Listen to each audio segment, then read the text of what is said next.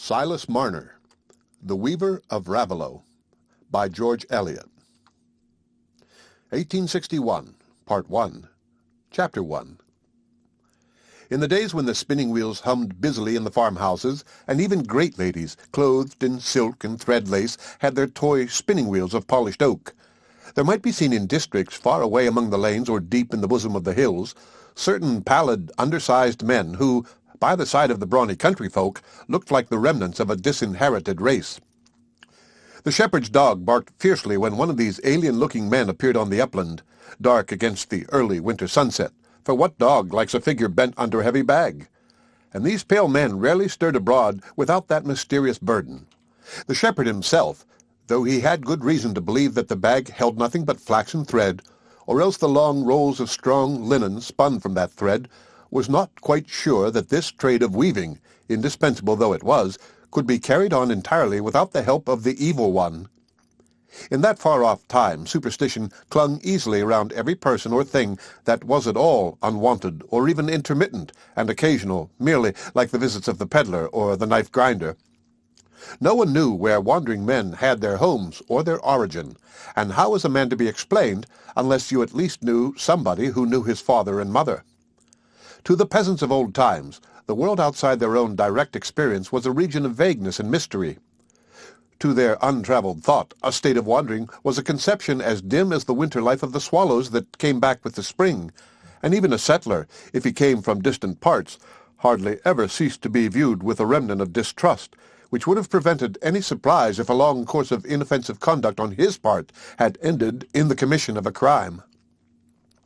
Especially if he had any reputation for knowledge, or showed any skill in handicraft.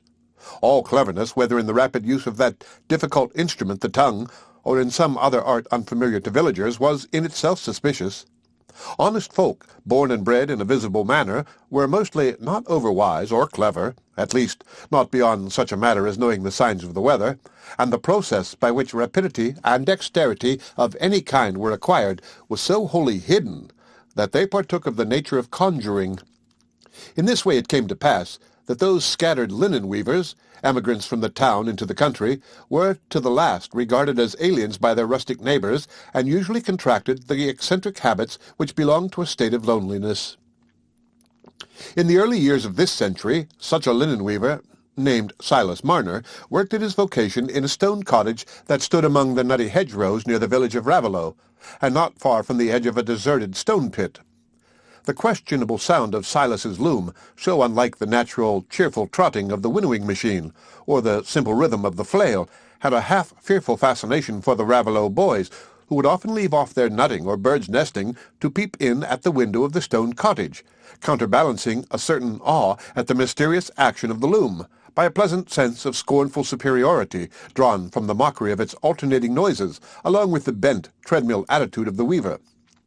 But sometimes it happened that Marner, pausing to adjust an irregularity in his thread, became aware of the small scoundrels, and, though chary of his time, he liked their intrusion so ill that he would descend from his loom and, opening the door, would fix on them a gaze that was always enough to make them take to their legs in terror. For how was it possible to believe that those large, brown, protuberant eyes in Silas Marner's pale face really saw nothing very distinctly that was not close to them, and not, rather, that their dreadful stare could dart cramp or rickets or a wry mouth at any boy who happened to be in the rear? They had, perhaps, heard their fathers and mothers hint that Silas Marner could cure folks' rheumatism if he had a mind, and add, still more darkly, that if you could only speak the devil fair enough, he might save you the cost of the doctor. Such strange, lingering echoes of the old demon worship might perhaps even now be caught by the diligent listener among the grey-haired peasantry, for the rude mind with difficulty associates the ideas of power and benignity. A shadowy conception of power that, by much persuasion, can be induced to refrain from inflicting harm is the shape most easily taken by the sense of the invisible in the minds of men who have always been pressed close by primitive wants, and to whom a life of hard toil has never been illuminated by any enthusiastic religious faith. To them, pain and mishap present a far wider range of possibilities than gladness and enjoyment. Their imagination is almost barren of the images that feed desire and hope, but is all overgrown by recollections that are a perpetual pasture to fear. "Is there anything you can fancy that you would like to eat?" I once said to an old labouring man who was in his last illness, and who had refused all the food his wife had offered him. "No," he answered, "I've never been used to nothing but common victual, and I can't eat that." Experience had bred no fancies in him that could raise the phantasm of appetite. And Raveloe was a village where many of the old echoes lingered, undrowned by new voices. Not that it was one of those barren parishes lying on the outskirts of civilization, inhabited by meagre sheep and thinly scattered shepherds. On the contrary, it lay in the rich central plain of what we are pleased to call Merry England, and held farms which, speaking from a spiritual point of view, paid highly desirable tithes. But it was nestled in a snug, well-wooded hollow, quite an hour's journey on horseback from any turnpike, where it was never reached by the vibrations of the coach horn or of public opinion. It was an important-looking village, with a fine old church and large churchyard in the heart of it, and 2 or 3 large brick-and-stone homesteads, with well-walled orchards and ornamental weathercocks standing close upon the road, and lifting more imposing fronts than the rectory which peeped from among the trees on the other side of the churchyard. A village which showed at once the summits of its social life, and told the practised eye that there was no great park and manor house in the vicinity, but that there were several chiefs in Raveloe who could farm badly, quite at their ease, drawing enough money from their bad farming, in those war times, to live in a rollicking fashion, and keep a jolly Christmas, Whitsun, and Easter-tide. It was 15 years since Silas Marner had first come to Raveloe. He was then simply a pallid young man, with prominent, short-sighted brown eyes, whose appearance would have had nothing strange for people of average culture and experience. But for the villagers near whom he had come to settle, it had mysterious peculiarities which corresponded with the exceptional nature of his occupation, and his advent from an unknown region called Northard. So had his way of life. He invited no comer to step across his door-sill, and he never strolled into the village to drink a pint at the Rainbow or to gossip at the wheelwrights. He sought no man or woman save for the purposes of his calling, or in order to supply himself with necessaries, and it was soon clear to the Raveloe lasses that he would never urge one of them to accept him against her will, quite as if he had heard them declare that they would never marry a dead man come to life again. This view of Marner's personality was not without another ground than his pale face and unexampled eyes. For Jem Rodney, the mole-catcher, averred that one evening as he was returning homeward, he saw Silas Marner leaning against a stile with a heavy bag on his back, instead of resting the bag on the stile as a man in his senses would have done, and that, on coming up to him, he saw that Marner's eyes were set like a dead man's, and he spoke to him and shook him, and his limbs were stiff, and his hands clutched the bag as if they'd been made of iron. But just as he had made up his mind that the weaver was dead, he came all right again, like, as you might say, in the winking of an eye, and said good night, and walked off. All this Jem swore he had seen, more by token that it was the very day he had been mole-catching on Squire Cass's land, down by the old saw-pit. Some said Marner must have been in a fit, a word which seemed to explain things otherwise incredible. But the argumentative Mr. Macy, clerk of the parish, shook his head and asked if anybody was ever known to go off in a fit and not fall down. A fit was a stroke, wasn't it? And it was in the nature of a stroke to partly take away the use of a man's limbs and throw him on the parish, if he'd got no children to look to. No, no. It was no stroke that would let a man stand on his legs like a horse between the shafts, and then walk off as soon as you can say, "Gee." But there might be such a thing as a man's soul being loose from his body and going out and in like a bird out of its nest and back. And that was how folks got overwise, for they went to school in this shellless state to those who could teach them more than their neighbours could learn with their 5 senses and the parson. And where did Master Marner get his knowledge of herbs from, and charms, too, if he liked to give them away? Jem Rodney's story was no more than what might have been expected by anybody who had seen how Marner had cured Sally Oates and made her sleep like a baby when her heart had been beating enough to burst her body for 2 months and more, while she had been under the doctor's care. He might cure more folks if he would, but he was worth speaking fair, if it was only to keep him from doing you a mischief. It was partly to this vague fear that Marner was indebted for protecting him from the persecution that his singularities might have drawn upon him, but still more to the fact that, the old linen weaver in the neighbouring parish of Tarley being dead, his handicraft made him a highly welcome settler to the richer housewives of the district, and even to the more provident cottagers who had their little stock of yarn at the year's end. Their sense of his usefulness would have counteracted any repugnance or suspicion which was not confirmed by a deficiency in the quality or the tale of the cloth he wove for them.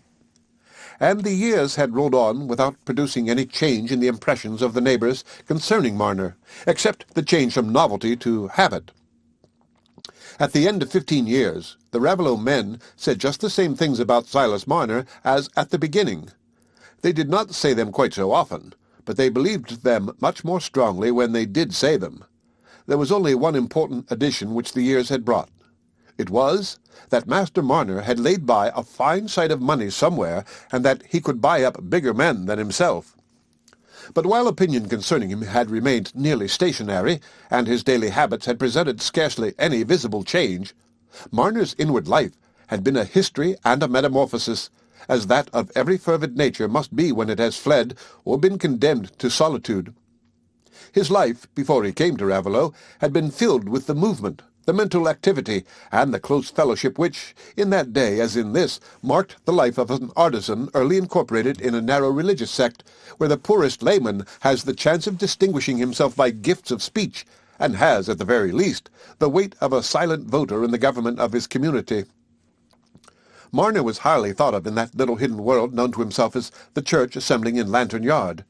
He was believed to be a young man of exemplary life and ardent faith, and a peculiar interest had been centered in him ever since he had fallen at a prayer meeting into a mysterious rigidity and suspension of consciousness which, lasting for an hour or more, had been mistaken for death. To have sought a medical explanation for this phenomenon would have been held by Silas himself, as well as by his minister and fellow members, a wilful self-exclusion from the spiritual significance that might lie therein. Silas was evidently a brother selected for a peculiar discipline, and though the effort to interpret this discipline was discouraged by the absence, on his part, of any spiritual vision during his outward trance, yet it was believed by himself and others that its effect was seen in an accession of light and fervor.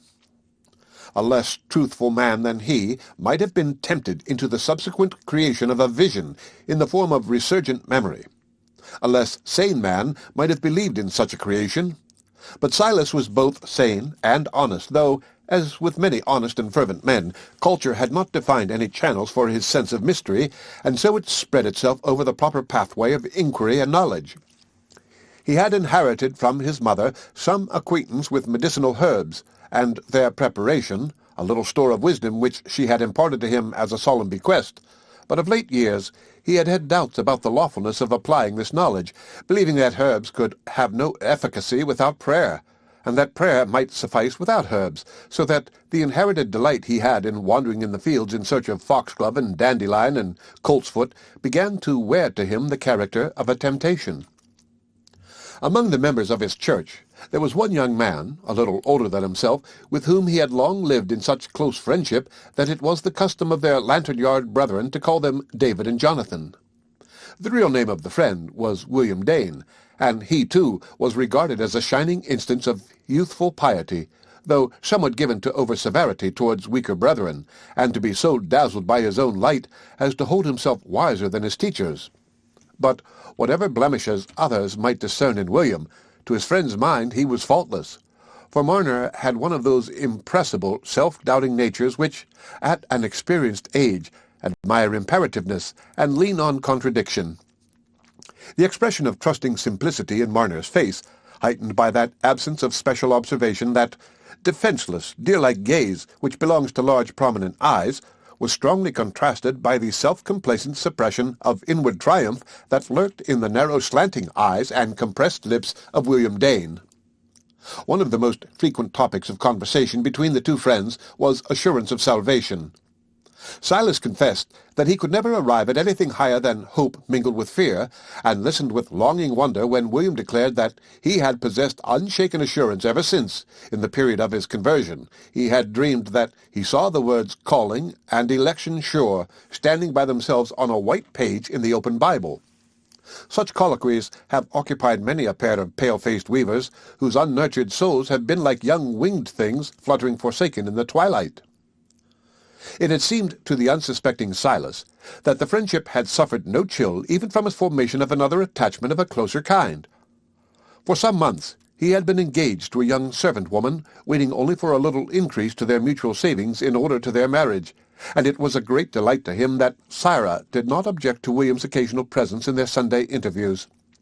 It was at this point in their history that Silas's cataleptic fit occurred during the prayer meeting, and amidst the various queries and expressions of interest addressed to him by his fellow members, William's suggestion alone jarred with the general sympathy towards a brother thus singled out for special dealings.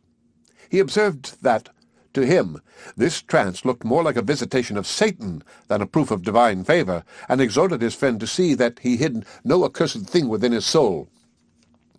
Silas, feeling bound to accept rebuke and admonition as a brotherly office, felt no resentment, but only pain at his friend's doubts concerning him, and to this was soon added some anxiety at the perception that Sarah's manner towards him began to exhibit a strange fluctuation between an effort at an increased manifestation of regard and involuntary signs of shrinking and dislike. He asked her if she wished to break off their engagement, but she denied this. Their engagement was known to the church and had been recognized in the prayer meetings. It could not be broken off without strict investigation, and Sarah could render no reason that would be sanctioned by the feeling of the community. At this time the senior deacon was taken dangerously ill, and being a childless widower, he was tended night and day by some of the younger brethren or sisters. Silas frequently took his turn in the night watching with William, the one relieving the other at 2 in the morning. The old man, contrary to expectation, seemed to be on the way to recovery, when one night Silas, sitting up by his bedside, observed that his usual audible breathing had ceased. The candle was burning low, and he had to lift it to see the patient's face distinctly. Examination convinced him that the deacon was dead, had been dead some time, for the limbs were rigid. Silas asked himself if he had been asleep, and looked at the clock. It was already 4 in the morning. How was it that William had not come? In much anxiety he went to seek for help, and soon there were several friends assembled in the house, the minister among them, while Silas went away to his work, wishing he could have met William to know the reason of his non-appearance. But at 6 o'clock, as he was thinking of going to seek his friend, William came, and with him the minister. They came to summon him to Lantern Yard, to meet the church members there, and to his inquiry concerning the cause of the summons, the only reply was, "You will hear." Nothing further was said until Silas was seated in the vestry in front of the minister, with the eyes of those whom to him represented God's people fixed solemnly upon him. Then the minister, taking out a pocket-knife, showed it to Silas, and asked him if he knew where he had left that knife. Silas said he did not know that he had left it anywhere out of his own pocket. But he was trembling at this strange interrogation. He was then exhorted not to hide his sin, but to confess and repent. The knife had been found in the bureau by the departed deacon's bedside, found in the place where the little bag of church money had lain, which the minister himself had seen the day before. Some hand had removed that bag, and whose hand could it be if not that of the man to whom the knife belonged? For some time Silas was mute with astonishment. Then he said, "God will clear me. I know nothing about the knife being there, or the money being gone. Search me and my dwelling, you will find nothing but £3.5 of my own savings, which William Dane knows I have had these 6 months." At this William groaned, but the minister said, "The proof is heavy against you, Brother Marner. The money was taken in the night last past, and no man was with our departed brother but you, for William Dane declares to us that he was hindered by sudden sickness from going to take his place as usual, and you yourself said that he had not come, and moreover you neglected the dead body." "I must have slept," said Silas. Then, after a pause, he added, "Or I must have had another visitation, like that which you have all seen me under, so that the thief must have come and gone while I was not in the body, but out of the body. But, I say again, search me and my dwelling, for I have been nowhere else." The search was made, and it ended in William Dane's finding the well-known bag empty, tucked behind the chest of drawers in Silas's chamber. On this, William exhorted his friend to confess, and not to hide his sin any longer. Silas turned a look of keen reproach on him and said, "William, for 9 years that we have gone in and out together, have you ever known me to tell a lie? But God will clear me." "Brother," said William, "how do I know what you may have done in the secret chambers of your heart to give Satan an advantage over you?" Silas was still looking at his friend. Suddenly, A deep flush came over his face, and he was about to speak impetuously when he seemed checked again by some inward shock that sent the flush back and made him tremble. But at last he spoke feebly, looking at William. "I remember now. The knife wasn't in my pocket." William said, "I know nothing of what you mean." The other persons present, however, began to inquire where Silas meant to say that the knife was, but he would give no further explanation. He only said, "I am sore stricken. I can say nothing. God will clear me." On their return to the vestry, there was further deliberation. Any resort to legal measures for ascertaining the culprit was contrary to the principles of the church in Lantern Yard, according to which prosecution was forbidden to Christians, even had the case held less scandal to the community. But the members were bound to take other measures for finding out the truth, and they resolved on praying and drawing lots. This resolution can be a ground of surprise only to those who are unacquainted with that obscure religious life which has gone on in the alleys of our towns.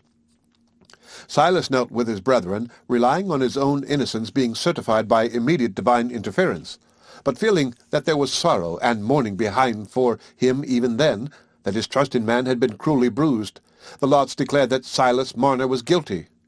He was solemnly suspended from church membership and called upon to render up the stolen money.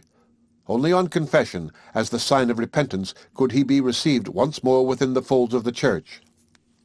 Marner listened in silence. At last, when everyone rose to depart, he went towards William Dane and said, in a voice shaken by agitation, "The last time I remember using my knife was when I took it out to cut a strap for you. I don't remember putting it in my pocket again. You stole the money, and you have woven a plot to lay the sin at my door. But you may prosper for all that. There is no just God that governs the earth righteously, but a God of lies that bears witness against the innocent." There was a general shudder at this blasphemy. William said meekly, "I leave our brethren to judge whether this is the voice of Satan or not. I can do nothing but pray for you, Silas." Poor Marner went out with that despair in his soul, that shaken trust in God and man which is little short of madness to a loving nature. In the bitterness of his wounded spirit, he said to himself, "She will cast me off too." And he reflected that, if she did not believe the testimony against him, her whole faith must be upset as his was. To people accustomed to reason about the forms in which their religious feeling has incorporated itself, it is difficult to enter into that simple, untaught state of mind in which the form and feeling have never been severed by an active reflection. We are apt to think it inevitable that a man in Marner's position should have begun to question the validity of an appeal to the divine judgment by drawing lots. But to him this would have been an effort of independent thought such as he had never known, and he must have made the effort at a moment when all his energies were turned into the anguish of disappointed faith. If there is an angel who records the sorrows of man as well as their sins, he knows how many and deep are the sorrows that spring from false ideas for which no man is culpable.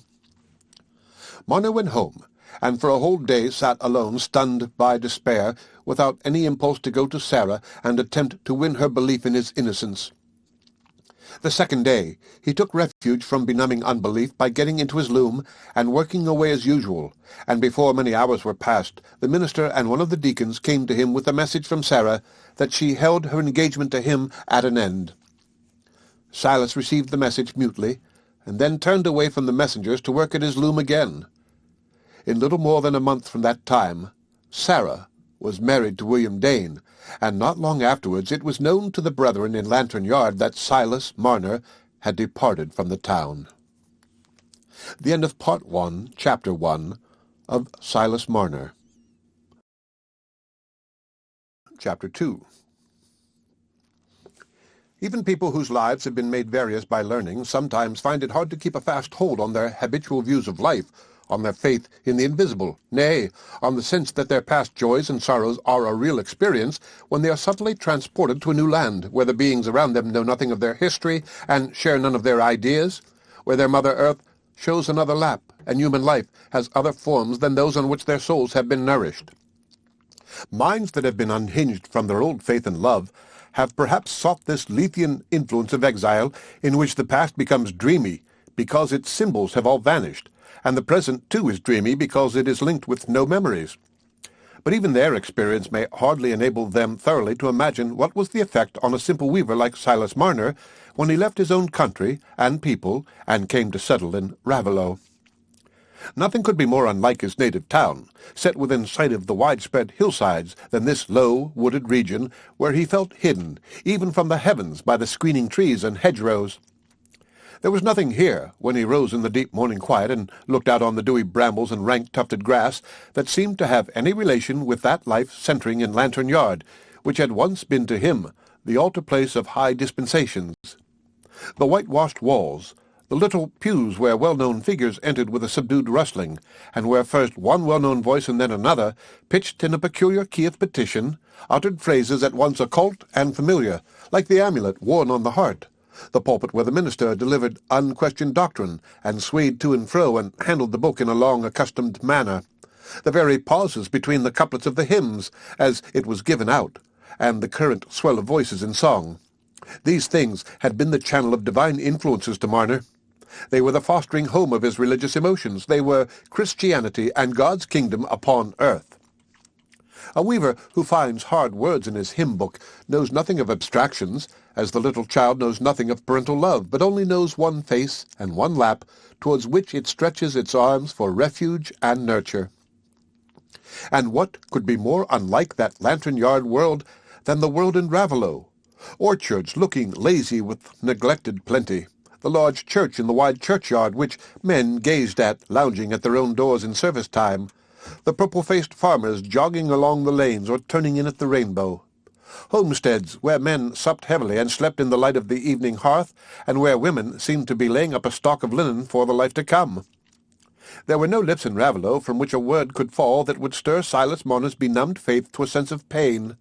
In the early ages of the world, we know, it was believed that each territory was inhabited and ruled by its own divinities, so that a man could cross the bordering heights and be out of the reach of his native gods, whose presence was confined to the streams and the groves and the hills among which he had lived from his birth. And poor Silas was vaguely conscious of something not unlike the feeling of primitive men when they fled thus, in fear or in sullenness, from the face of an unpropitious deity. It seemed to him that the power he had vainly trusted in among the streets and at the prayer meetings was very far away from this land in which he had taken refuge, where men lived in careless abundance, knowing and needing nothing of that trust which for him had been turned to bitterness. The little light he possessed spread its beams so narrowly that frustrated belief was a curtain broad enough to create for him the blackness of night. His first movement after the shock had been to work in his loom, and he went on with this unremittingly, never asking himself why, now he was come to Raveloe, he worked far on into the night to finish the tale of Mrs. Osgood's table linen sooner than she expected, without contemplating beforehand the money she would put into his hand for the work. He seemed to weave, like the spider, from pure impulse, without reflection. Every man's work, pursued steadily, tends in this way to become an end in itself, and so to bridge over the loveless chasms of his life. Silas's hand satisfied himself with throwing the shuttle, and his eye with seeing the little squares in the cloth complete themselves under his effort.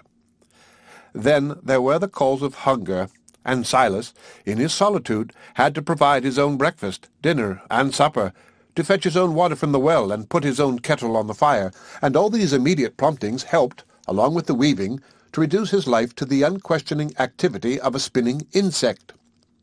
He hated the thought of the past. There was nothing that called out his love and fellowship toward the strangers he had come amongst, and the future was all dark, for there was no unseen love that cared for him. Thought was arrested by utter bewilderment. Now its old narrow pathway was closed, and affection seemed to have died under the bruise that had fallen on its keenest nerves. But at last Mrs. Osgood's table linen was finished, and Silas was paid in gold.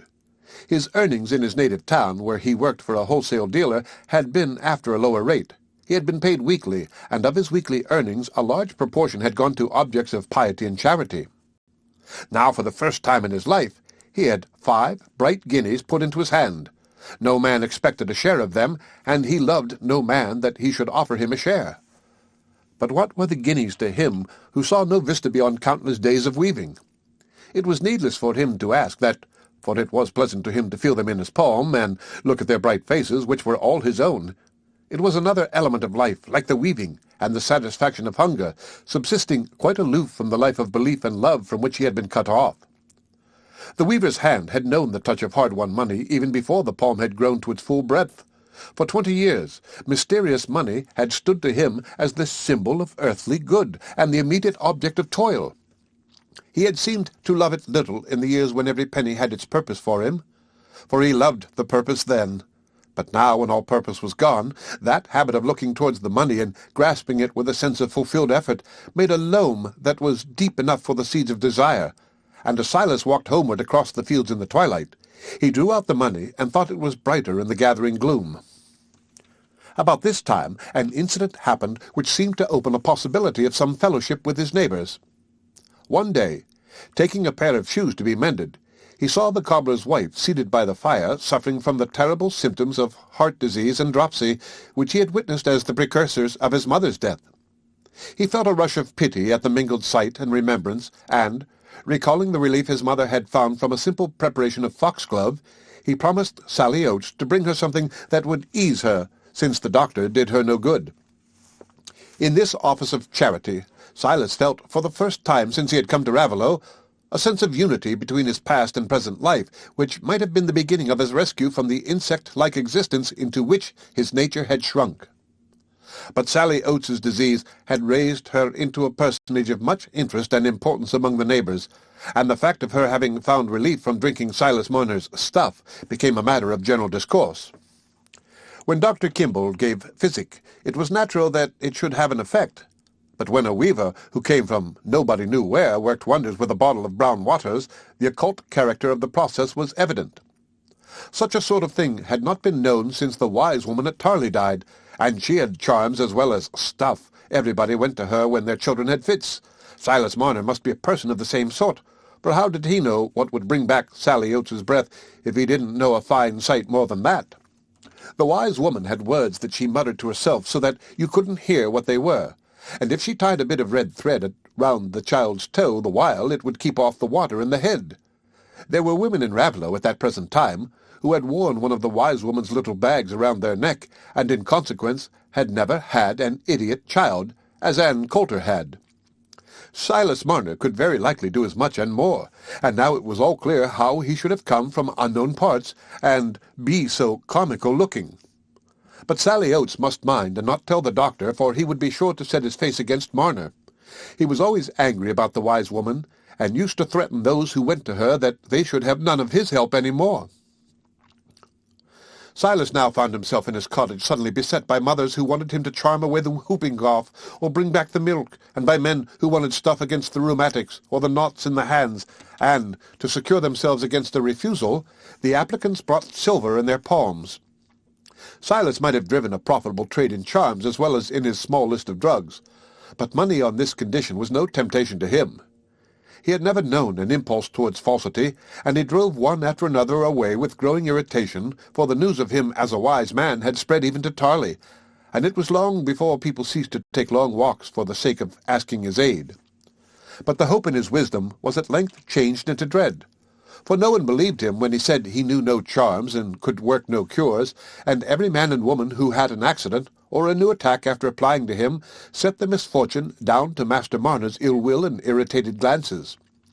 Thus it came to pass that his movement of pity towards Sally Oates, which had given him a transient sense of brotherhood, heightened the repulsion between him and his neighbors, and made his isolation more complete. Gradually, the guineas, the crowns, and the half-crowns grew to a heap, and Marner drew less and less for his own wants, trying to solve the problem of keeping himself strong enough to work 16 hours a day on as small an outlay as possible.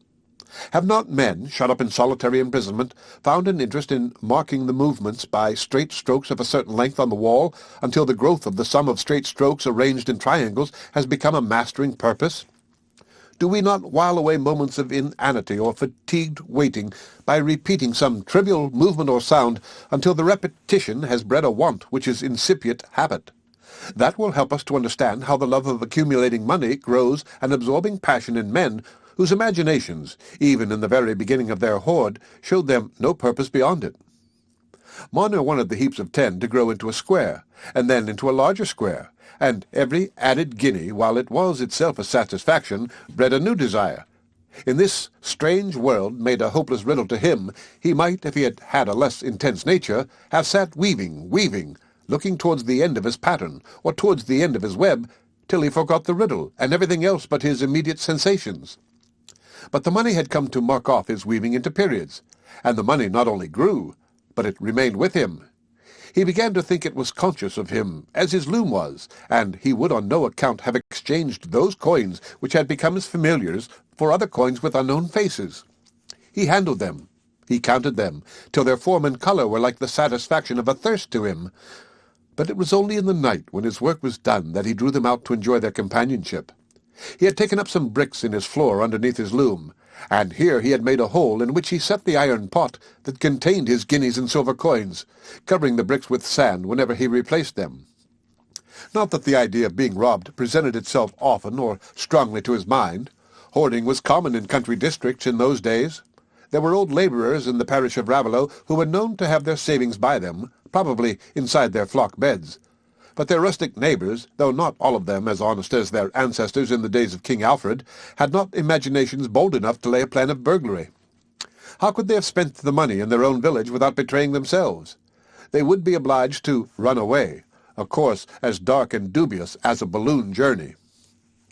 So, year after year, Silas Marner had lived in this solitude, his guineas rising in the iron pot, and his life narrowing and hardening itself more and more into a mere pulsation of desire and satisfaction that had no relation to any other being. His life had reduced itself to the functions of weaving and hoarding, without any contemplation of an end towards which these functions tended. The same sort of process has perhaps been undergone by wiser men when they have been cut off from faith and love only.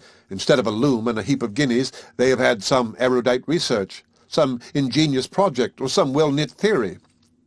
Strangely, Marner's face and figure shrank and bent themselves into a constant mechanical relation to the objects of his life, so that he produced the same sort of impression as a handle or a crooked tube, which has no meaning standing apart. The prominent eyes that used to look trusting and dreamy now looked as if they had been made to see only one kind of thing that was very small, like tiny grain, for which they hunted everywhere. And he was so withered and yellow that, though he was not yet 40, the children always called him Old Master Marner. Yet even in this stage of withering, a little incident happened which showed that the sap of affection was not all gone. It was one of his daily tasks to fetch his water from a well a couple of fields off, and for this purpose, ever since he came to Raveloe, he had had a brown earthenware pot which he held as his most precious utensil among the very few conveniences he had granted himself. It had been his companion for 12 years, always standing on the same spot, always lending its handle to him in the early morning, so that its form had an expression for him of willing helpfulness, and the impress of its handle on his palm gave a satisfaction mingled with that of having the fresh clear water. One day, as he was returning from the well, he stumbled against the step of the stile, and his brown pot, falling with force against the stones that overarched the ditch below him, was broken in 3 pieces. Silas picked up the pieces and carried them home with grief in his heart. The brown pot could never be of use to him any more, but he stuck the bits together and propped the ruin in its old place for a memorial. This is the history of Silas Marner until the 15th year after he came to Raveloe. The lifelong day he sat in his room, his ear filled with its monotony, his eyes bent close on the slow growth of sameness in the brownish web, his muscles moving with such even repetition that their pause seemed almost as much a constraint as the holding of his breath. But at night came his revelry. At night he closed his shutters, and made fast his doors, and drew forth his gold. Long ago the heap of coins had become too large for the iron pot to hold them, and he had made for them 2 thick leather bags, which wasted no room in their resting place, but lent themselves flexibly to every corner. How the guineas shone as they came pouring out of the dark leather mouths! The silver bore no large proportion in amount to the gold, because the long pieces of linen which formed his chief work were always paid partly for in gold, and out of the silver he supplied his own bodily wants, choosing always the shillings and sixpences to spend in this way. He loved the guineas best, But he would not change the silver, the crowns and half-crowns that were his own earnings, begotten by his labor. He loved them all. He spread them out in heaps, and bathed his hands in them. Then he counted them, and set them up in regular piles, and felt their rounded outline between his thumb and fingers, and thought fondly of the guineas that were only half-earned by the work in his loom, as if they had been unborn children. Thought of the guineas that were coming slowly through the coming years, through all his life, which spread far away before him, the end quite hidden by countless days of weaving. No wonder his thoughts were still with his loom, and his money when he made his journeys through the fields and the lanes to fetch and carry home his work, so that his steps never wandered to the hedge-banks and the lane-side in search of the once familiar herbs. These, too, belonged to the past, from which his life had shrunk away like a rivulet that has sunk far down from the grassy fringe of its old breadth into a little shivering thread that cuts a groove for itself in the barren sand. But about the Christmas of that 15th year, a second great change came over Marner's life, and his history became blent in a singular manner with the life of his neighbors. The end of Part 1, Chapter 2. Chapter 3.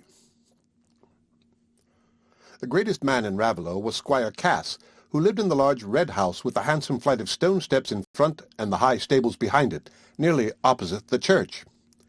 He was only one among several landed parishioners, but he alone was honoured with the title of squire, for, though Mr. Osgood's family was also understood to be of timeless origin, the Raveloe imagination having never ventured back to that fearful blank when there were no Osgoods, still, he merely owned the farm he occupied, whereas Squire Cass had a tenant or two who complained of the game to him quite as if he had been a lord. It was still that glorious wartime which was felt to be a peculiar favour of Providence towards the landed interest, and the fall of prices had not yet come to carry the race of small squires and yeomen down that road to ruin, for which extravagant habits and bad husbandry were plentifully anointing their wheels. I am speaking now in relation to Raveloe, and the parishes that resembled it, for our old-fashioned country life had many different aspects, as all life must have when it is spread over a various surface, and breathed on variously by multitudinous currents, from the winds of heaven to the thoughts of men, which are forever moving and crossing each other with incalculable results. Raveloe lay low among the bushy trees and the rutted lanes, aloof from the currents of industrial energy and Puritan earnestness. The rich ate and drank freely, accepting gout and apoplexy as things that ran mysteriously in respectable families, and the poor thought that the rich were entirely in the right of it to lead a jolly life. Besides, their feasting caused a multiplication of orts, which were the heirlooms of the poor. Betty J. scented the boiling of Squire Cass's hams, but her longing was arrested by the unctuous liquor in which they were boiled, and when the seasons brought round the great merry-makings, they were regarded on all hands as a fine thing for the poor. For the Raveloe feasts were like the rounds of beef and the barrels of ale. They were on a large scale, and lasted a good while, especially in the winter-time. After ladies had packed up their best gowns and topknots in bandboxes, and had incurred the risk of fording streams on pillions with the precious burden in rainy or snowy weather, when there was no knowing how high the water would rise, it was not to be supposed that they looked forward to a brief pleasure. On this ground it was always contrived in the dark seasons, when there was little work to be done and the hours were long, that several neighbours should keep open house in succession. So soon as Squire Cass's standing dishes diminished in plenty and freshness, his guests had nothing to do but to walk a little higher up the village to Mr. Osgood's, at the orchards, and they found hams and chines uncut, pork pies with the scent of the fire in them, spun butter in all its freshness, everything, in fact, that appetites at leisure could desire, in perhaps greater perfection, though not in greater abundance than at Squire Cass's. For the squire's wife had died long ago, and the red house was without that presence of the wife and mother which is the fountain of wholesome love and fear in parlour and kitchen, and this helped to account not only for there being more profusion than finished excellence in the holiday provisions, but also for the frequency with which the proud squire condescended to preside in the parlour of the Rainbow rather than under the shadow of his own dark wainscot. Perhaps also for the fact that his sons had turned out rather ill. Raveloe was not a place where moral censure was severe, but it was thought a weakness in the squire that he had kept all his sons at home in idleness, and though some license was to be allowed to young men whose fathers could afford it, people shook their heads at the courses of the second son, Dunstan, commonly called Dunsey Cass, whose taste for swapping and betting might turn out to be a sowing of something worse than wild oats. To be sure, the neighbours said, it was no matter what became of Dunsey, a spiteful, jeering fellow who seemed to enjoy his drink the more when other people went dry, always provided that his doings did not bring trouble on a family like Squire Cass's, with a monument in the church, and tankards older than King George. But it would be 1,000 pities if Mr. Godfrey, the eldest, a fine, open-faced, good-natured young man who was to come into the land some day, should take to going along the same road with his brother, as he had seemed to do of late. If he went on in that way, he would lose Miss Nancy Lammeter, for it was well known that she had looked very shyly on him ever since last Whitsuntide twelvemonth, where there was so much talk about his being away from home days and days together. There was something wrong, more than common, that was quite clear, for Mr. Godfrey didn't look half so fresh-coloured and open as he used to do. At one time, everybody was saying what a handsome couple he and Miss Nancy Lammeter would make, and if she could come to be mistress at the Red House, there would be a fine change, for the Lammeters had been brought up in that way, that they never suffered a pinch of salt to be wasted, and yet everybody in their household had of the best, according to his place. Such a daughter-in-law would be a saving to the old squire if she never brought a penny to her fortune, for it was to be feared that, notwithstanding his incomings, there were more holes in his pocket than the one where he put his own hand in. But if Mr. Godfrey didn't turn over a new leaf, he might say good-bye to Miss Nancy Lammeter. It was the once hopeful Godfrey who was standing, with his hands in his side pockets and his back to the fire, in the dark wainscoted parlour one late November afternoon in that 15th year of Silas Marner's life at Raveloe. The fading grey light fell dimly on the walls decorated with guns, whips, and foxes' brushes on coats and hats flung on the chairs, on tankards sending forth a scent of flat ale, and on a half-choked fire with pipes propped up in the chimney-corners. Signs of a domestic life destitute of any hallowing charm, with which the look of gloomy vexation on Godfrey's blond face was in sad accordance. He seemed to be waiting and listening for someone's approach, and presently the sound of a heavy step, with an accompanying whistle, was heard across the large, empty entrance-hall. The door opened, and a thick-set, heavy-looking young man entered, with the flushed face and the gratuitously elated bearing which marked the first stage of intoxication. It was Dunsey, and at the sight of him Godfrey's face parted with some of its gloom to take on the more active expression of hatred. The handsome brown spaniel that lay on the hearth retreated under the chair in the chimney-corner. "Well, Master Godfrey, what do you want with me?" said Dunsey in a mocking tone. "You're my elders and betters, you know. I was obliged to come when you sent for me." "Why, this is what I want, and just shake yourself sober and listen, will you?" said Godfrey savagely. He had himself been drinking more than was good for him, trying to turn his gloom into uncalculating anger. "I want to tell you I must hand over that rent of Fowler's to the squire, or else tell him I gave it to you, for he's threatened to distrain for it, and it'll all be out soon whether I tell him or not. He said just now, before he went out, he should send word to Cox to distrain if Fowler didn't come up and pay up his arrears this week. The squire's short of cash, and in no humour to stand any nonsense, and you know what he threatened if he ever found you making away with his money again. So see and get the money, and pretty quickly, will you?" "Oh," said Dunsey sneeringly, coming nearer to his brother and looking in his face. "Suppose, now, you get the money yourself and save me the trouble, huh? Ha! Since you are so kind as to hand it over to me, you'll not refuse me the kindness to pay it back for me. It was your brotherly love made you do it, you know." Godfrey bit his lips and clenched his fist. "Don't come near me with that look, else I'll knock you down." "Oh, no, you won't," said Dunsey, turning away on his heel, however, "because I'm such a good-natured brother, you know. I might get you turned out of house and home and cut off with a shilling any day. I might tell the squire how his handsome son was married to that nice young woman Molly Farron, and was very unhappy because he couldn't live with his drunken wife, and I should slip into your place as comfortable as could be. But you see, I don't do it. I'm so easy and good-natured. You'll take any trouble for me. You'll get the £100 for me. I know you will." "How can I get the money?" said Godfrey, quivering. "I haven't a shilling to bless myself with. And it's a lie that you'd slip into my place. You'd get yourself turned out, too, that's all. For if you begin telling tales, I'll follow.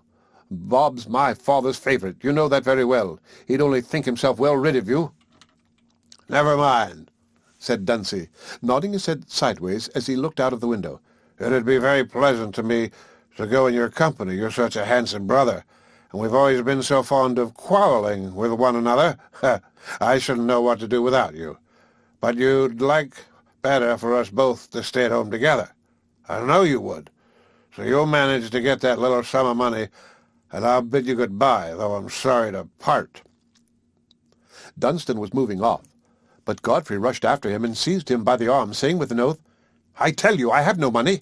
I can get no money. Borrow off old Kimball. I tell you he won't lend me any more, and I shan't ask him." "Well, then, sell Wildfire." "Yes, that's easy talking. I must have the money directly." "Why, you've only got to ride him to the hunt tomorrow. There'll be Bryce and Keating there for sure. You'll get more bids than one."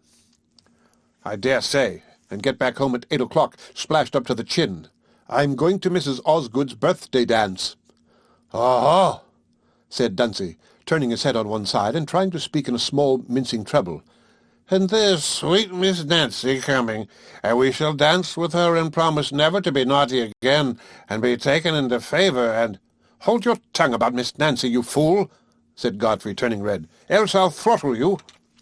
"What for?" said Dunsey, still in an artificial tone, but taking a whip from the table and beating the butt end of it on his palm. "You've a very good chance. I'd advise you to creep up her sleeve again. It'd be saving time if Molly should happen to take a drop too much laudanum some day and make a widower of you.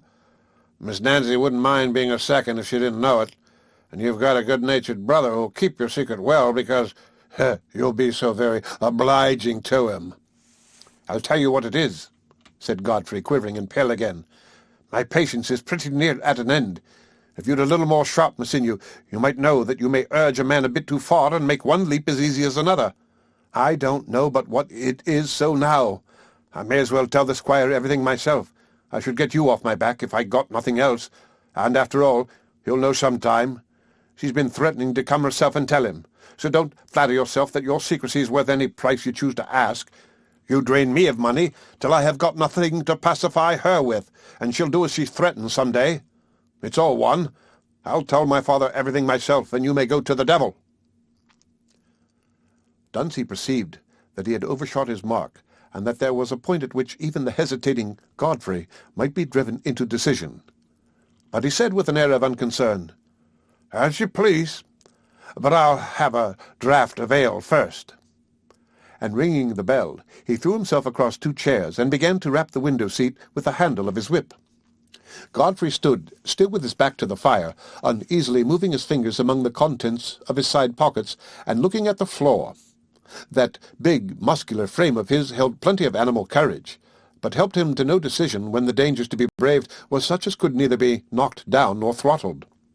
His natural irresolution and moral cowardice were exaggerated by a position in which dreaded consequences seemed to press equally on all sides, and his irritation had no sooner provoked him to defy Dunstan and anticipate all possible betrayals than the miseries he must bring on himself by such a step seemed more unendurable to him than the present evil. The results of confession were not contingent, they were certain, whereas betrayal was not certain. From the near vision of that certainty, he fell back on suspense and vacillation with a sense of repose.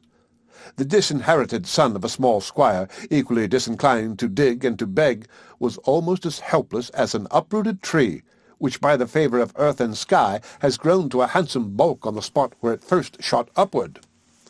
Perhaps it would have been possible to think of digging with some cheerfulness if Nancy Lammeter were to be won on those terms, but since he must irrevocably lose her as well as the inheritance, and must break every tie but the one that degraded him and left him without motive for trying to recover his better self, he could imagine no future for himself on the other side of confession but that of listing for a soldier, the most desperate step short of suicide in the eyes of respectable families. No, he would rather trust to casualties than to his own resolve, rather go on sitting at the feast and sipping the wine he loved, though with the sword hanging over him and terror in his heart, than rush away into the cold darkness where there was no pleasure left. The utmost concession to Dunstan about the horse began to seem easy compared with the fulfilment of his own threat, but his pride would not let him recommence the conversation otherwise than by continuing the quarrel. Dunstan was waiting for this, and took his ale in shorter draughts than usual. "It's just like you," Godfrey burst out in a bitter tone, "to talk about my selling Wildfire in that cool way, the last thing I've got to call my own, and the best bit of horse-flesh I ever had in my life. And if you've got a spark of pride in you, you'd be ashamed to see the stables emptied, and everybody sneering about it. But it's my belief you'd sell yourself if it was only for the pleasure of making somebody feel he'd got a bad bargain." "Aye, aye," said Dunstan very placably. "You do me justice, I see. You know I'm a jewel for enticing people into bargains, for which reason I advise you to let me sell Wildfire. I'll ride him to the hut tomorrow for you with pleasure. I shouldn't look so handsome as you in the saddle, but it's the horse they'll bid for, not the rider." "Yes, I dare say. Trust my horse to you." "As you please," said Dunstan, rapping the window-seat again with an air of great unconcern. "It's you have got to pay for all his money. It's none of my business. You received the money from him when you went to Bramcote, and you told the squire he wasn't paid. I'd nothing to do with that. You chose to be so obliging as to give it to me, that was all. But if you don't want to pay the money, let it alone. It's all one to me. But I was willing to accommodate you by undertaking to sell the horse, seeing it's not convenient to you to go so far tomorrow." Godfrey was silent for some moments. He would have liked to spring on Dunstan, wrench the whip from his hand, and flog him to within an inch of his life, and no bodily fear could have deterred him. But he was mastered by another sort of fear, which was fed by feelings stronger even than his resentment. When he spoke again, it was in a half-conciliatory tone. "Well, you mean no nonsense about the horse, eh? You'll sell him all fair and hand over the money? If you don't, you know, everything will go to smash, for I've got nothing else to trust to. And you'll have less pleasure in pulling the house over my head when your own skull's to be broken too." "Aye, aye," said Dunstan, rising. "All right. I thought you'd come round. I'm the fellow to bring old Bryce up to the scratch. I'll get you 120 for him if I get you a penny."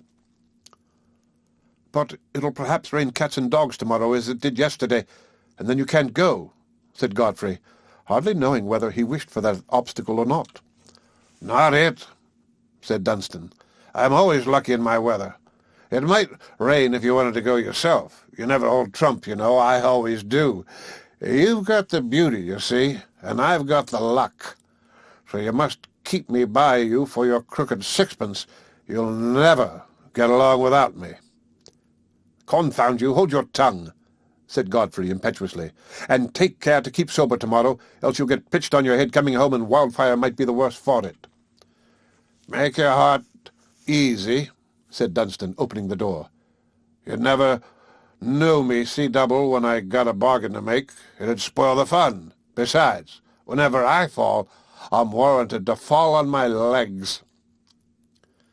With that, Dunstan slammed the door behind him and left Godfrey to that bitter rumination on his personal circumstances which was now unbroken from day to day, save by the excitement of sporting, drinking, card-playing, or the rarer and less oblivious pleasure of seeing Miss Nancy Lammeter. The subtle and varied pains springing from the higher sensibility that accompanies higher culture are perhaps less pitiable than that dreary absence of impersonal enjoyment and consolation which leaves ruder minds to the perpetual urgent companionship of their own griefs and discomforts. The lives of those rural forefathers whom we are apt to think very prosaic figures, men whose only work was to ride round their land, getting heavier and heavier in their saddles, and who passed the rest of their days in the half-listless gratification of senses dulled by monotony, had a certain pathos in them nevertheless. Calamities came to them too, and their early errors carried hard consequences. Perhaps the love of some sweet maiden, the image of purity, order, and calm, had opened their eyes to the vision of a life in which the days would not seem too long, even without rioting. But the maiden was lost, and the vision passed away, and then what was left to them, especially when they had become too heavy for the hunt, or for carrying a gun over the furrows, but to drink and get merry, or to drink and get angry, so that they might be independent of variety, and say over again with eager emphasis the things they had said already any time that 12-month? Assuredly, among these flushed and dull-eyed men, there were some whom, thanks to their native human kindness, even riot could never drive into brutality. Men who, when their cheeks were fresh, had felt the keen point of sorrow or remorse, had been pierced by the reeds they leaned on, or had lightly put their limbs in fetters from which no struggle could loose them. And under these sad circumstances common to us all, their thoughts could find no resting place outside the ever-trodden round of their own petty history. That, at least, was the condition of Godfrey Cass in this 6th year of his life, a movement of compunction, helped by those small, indefinable influences which every personal relation exerts on a pliant nature, had urged him into a secret marriage, which was a blight on his life. It was an ugly story of low passion, delusion, and waking from delusion, which needs not to be dragged from the privacy of Godfrey's bitter memory. He had long known that the delusion was partly due to a trap laid for him by Dunstan, who saw in his brother's degrading marriage the means of gratifying at once his jealous hate and his cupidity. And if Godfrey could have felt himself simply a victim, the iron bit that destiny had put into his mouth would have chafed him less intolerably. If the curses he muttered half aloud when he was alone had had no other object than Dunstan's diabolical cunning, he might have shrunk less from the consequences of avowal. But he had something else to curse, his own vicious folly, which now seemed as mad and unaccountable to him as almost all our follies and vices do when their promptings have long passed away. For 4 years he had thought of Nancy Lammeter, and wooed her with tacit, patient worship, as the woman who made him think of the future with joy.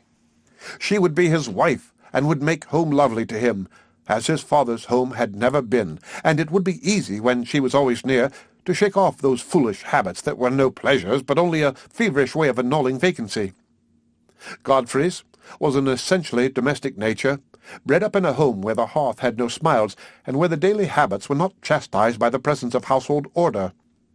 His easy disposition made him fall in unresistingly with the family courses, but the need of some tender permanent affection, the longing for some influence that would make the good he preferred easy to pursue, caused the neatness, purity, and liberal orderliness of the Lammeter household, sunned by the smile of Nancy, to seem like those fresh, bright hours of the morning when temptations go to sleep and leave the ear open to the voice of the good angel, inviting to industry, sobriety, and peace. And yet the hope of this paradise had not been enough to save him from a course which shut him out of it forever. Instead of keeping fast hold of the strong silken rope by which Nancy would have drawn him safe to the green banks where it was easy to step firmly, he had let himself be dragged back into mud and slime, in which it was useless to struggle. He had made ties for himself which robbed him of all wholesome motive, and were a constant exasperation. Still, there was one position worse than the present.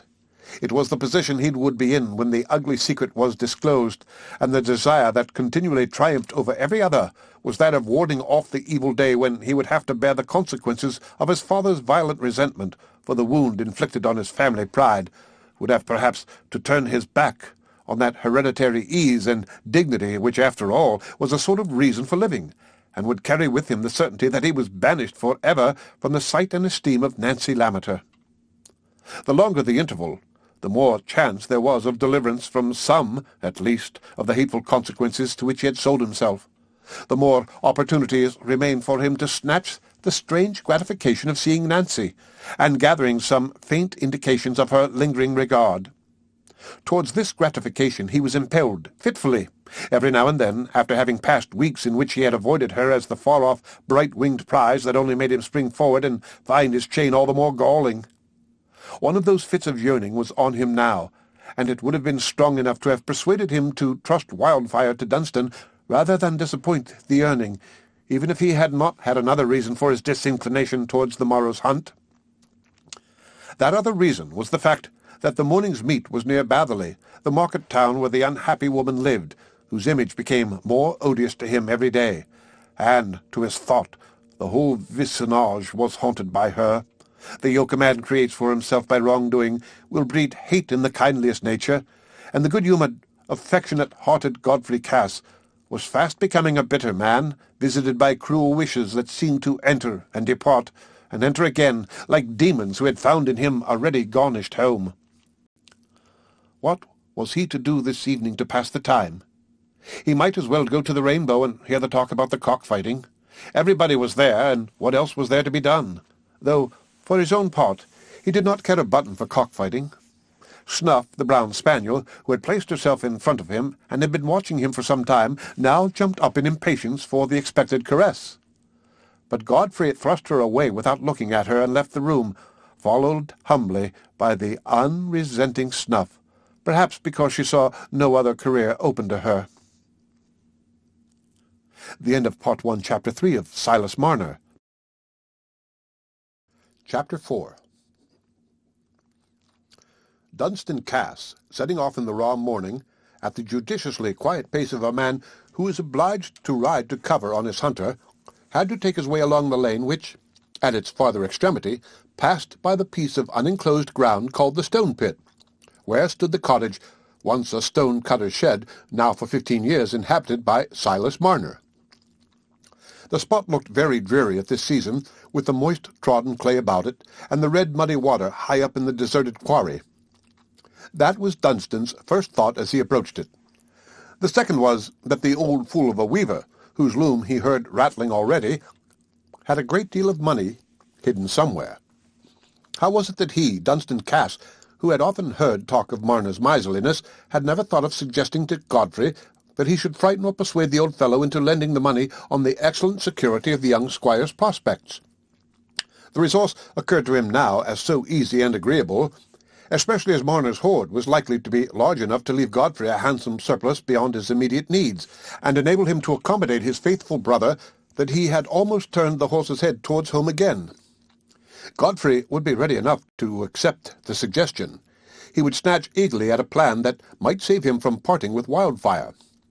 But when Dunstan's meditation reached this point, the inclination to go on grew strong and prevailed. He didn't want to give Godfrey that pleasure. He preferred that Master Godfrey should be vexed. Moreover, Dunstan enjoyed the self-important consciousness of having a horse to sell, and the opportunity of driving a bargain, swaggering, and possibly taking somebody in. He might have all the satisfaction attendant on selling his brother's horse, and not the less have the further satisfaction of setting Godfrey to borrow Marner's money. So he rode on to cover. Bryce and Keating were there, as Dunstan was quite sure they would be. He was such a lucky fellow. "Hey-day," said Bryce, who had long had his eye on Wildfire. "You're on your brother's horse today. How's that?" "Oh, I've swapped with him," said Dunstan, whose delight in lying grandly independent of utility was not to be diminished by the likelihood that his hearer would not believe him. "Wildfire's mine now." "What? Has he swapped with you for that big-boned hack of yours?" said Bryce, quite unaware that he should get another lie in answer.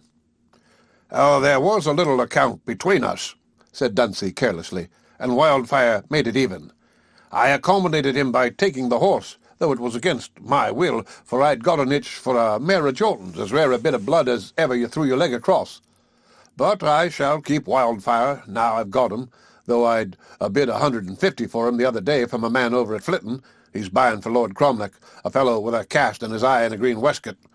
But I mean to stick to Wildfire. I shan't get a better at a fence in a hurry. The mare's got more blood, but she's a bit too weak in the hind quarters." Bryce, of course, divined that Dunstan wanted to sell the horse, and Dunstan knew that he divined it. Horse-dealing is only one of many human transactions carried on in this ingenious manner, and they both considered that the bargain was in its first stage, when Bryce replied ironically, "I wonder at that now. I wonder you mean to keep him, for I never heard of a man who didn't want to sell his horse getting a bid of half as much again as the horse was worth. You'll be lucky if you get 100.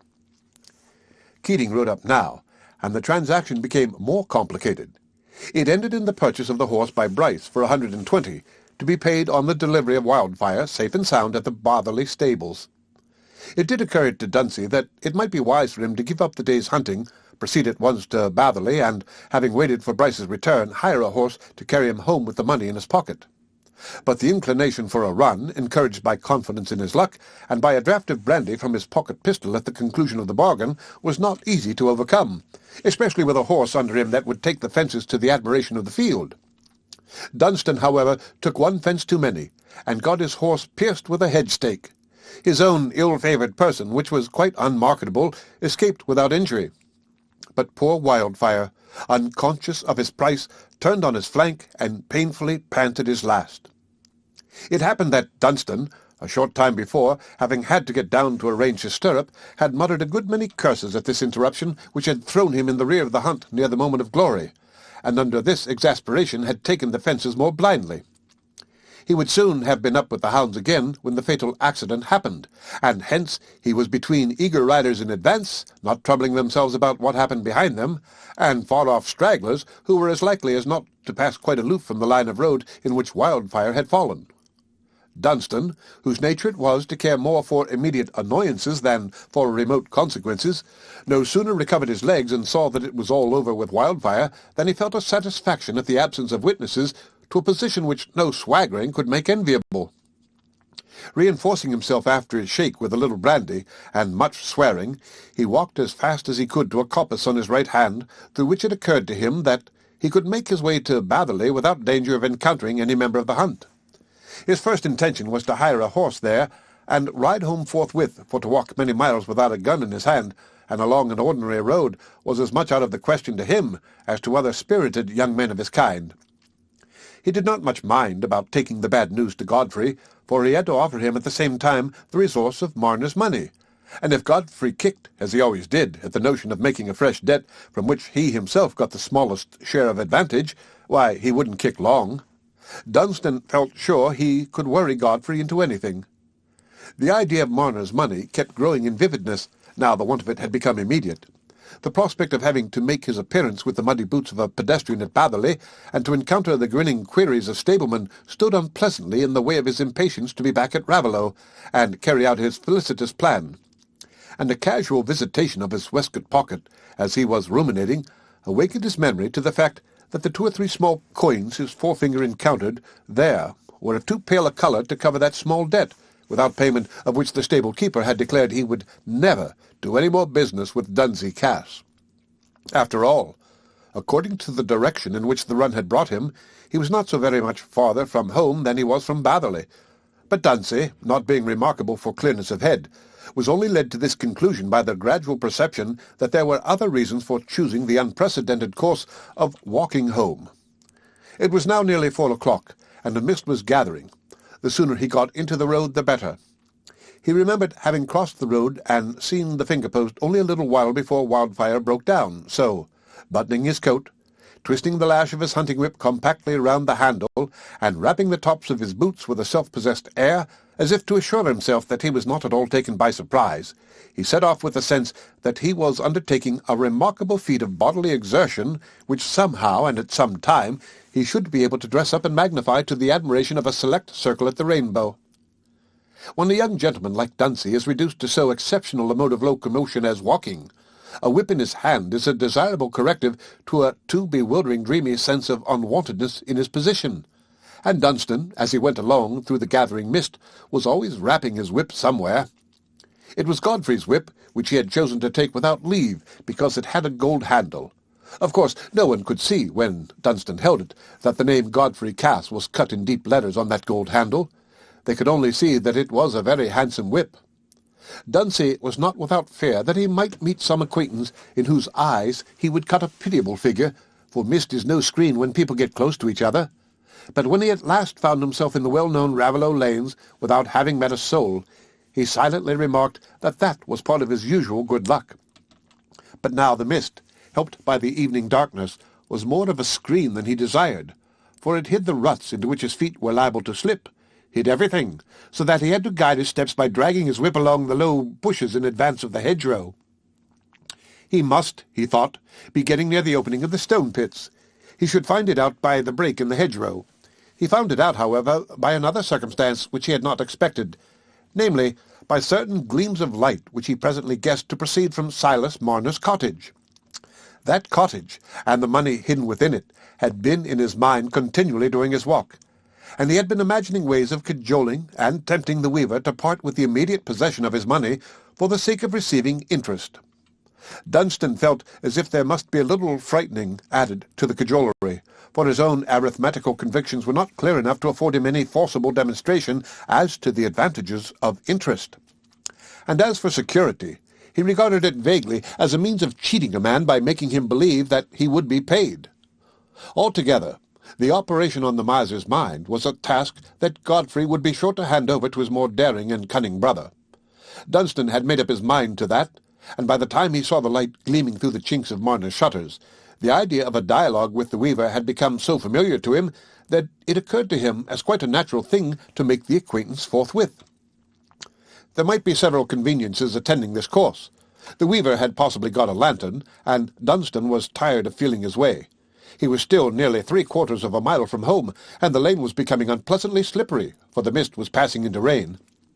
He turned up the bank, not without some fear lest he might miss the right way, since he was not certain whether the light were in front or on the side of the cottage. But he felt the ground before him cautiously with his whip-handle, and at last arrived safely at the door. He knocked loudly, rather enjoying the idea that the old fellow would be frightened at the sudden noise. He heard no movement in reply. All was silence in the cottage. Was the weaver gone to bed, then? If so, why had he left a light? That was a strange forgetfulness in a miser. Dunstan knocked still more loudly, and, without pausing for a reply, pushed his fingers through the latch-hole, intending to shake the door and pull the latch-string up and down, not doubting that the door was fastened.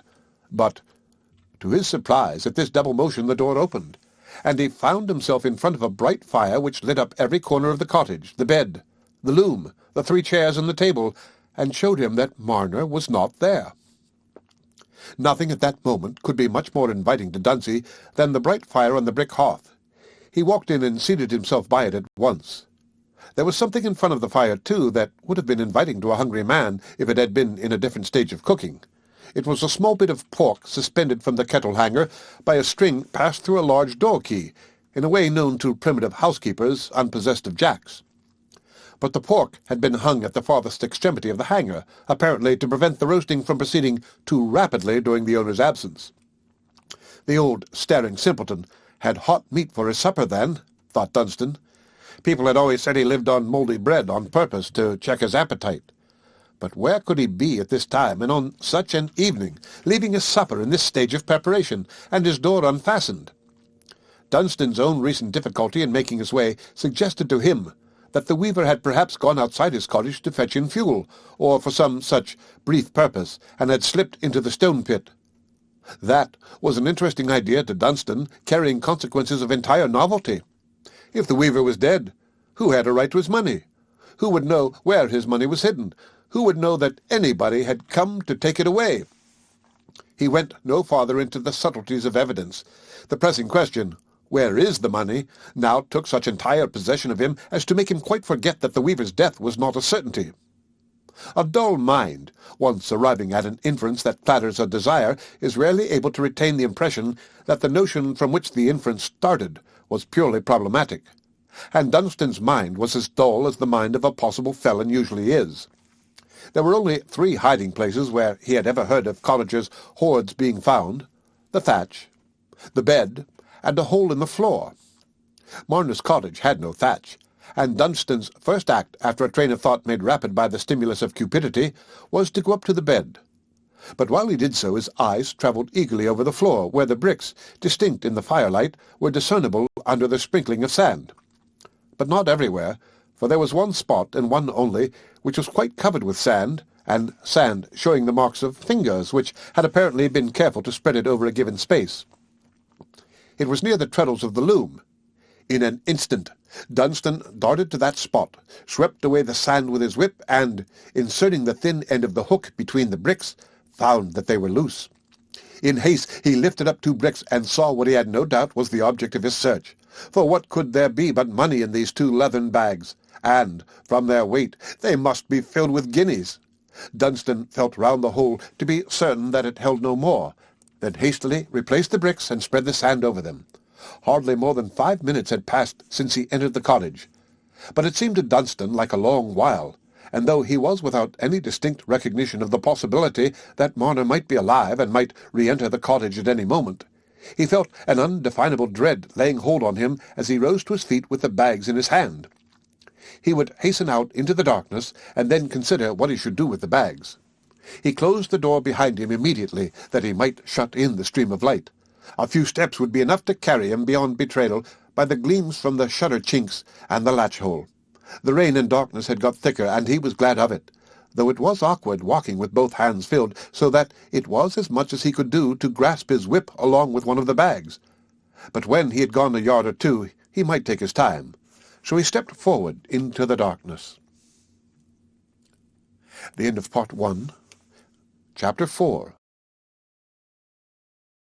Chapter 5.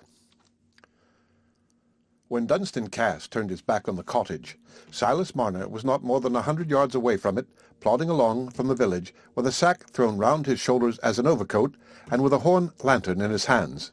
His legs were weary, but his mind was at ease, free from the presentiment of change. The sense of security more frequently springs from habit than from conviction, and for this reason it often subsists after such a change in the conditions as might have been expected to suggest alarm.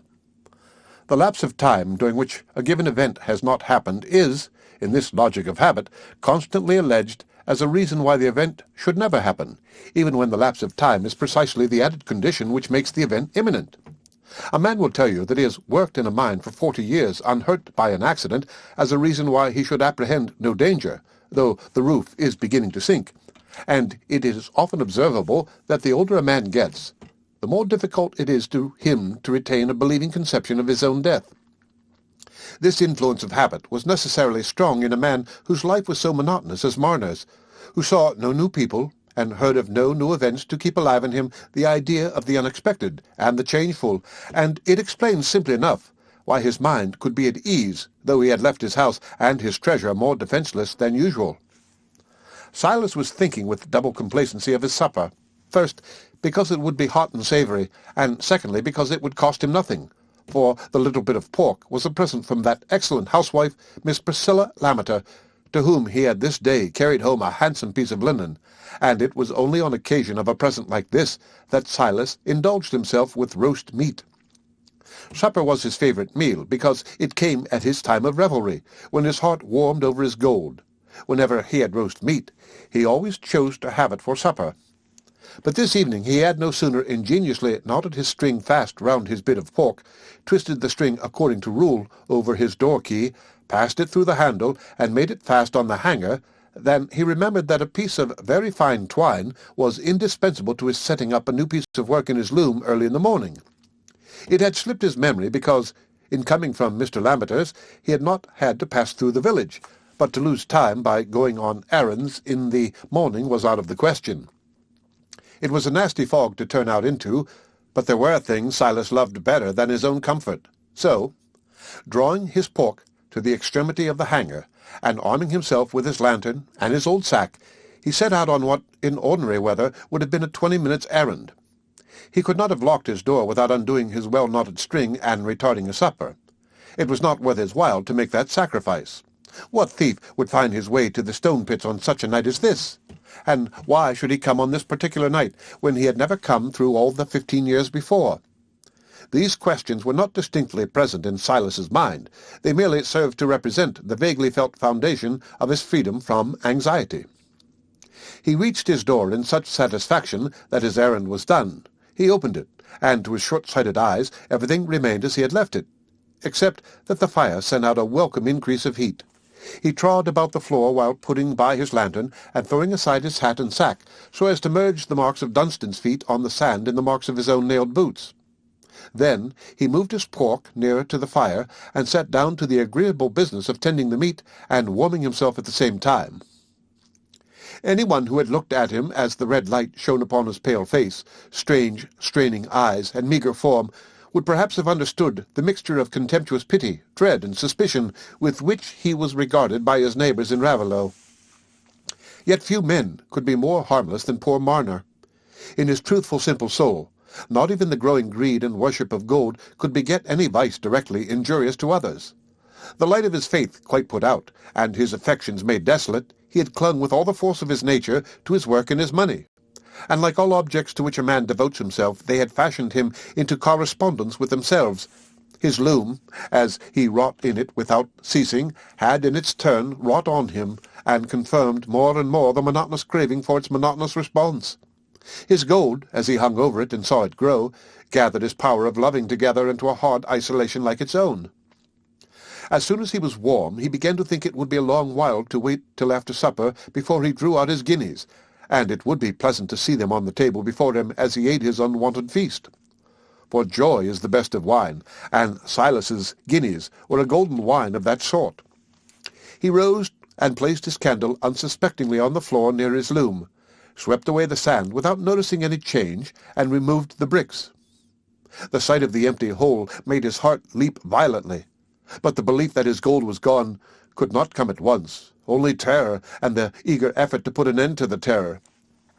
He passed his trembling hand all about the hole, trying to think it possible that his eyes had deceived him. Then he held the candle in the hole and examined it curiously, trembling more and more. At last he shook so violently that he let fall the candle, and lifted his hands to his head, trying to steady himself that he might think. Had he put his gold somewhere else by a sudden resolution last night and then forgotten it? A man falling into dark waters seeks a momentary footing even on sliding stones, and Silas, by acting as if he believed in false hopes, warded off the moment of despair. He searched in every corner. He turned his bed over and shook it and kneaded it. He looked in his brick oven where he laid his sticks.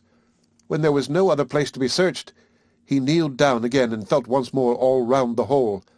There was no untried refuge left for a moment's shelter from the terrible truth.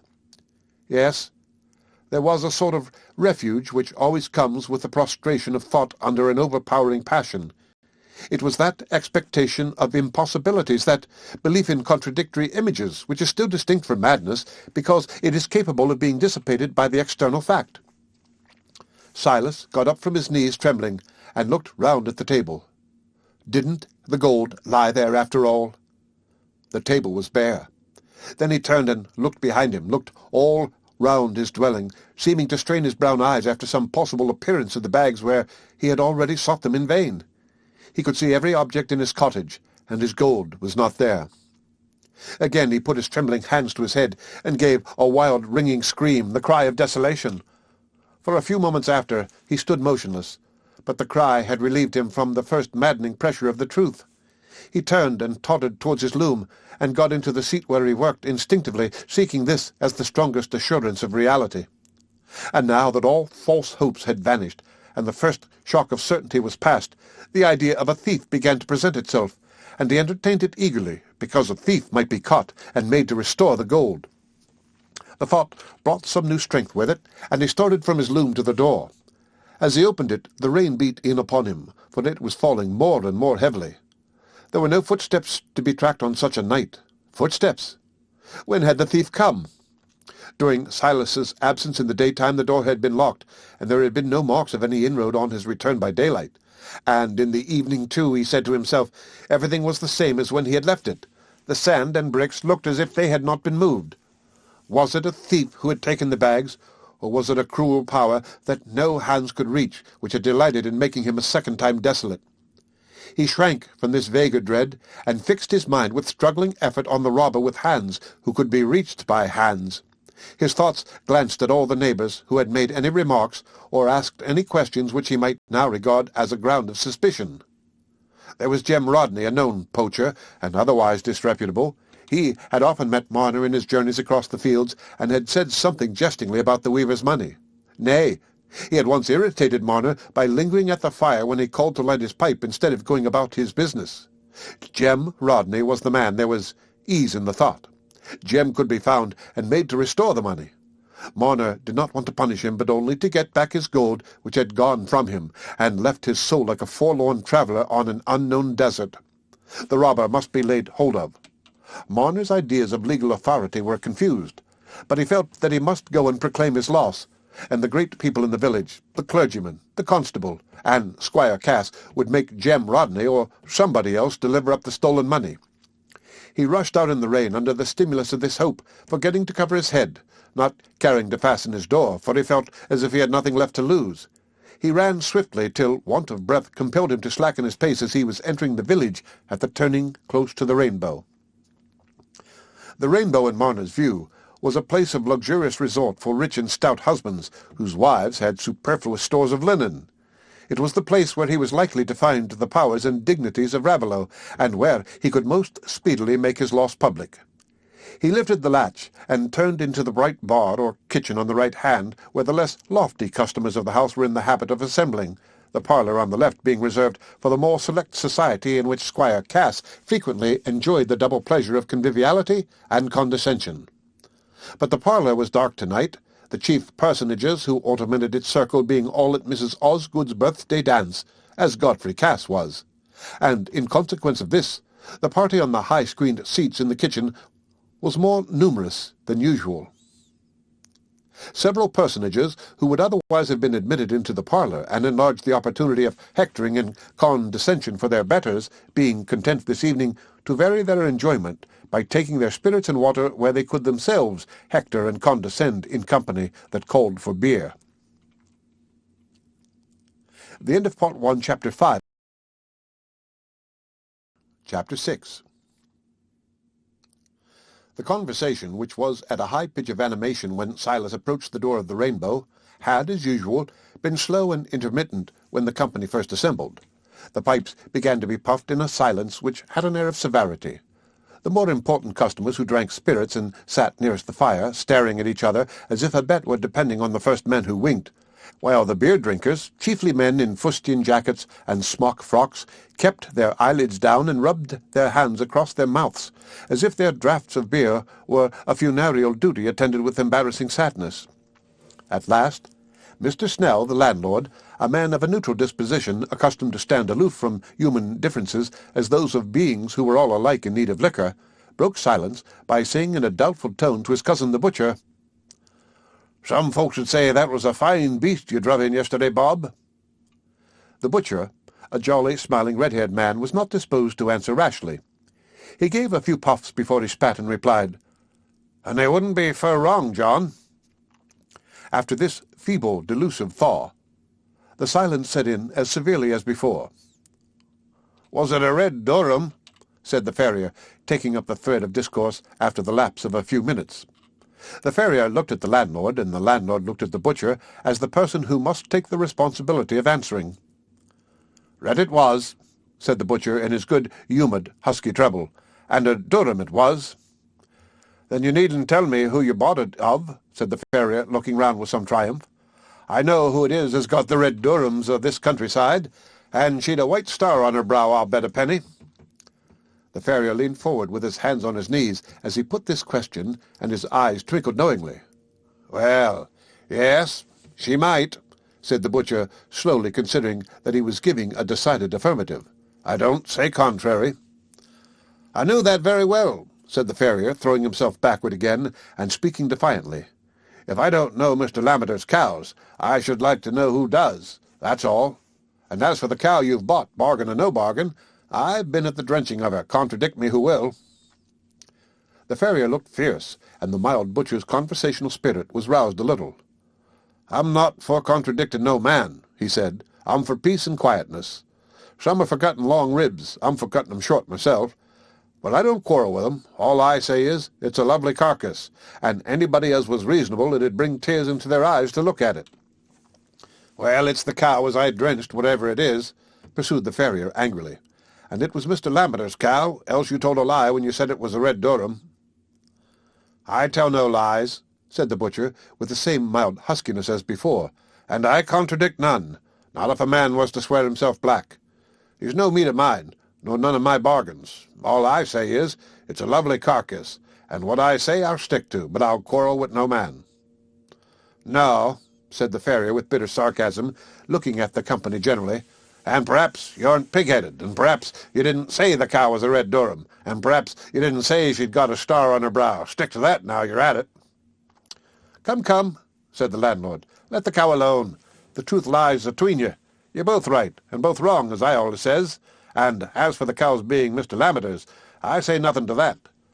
But this I say, as the rainbow's the rainbow, and for the matter of that, if the talk is to be of the Lamberters. You remember when first Mr. Lamberter's father came into these parts and took the Warrens? Mr. Macy, tailor and parish clerk, the latter of which functions rheumatism had of late obliged him to share with the small, featured young man who sat opposite him, held his white head on one side, and twirled his thumbs with an air of complacency, slightly seasoned with criticism.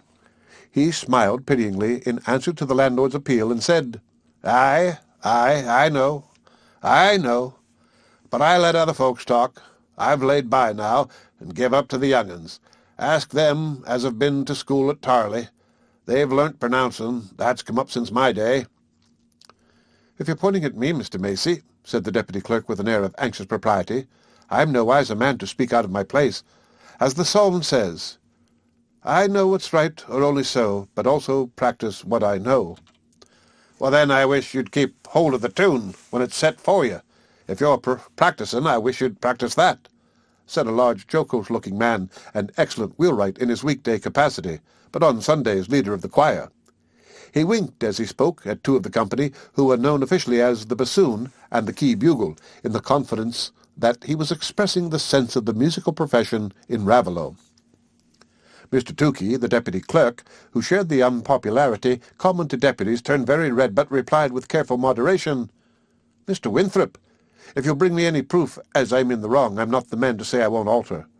But there's people set up their own ears for a standard, and expect the whole choir to follow 'em. There may be two opinions, I hope." Aye, said Mr. Macy, who felt very well satisfied with this attack on youthful presumption. "You're right there, Tukey. There's allers two opinions. There's the opinion a man has of himself, and there's the opinion other folks have on 'em. There'd be two opinions about a cracked bell if the bell could hear itself."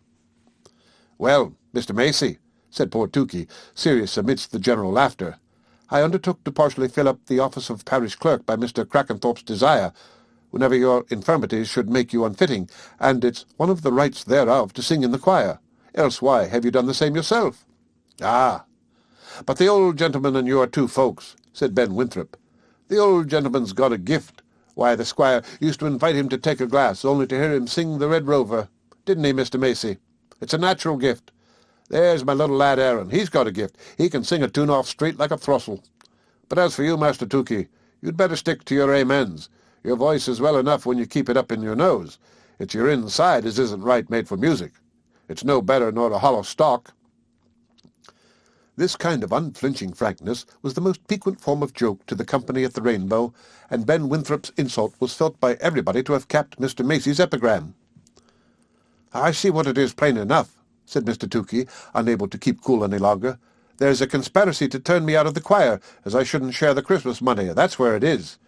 But I shall speak to Mr. Crackenthorpe. I'll not be put upon by no man." Nay, Tukey," said Ben Winthrop. "We'll pay you your share to keep out of it. That's what we'll do. There's things folks would pay to be rid of besides varmin." Come, said the landlord, who felt that paying people for their absence was a principle dangerous to society. "A joke's a joke. We're all good friends here, I hope. We must give and take. You're both right, and you're both wrong, as I say. I agree with Mr. Macy here, as there's two opinions, and if mine was asked, I should say they're both right. Tukey's right, and Winthrop's right, and they've only got to split the difference and make themselves even."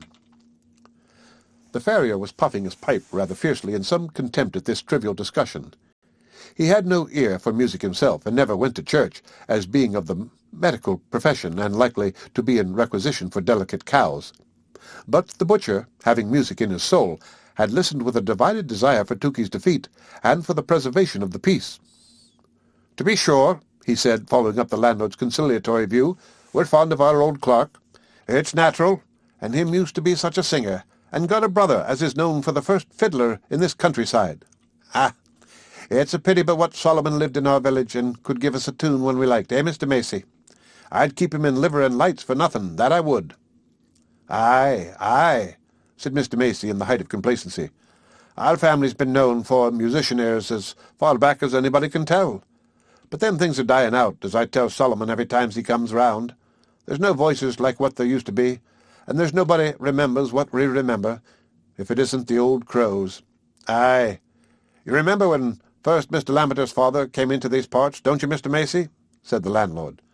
"I should think I did," said the old man, who had now gone through that complimentary process necessary to bring him up to the point of narration. "And a fine old gentleman he was, as fine, and finer nor the Mr. Lammeter as now is. He came from a bit northward, so far as I could ever make out. But there's nobody rightly knows about those parts, only it couldn't be far northward, nor much different from this country, for he brought a fine breed of sheep with him, so there must be pastures there, and everything reasonable. We heard tell as he'd sold his own land to come and take the Warrens, and that seemed odd for a man as had land of his own to come and rent a farm in a strange place. But they said it was along of his wife's dying, though there's reasons in things as nobody knows on. That's pretty much what I've made out. Yet some folks are so wise they'll find you 50 reasons straight off, and all the while the real reason's winking at 'em in the corner, and they never see it. Howsomever, it was soon seed as we got a new parishioner as knowed the rights and custom of things, and kept a good house, and was well looked on by everybody. And the young man, that's the Mr. Lammeter as now is, for he'd never a sister, soon begun to court Miss Osgood. That's the sister of the Mr. Osgood as now is, and a fine, handsome lass she was. Oh, you can think. They pretend this young lass is like her, but that's the way with people as don't know what come before them. I should know, for I helped the old rector, Mr. Drumlow, as was, I helped him marry him." Here Mr. Macey paused. He always gave his narrative in instalments, expecting to be questioned according to precedent. "Aye, and a particular thing happened, didn't it, Mr. Macey, so as you were likely to remember that marriage?" said the landlord in a congratulatory tone. "I should think there did. A very particular thing," said Mr. Macey, nodding sideways. "For Mr. Drumlow, poor old gentleman, I was fond on him, though he'd got a bit confused in his head what wi' age and with taking a drop or something warm whenever the service come of a cold morning. And young Mr. Lammeter, he'd have no way but he must be married in January, which, to be sure, is a unreasonable time to be married in, for it isn't like a christening or a burying, as you can't help.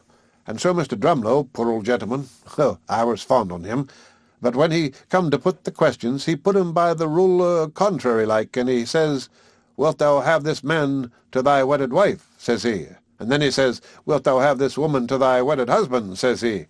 But the particularest thing of all is, as nobody took any notice on it but me, and they answered straight off yes, like as if it had been me saying amen in the right place without listening to what went before." "But you knew what was going on well enough, didn't you, Mr. Macey? You were live enough, eh?" said the butcher. "Oh, Lord bless you," said Mr. Macey, pausing and smiling in pity at the impotence of his hearer's imagination. "Why, I was all of a tremble. It was as if I'd been a coat pulled by the two tails, like, for I couldn't stop the parson. I couldn't take it upon me to do that. And yet I says to myself, I says, suppose they shouldn't be fast married, because the words are contrary. And my head went working like a mill, for I was always uncommon for turning things over and seeing all round 'em. And I says to myself, isn't the meaning of the words as makes folks fast to wedlock? For the parson meant right, and the bride and bridegroom meant right. But then, when I come to think on it, meaning goes but little way of the most things, for you may mean to stick things together and your glue may be bad, and then where are you? And so I says to myself, it isn't the meaning, it's the glue. And I was worried as if I'd got 3 bellows to pull at once when we went into the vestry and they begun to sign their names. But where's the use of talking? You can't think what goes on in a cute man's inside." "But you held in for all that, didn't you, Mr. Macey?" said the landlord. "Aye, I held in tight till I was by myself with Mr. Drumlow, and then I, with everything but respectful, as I always did, and he made light on it, and he says, 'Oh, pooh, Macey, make yourself easy,' he says. 'It's neither the meaning nor the words, it's the register does it. That's the glue.' So you see, he settled it easy, for parsons and doctors know everything by heart, like as so they aren't worried with thinking what's the rights and wrong of things, as I've been many and many of the time. And sure enough, the wedding turned out all right. Only poor Mrs. Lammeter, that's Miss Osgood as was, died afore the lasses was growed up, and for prosperity and everything respectable, there's no family more looked on." Every one of Mr. Macey's audience had heard this story many times, but it was listened to as if it had been a favourite tune, and at certain points the puffing of the pipes was momentarily suspended, that the listeners might give their whole minds to the expected words. But there was more to come, and Mr. Snell, the landlord, duly put the leading question. "Why, old Mr. Lammeter had a pretty fortin, didn't they say, when he come into these parts?" "Oh, well, yes," said Mr. Macey, But I dare say it's as much as this Mr. Lammeter's done to keep it whole, for there was always a talk as nobody could get rich on the Warrens, though he holds it cheap, for it's what they call charity land. Aye, and there's few folks know so well as you how it comes to be charity land, eh, Mr. Macy? Said the butcher. How should they? Said the old clerk with some contempt. Why, my grandfather made the groom's livery for that Mr. Cliffus come and built the big stables at the Warrens. Why, their stables 4 times as big as Squire Cass's, for he thought of nothing but horses and hunting. Cliff didn't, a London tailor, as some folks said, as had gone mad with cheating, for he couldn't ride, Lord bless you. They said he got no more grip of the horse than if his legs had been cross-sticks. My grandfather heard old Squire Cass say so many and many a time, but ride he would, as if old Harry had been a-driving him, and he'd a son, a lad of 16, and nothing would his father have him do, but he must ride and ride, though the lad was frighted, they said. And it was a common saying, as the father wanted to ride the tailor out of the lad and make a gentleman on him. But not what I'm a tailor myself, but in respect as God made me such, I'm proud on it, for Macy tailor's been rode up over our doors since afore the Queen's heads went out on the shillings. But Cliff, he was ashamed of being called a tailor, and he was so vexed as his riding was laughed at, and nobody of the gentlefolks hereabout could abide him. However, the poor lad got sickly and died, and the father didn't live long after him, for he got queerer nor ever, and they said he used to go out of the dead of the night with a lantern in his hand to the stables, and set a lot of lights burning, for he got as he couldn't sleep, and there he'd stand cracking his whip, and looking at his horses, and they said it was a mercy as the stables didn't get burnt down with the poor dumb creatures in 'em. But at last he died raving, and they found as he'd left all his property, Warrens and all, to a London charity, and that's how the Warrens came to be charity land, though as for the stables, Mr. Lammeter never uses them. They're out of all character, Lord bless you. If you was to set the doors a-banging in 'em, it'd sound like thunder half o'er the parish. Aye, but there's more going on in the stables than what folks see by daylight, eh, Mr. Macy? Said the landlord. Aye, aye, go that way of a dark night, that's all, said Mr. Macy, winking mysteriously, and then make believe, if you like, as you didn't see lights of the stables, nor hear the stamping of the horses, nor the cracking of the whips, and howling, too, if it's toward daybreak. Cliff's Holiday has been the name of it ever since I were a boy. That's to say, some said as it was the holiday old Harry gave him from roasting, like. That's what my father told me, and he was a reasonable man, though there's folks nowadays know what happened afore they were born better than they know their own business. What do you say to that, Dowlas? Said the landlord, turning to the farrier, who was swelling with impatience for his cue. There's a nut for you to crack. Mr. Dowlas was the negative spirit in the company, and was proud of his position. Say? I say what a man should say as doesn't shut his eyes to look at a finger-post.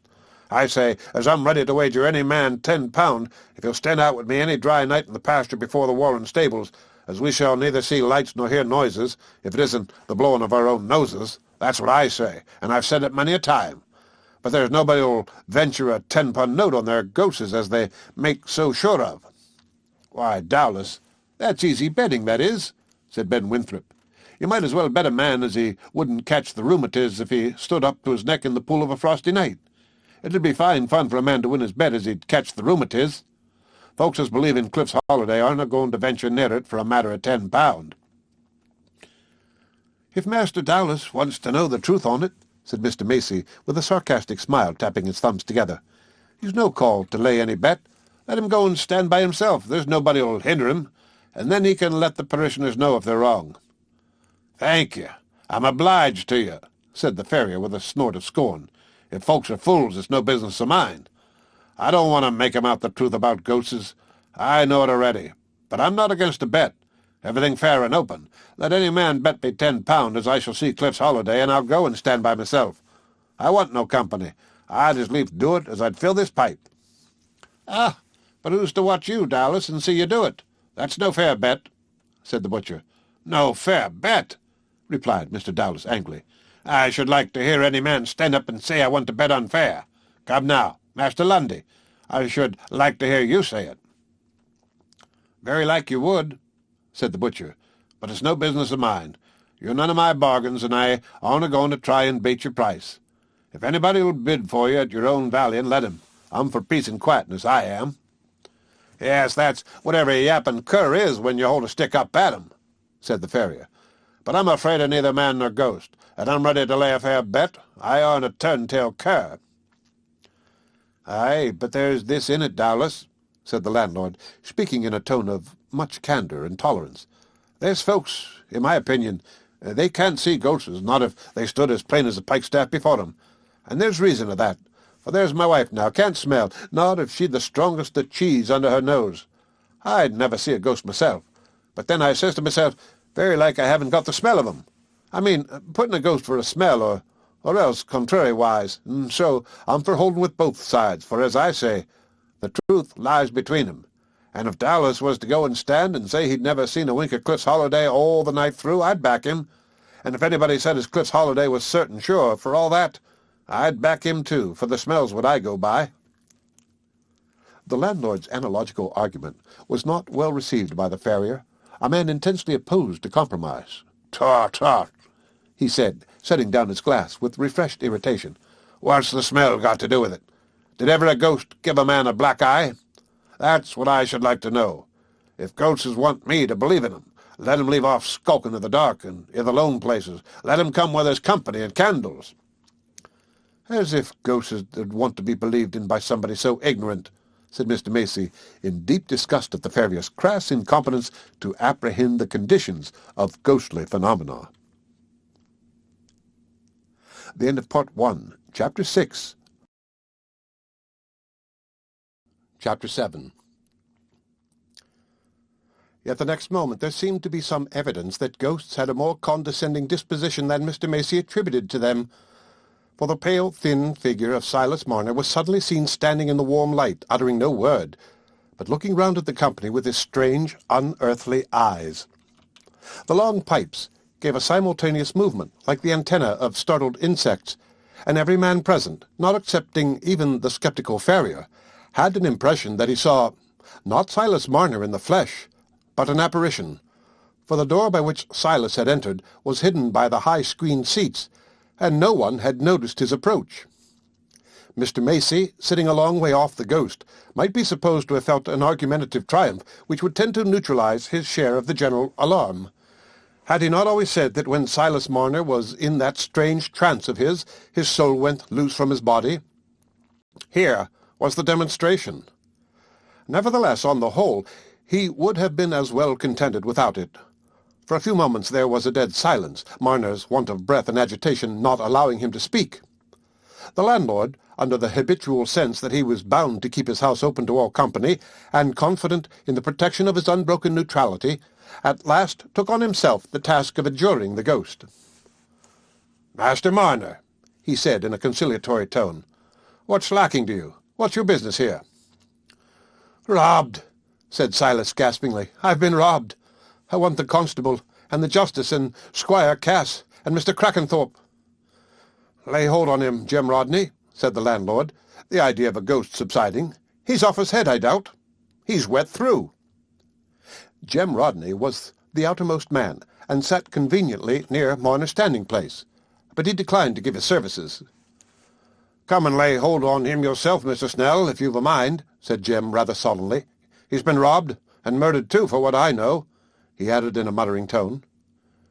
"Jem Rodney," said Silas, turning and fixing his strange eyes on the suspected man.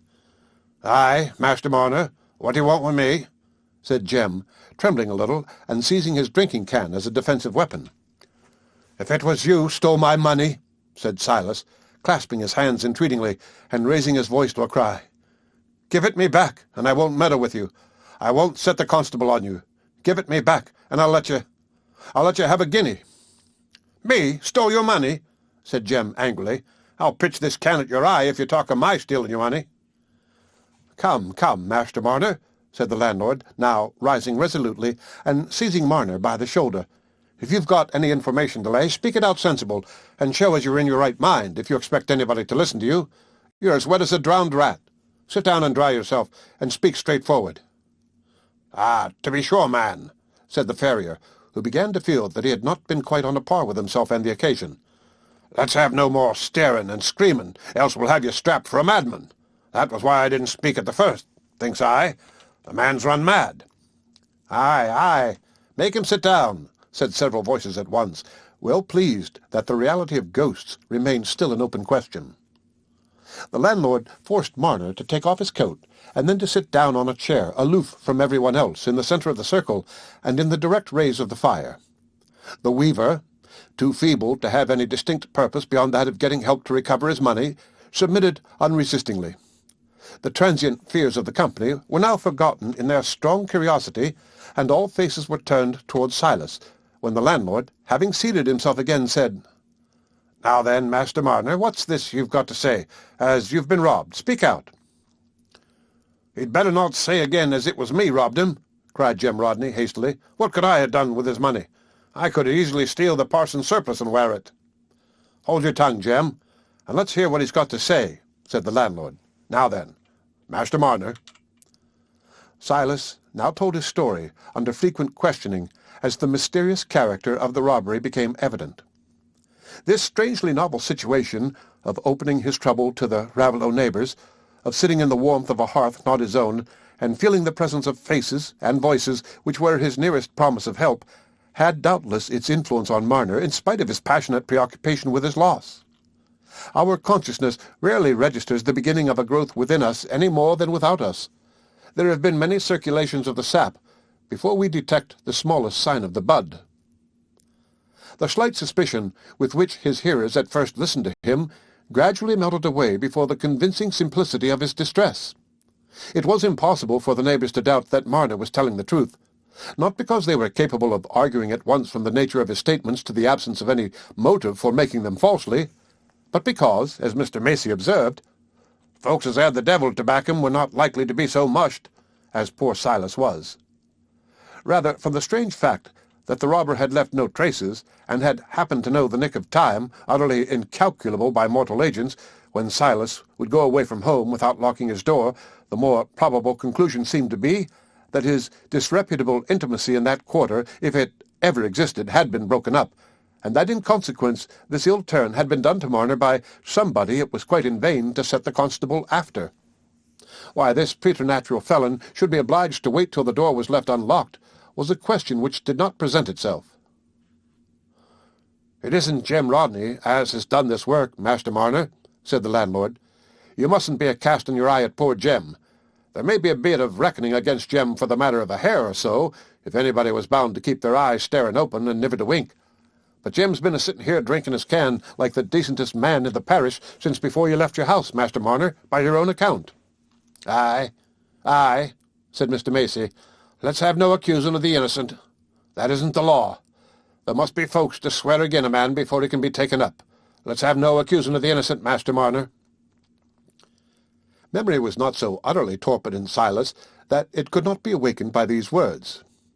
With a movement of compunction as new and strange to him as everything else within the last hour, he started up from his chair and went close to Jem, looking at him as if he wanted to assure himself of the expression in his face. "I was wrong," he said. Yes, I ought to have thought. There's nothing to witness against you, Jem. Only, you'd been into my house oftener than anybody else, and so you came into my head. I don't accuse you. I won't accuse anybody, only," he added, lifting up his hands to his head and turning away with bewildered misery, I try to think where my guineas can be." Aye, they're gone where it's hot enough to melt 'em, I doubt," said Mr. Macy. "Tchah!" said the farrier, and then he asked, with a cross-examining air, "How much money might there be in the bags, Master Marner?" £272, 12 and sixpence last night when I counted it," said Silas, seating himself again with a groan. "Pooh! Why, they'd be none so heavy to carry. Some tramp's been in, that's all, and as for the no footmarks and the bricks and the sand being all right, why, your eyes are pretty much like insects, Master Marner. They're obliged to look so close you can't see much at a time. It's my opinion as, if I'd been you or you'd been me, for it comes to the same thing, you wouldn't have thought you'd found everything as you left it.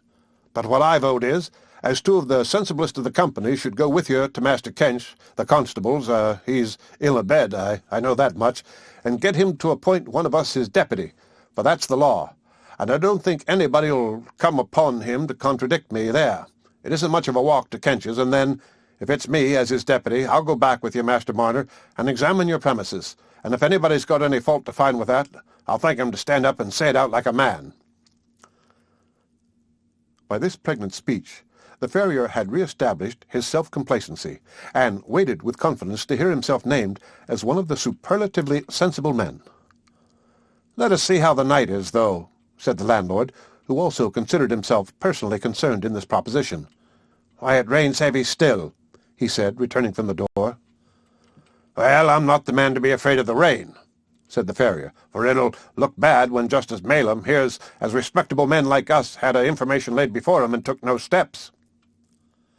The landlord agreed with this view, and after taking the sense of the company, and duly rehearsing a small ceremony known in high ecclesiastical life as the nullo episcopari, he consented to take on himself the chill dignity of going to Kench's. But to the farrier's strong disgust, Mr. Macy now started an objection to his proposing himself as a deputy constable, for that oracular old gentleman, claiming to know the law, stated as a fact delivered to him by his father that no doctor could be a constable. "And you're a doctor, I reckon, though you're only a cow doctor, for a fly's a fly, though it may be a horsefly," concluded Mr. Macy, wondering a little at his own cuteness. There was a hot debate upon this, the farrier being of course indisposed to renounce the quality of doctor, but contending that a doctor could be a constable if he liked. The law meant he needn't be one if he didn't like. Mr. Macy thought this was nonsense, since the law was not likely to be fonder of doctors than of other folks. Moreover, if it was in the nature of doctors, more than of other men, not to like being constables, how came Mr. Dowlas to be so eager to act in that capacity?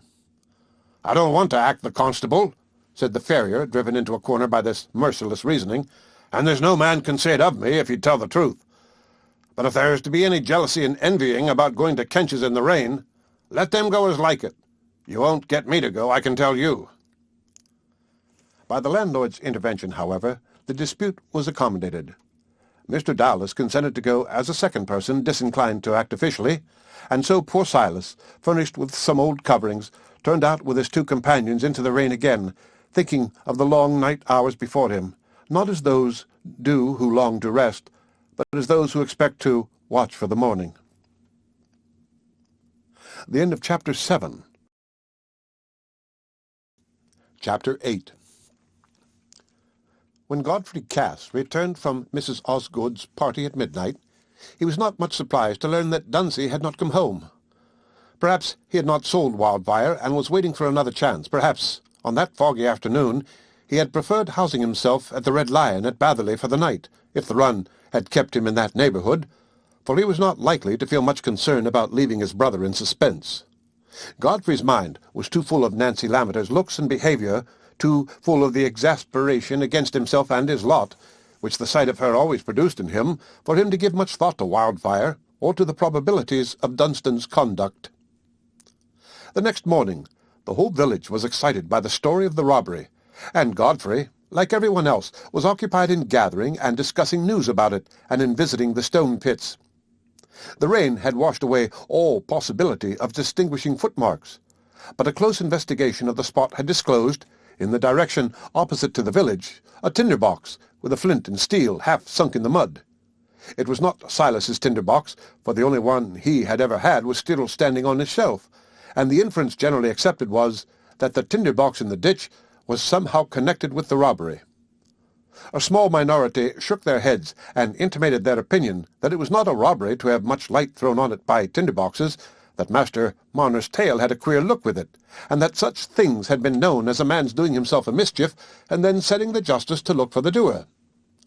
But when questioned closely as to their grounds for this opinion, and what Master Marner had to gain by such false pretences, they only shook their heads as before, and observed that there was no knowing what some folks counted gain. Moreover, that everybody had a right to their own opinions, grounds or no grounds, and that the weaver, as everybody knew, was partly crazy. Mr. Macy, though he joined in the defence of Marner against all suspicions of deceit, also pooh-poohed the tinder-box, indeed repudiated it as a rather impious suggestion, tending to imply that everything must be done by human hands, and that there was no power which could make away with the guineas without moving the bricks.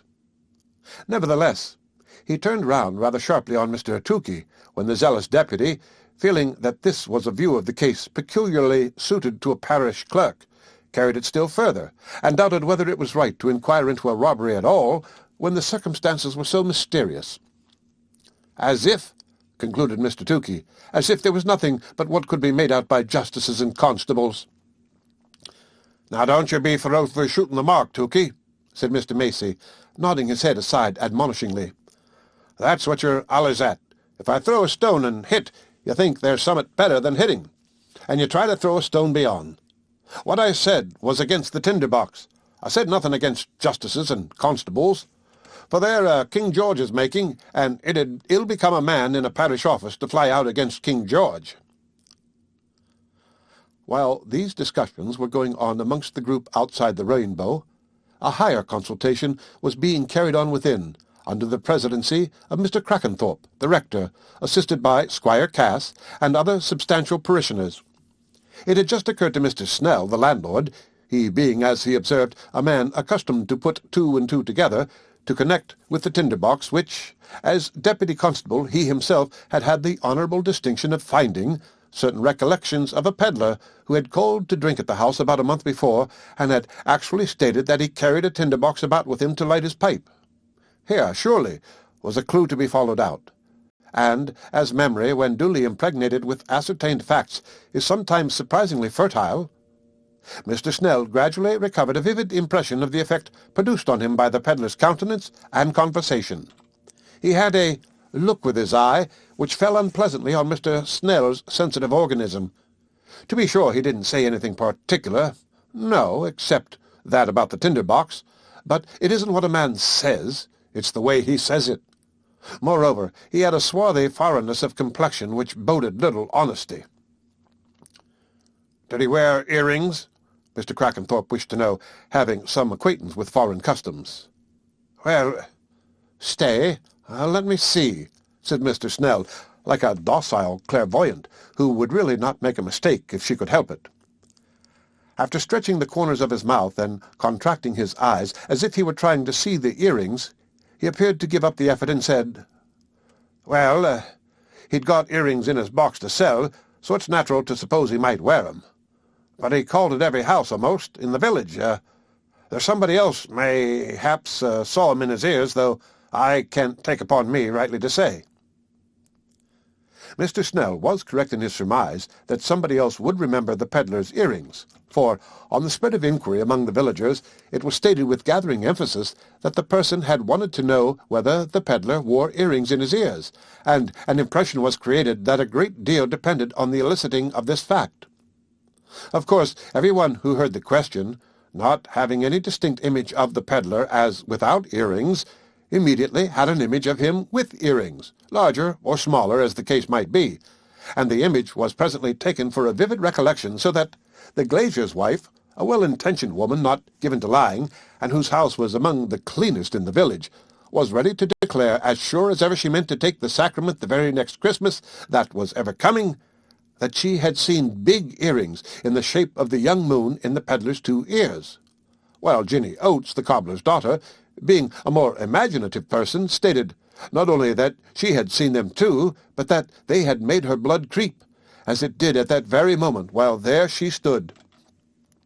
Also, by way of throwing further light on this clue of the tinder-box, a collection was made of all the articles purchased from the pedlar at various houses, and carried to the Rainbow to be exhibited there. In fact, there was a general feeling in the village that for the clearing up of this robbery there must be a great deal done at the Rainbow, and that no man need offer his wife an excuse for going there while it was the scene of severe public duties.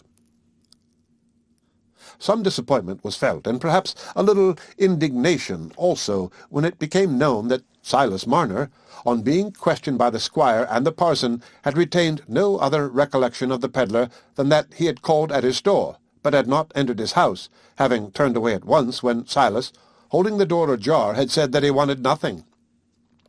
This had been Silas's testimony, though he clutched strongly at the idea of the pedlar's being the culprit, if only because it gave him a definite image of a whereabout for his gold after it had been taken away from its hiding-place.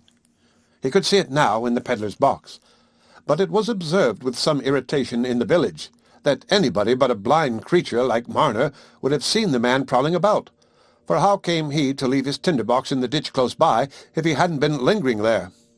Doubtless he had made his observations when he saw Marner at the door. Anybody might know, and only look at him, that the weaver was a half-crazy miser. It was a wonder the peddler hadn't murdered him. Men of that sort, with rings in their ears, had been known for murderers often and often. There had been one tried at the Sizes not so long ago. But what there were people living who remembered it. Godfrey Cass, indeed, entering the Rainbow during one of Mr. Snell's frequently repeated recitals of his testimony, had treated it lightly, stating that he himself had bought a penknife of the peddler and thought him a merry, grinning fellow enough. It was all nonsense, he said, about the man's evil looks. But this was spoken of in the village as the random talk of youth, as if it was only Mr. Snell who had seen something odd about the peddler. On the contrary, there were at least half a dozen who were ready to go before Justice Malam and give in much more striking testimony than any the landlord could furnish. It was to be hoped Mr. Godfrey would not go to Tarley and throw cold water on what Mr. Snell said there, and so prevent the justice from drawing up a warrant. He was suspected of intending this when, after midday, he was seen setting off on horseback in the direction of Tarley. But by this time Godfrey's interest in the robbery had faded before his growing anxiety about Dunstan and Wildfire, and he was going not to Tarley, but to Batherley, unable to rest in uncertainty about them any longer. The possibility that Dunstan had played him the ugly trick of riding away with Wildfire, to return at the end of a month when he had gambled away or otherwise squandered the price of the horse, was a fear that urged itself upon him more, even, than the thought of an accidental injury, and now that the dance at Mrs. Osgood's was past, he was irritated with himself that he had trusted his horse to Dunstan. Instead of trying to still his fears, he encouraged them with that superstitious impression which clings to us all, that if we expect evil very strongly, it is the less likely to come. And when he heard a horse approaching at a trot, and saw a hat rising above a hedge beyond an angle of the lane, he felt as if his conjuration had succeeded. But no sooner did the horse come within sight than his heart sank again. It was not Wildfire, and in a few moments more he discerned that the rider was not Dunstan, but Bryce, who pulled up to speak with a face that implied something disagreeable. "Well, Mr. Godfrey, that's a lucky brother of yours, that Master Dunsey, isn't he?" "What do you mean?" said Godfrey hastily. "Why, hasn't he been home yet?" said Bryce. "Home, no. What has happened? Be quick. What has he done with my horse?" "Ah, I thought it was yours, though he pretended you had parted with it to him." "Has he thrown him down and broken his knees?" said Godfrey, flushed with exasperation. "Worse than that," said Bryce. "You see, I'd made a bargain with him to buy the horse for 120, a swinging price. But I always liked the horse. And what does he do but go and stake him, fly at a hedge with stakes in it, atop of a bank with a ditch before it. The horse had been dead a pretty good while when he was found. So he hasn't been home since, has he?" "Home? No," said Godfrey, "and he'd better keep away. Confound me for a fool. I might have known this would be the end of it." "Well, to tell you the truth," said Bryce, "after I'd bargained for the horse, it did come into my head that he might be riding and selling the horse without your knowledge, for I didn't believe it was his own. I knew Master Dunsey was up to his tricks sometimes, but where can he be gone? He's never been seen at Batherley. He couldn't have been hurt, for he must have walked off." "Hurt?" said Godfrey bitterly. "He'll never be hurt. He's made to hurt other people."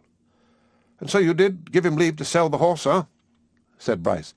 "Yes, I wanted to part with the horse. He was always a little too hard in the mouth for me," said Godfrey, his pride making him wince under the idea that Bryce guessed the sale to be a matter of necessity. "I was going to see after him. I thought some mischief had happened. I'll go back now," he added, turning the horse's head, and wishing he could get rid of Bryce, for he felt that the long-dreaded crisis in his life was close upon him. "You're coming on to Raveloe, aren't you?" "Well, no, not now," said Bryce. "I was coming round there, but I had to go to Flitton, and I thought I might as well take you in my way and just let you know all I knew myself about the horse. I suppose Master Dunsey didn't like to show himself till the ill news had blown over a bit.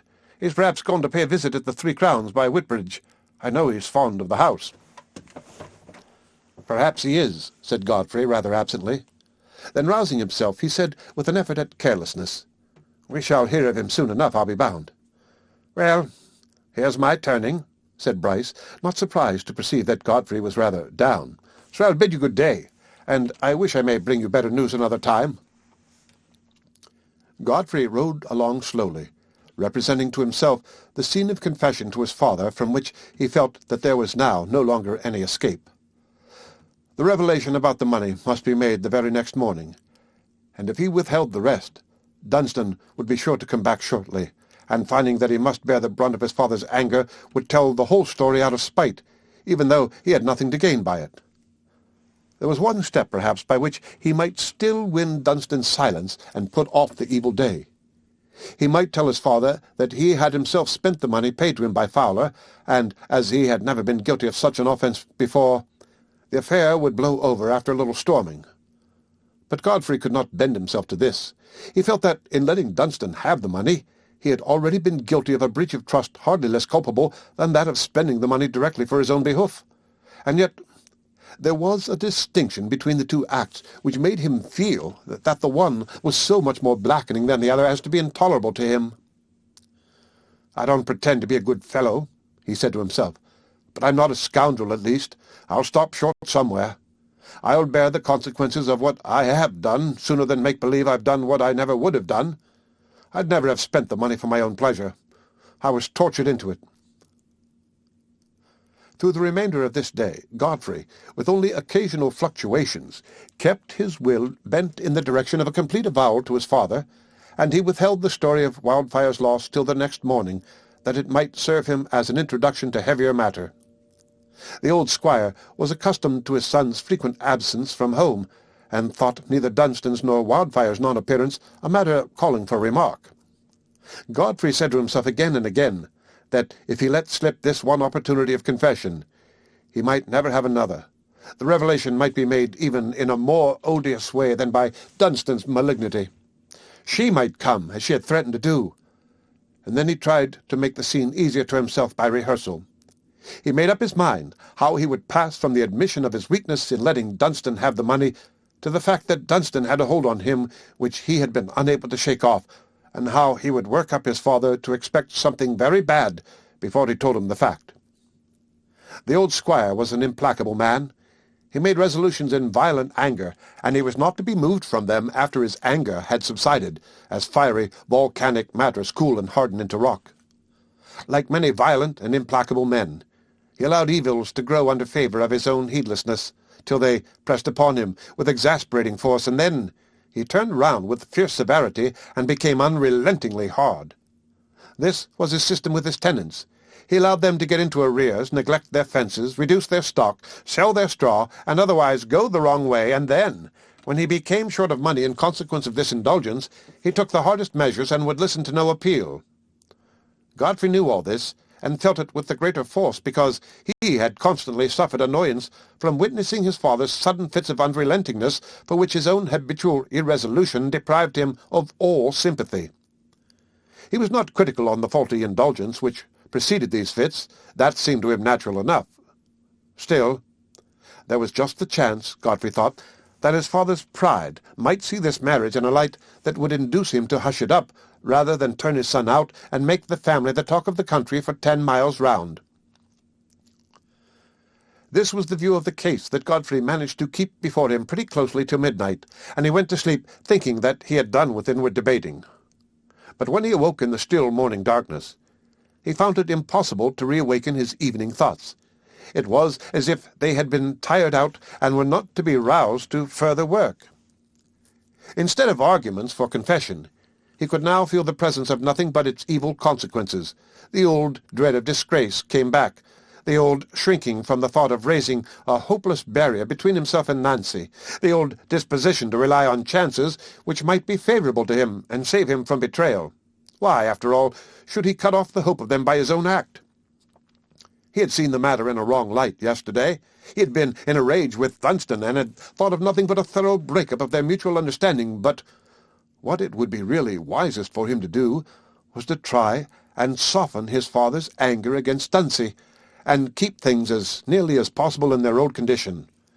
If Dunsey did not come back for a few days, and Godfrey did not know but that the rascal had enough money in his pocket to enable him to keep away still longer, everything might blow over.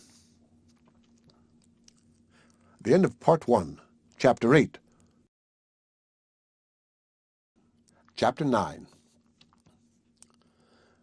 Godfrey rose and took his own breakfast earlier than usual, but lingered in the wainscoted parlour till his younger brothers had finished their meal and gone out, awaiting his father, who always took a walk with his managing man before breakfast. Everyone had breakfasted at a different hour in the Red House, and the squire was always the latest, giving a long chance to a rather feeble morning appetite before he tried it. The table had been spread with substantial eatables nearly 2 hours before he presented himself, a tall, stout man of 60, with a face in which the knit brow and rather hard glance seemed contradicted by the slack and feeble mouth. His person showed marks of habitual neglect.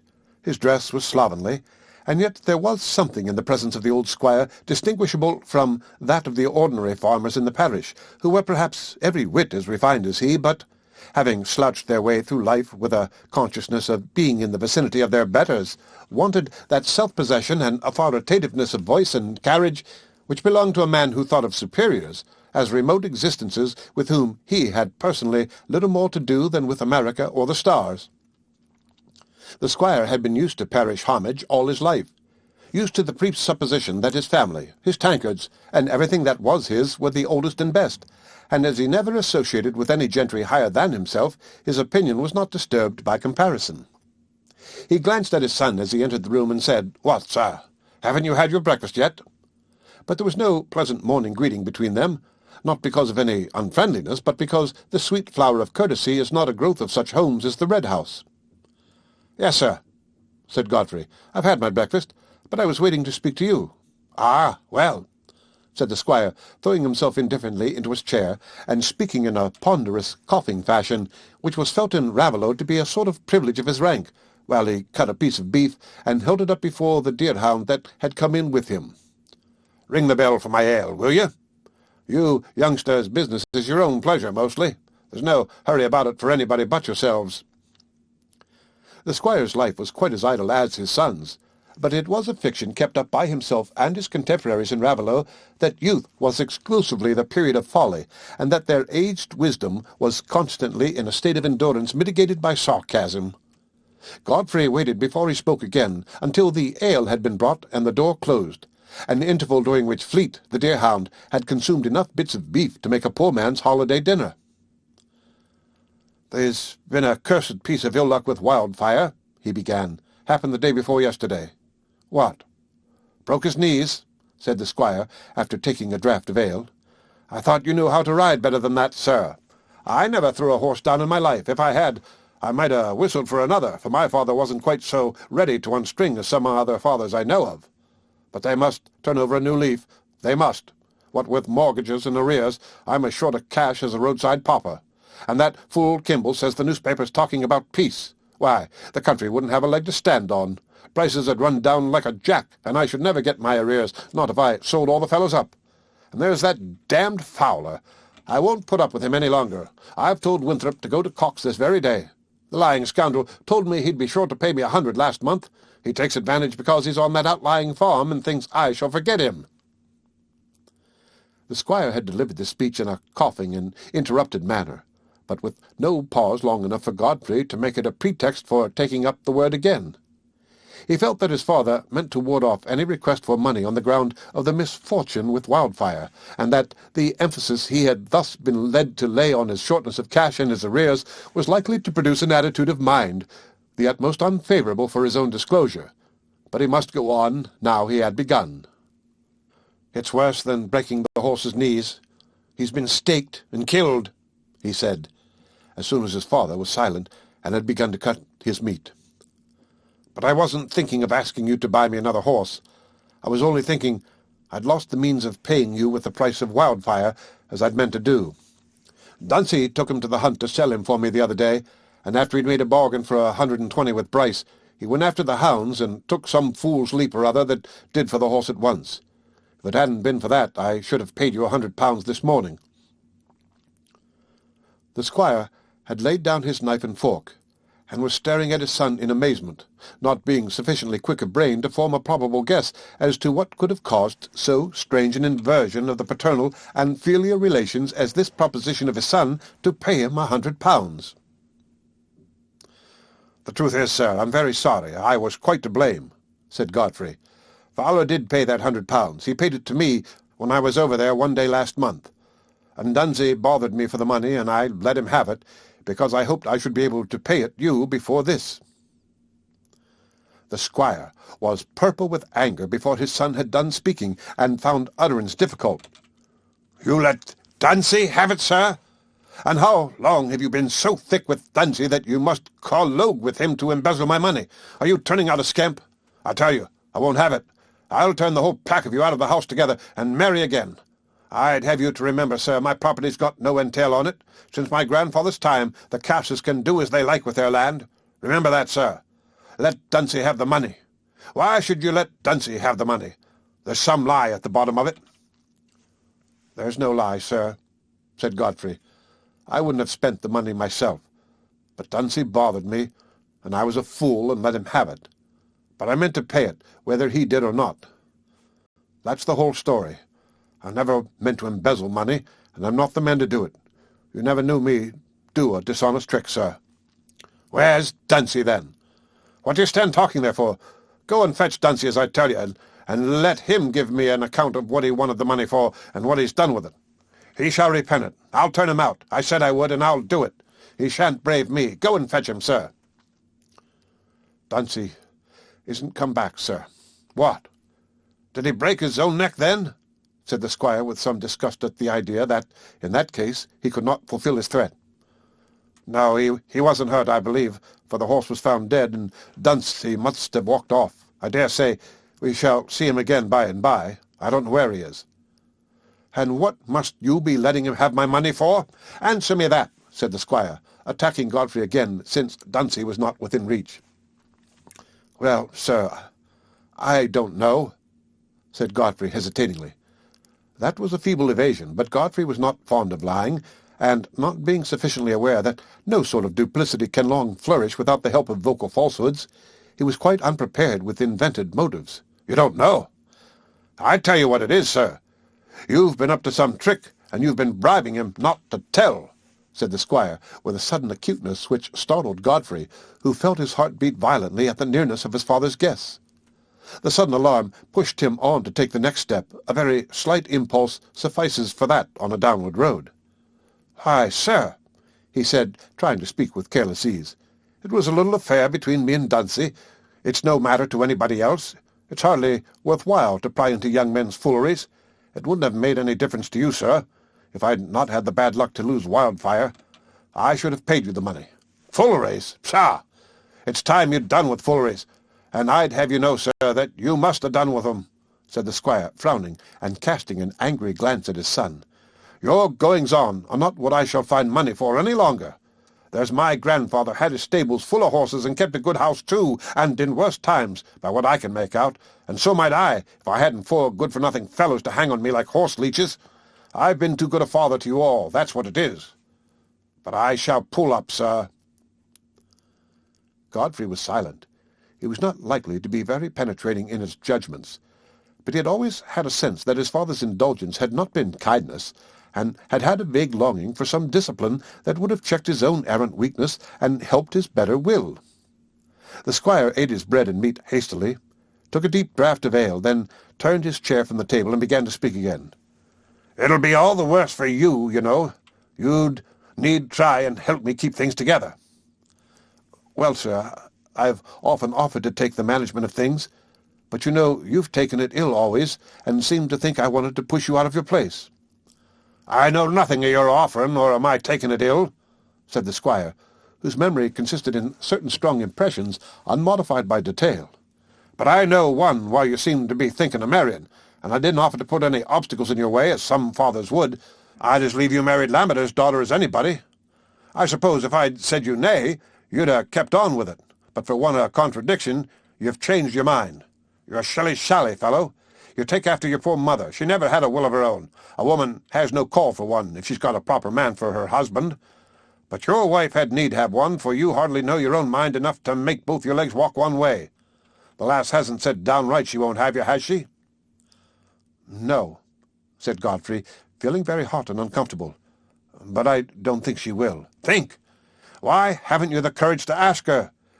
Do you stick to it? You want to have her? That's the thing." "There's no other woman I want to marry," said Godfrey evasively. "Well then, let me make the offer for you, that's all. If you haven't the pluck to do it yourself, Lammeter isn't likely to be loath for his daughter to marry into my family, I should think. And as for the pretty lass, she wouldn't have her cousin, and there's nobody else, as I see, could have stood in your way." "I'd rather let it be, please, sir, at present," said Godfrey in alarm. "I think she's a little offended with me just now, and I should like to speak for myself. A man must manage these things for himself." "Well, speak then, and manage it, and see if you can't turn over a new leaf. That's what a man must do when he thinks of marrying." "I don't see how I can think of it at present, sir. You wouldn't like to settle me on one of the farms, I suppose, and I don't think she'd come to live in this house with all my brothers. It's a different sort of life to what she's been used to." "Not come to live in this house? Don't tell me. You ask her, that's all," said the squire, with a short, scornful laugh. "I'd rather let the thing be at present, sir," said Godfrey. "I hope you won't try to hurry it on by saying anything." "I shall do what I choose," said the squire, "and I shall let you know I'm master, else you may turn out and find an estate to drop into somewhere else.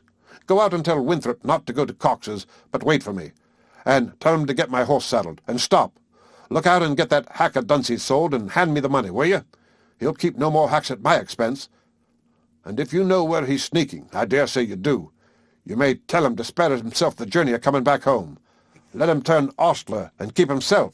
He shan't hang on me any more."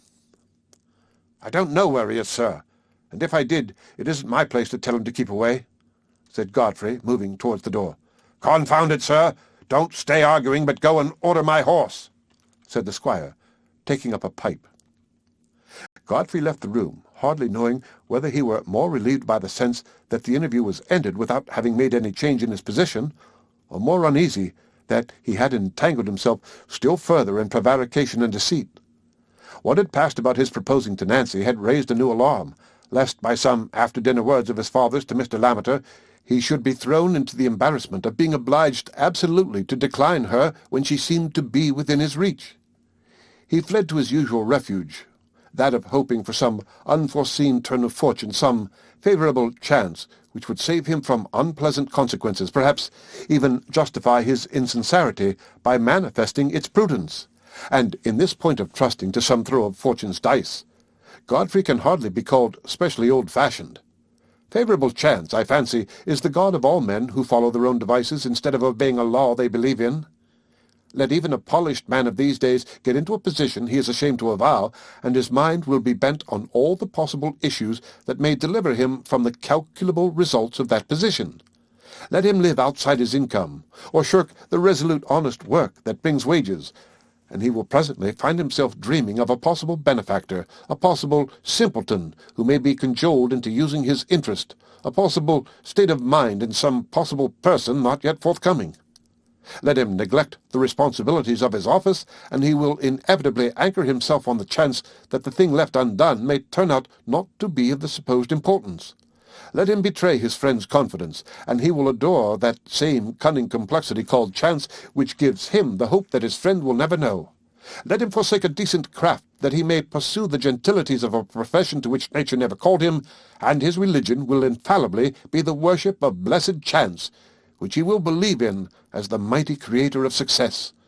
The evil principle deprecated in that religion is the orderly sequence by which the seed brings forth a crop after its kind. The end of Part 1, Chapter 9 of Silas Marner. Chapter 10.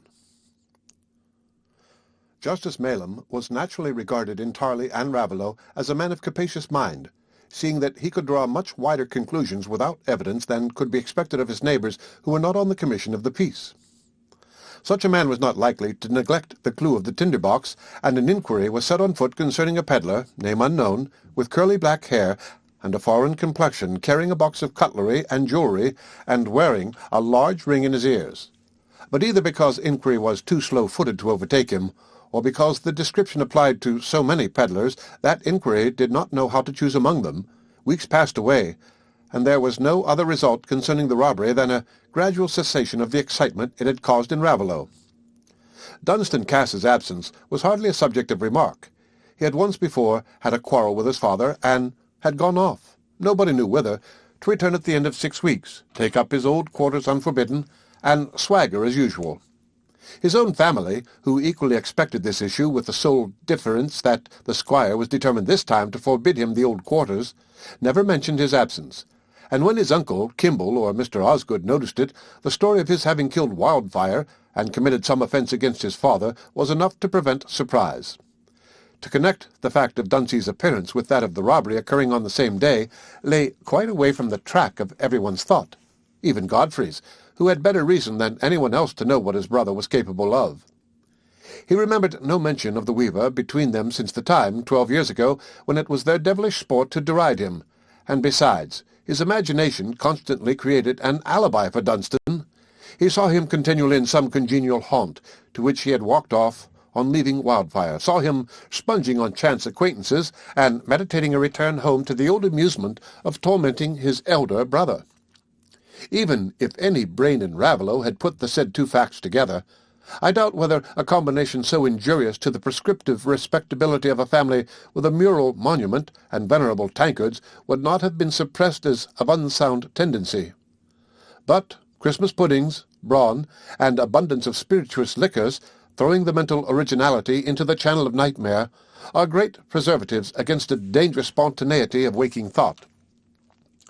When the robbery was talked of at the Rainbow and elsewhere, in good company, the balance continued to waver between the rational explanation founded on the tinder-box and the theory of an impenetrable mystery that mocked investigation. The advocates of the tinder-box and peddler view considered the other a muddle-headed and credulous set, who, because they themselves were wall-eyed, supposed everybody else to have the same blank outlook, and the adherents of the inexplicable more than hinted that their antagonists were animals inclined to crow before they had found any corn, mere skimming dishes in point of depth, whose clear-sightedness consisted in supposing there was nothing behind a barn door, because they couldn't see through it, so that, though their controversy did not serve to elicit the fact concerning the robbery, it elicited some true opinions of collateral importance. But while poor Silas's loss served thus to brush the slow current of Raveloe conversation, Silas himself was feeling the withering desolation of that bereavement about which his neighbours were arguing at their ease. To anyone who had observed him before he lost his gold, it might have seemed that so withered and shrunken a life as his could hardly be susceptible of a bruise, could hardly endure any subtraction but such as would put an end to it altogether. But, in reality, it had been an eager life, filled with immediate purpose which fenced him in from the wide, cheerless unknown. It had been a clinging life, and though the object round which its fibres had clung was a dead, disputed thing, it satisfied the need for clinging. But now the fence was broken down. The support was snatched away. Marner's thoughts could no longer move in their old round, and were baffled by a blank like that which meets a plodding ant when the earth has broken away on its homeward path. The loom was there, and the weaving, and the growing pattern in the cloth. But the bright treasure in the hole under his feet was gone. The prospect of handling and counting it was gone. The evening had no phantasm of delight to still the poor soul's craving. The thought of the money he would get by his actual work could bring no joy, for its meagre image was only a fresh reminder of his loss, and hope was too heavily crushed by the sudden blow for his imagination to dwell on the growth of a new hoard from that small beginning. He filled up the blank with grief. As he sat weaving, he every now and then moaned low like one in pain.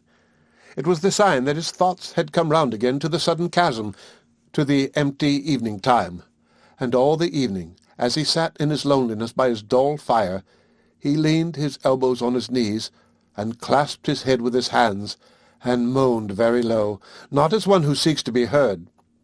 And yet he was not utterly forsaken in his trouble. The repulsion Marner had always created in his neighbours was partly dissipated by the new light in which this misfortune had shown him. Instead of a man who had more cunning than honest folks could come by, and, what was worse, had not the inclination to use that cunning in a neighbourly way, It was now apparent that Silas had not cunning enough to keep his own. He was generally spoken of as a poor mushed creature, and that avoidance of his neighbours, which had before been referred to his ill will and to a probable addiction to worse company, was now considered mere craziness. This change to a kindlier feeling was shown in various ways. The odour of Christmas cooking being on the wind, it was the season when superfluous pork and black puddings are suggestive of charity in well-to-do families, and Silas's misfortune had brought him uppermost in the memory of housekeepers like Mrs. Osgood. Mr. Crackenthorpe, too, while he admonished Silas that his money had probably been taken from him because he thought too much of it and never came to church, enforced the doctrine by a present of pig's petty toes, well calculated to dissipate unfounded prejudices against the clerical character. Neighbours who had nothing but verbal consolation to give showed a disposition not only to greet Silas and discuss his misfortune at some length when they encountered him in the village, but also to take the trouble of calling at his cottage and getting him to repeat all the details on the very spot. And then they would try to cheer him by saying, "Well, Master Marner, you're no worse off nor other poor folks after all, and if you was to be crippled, the parish should give you allowance."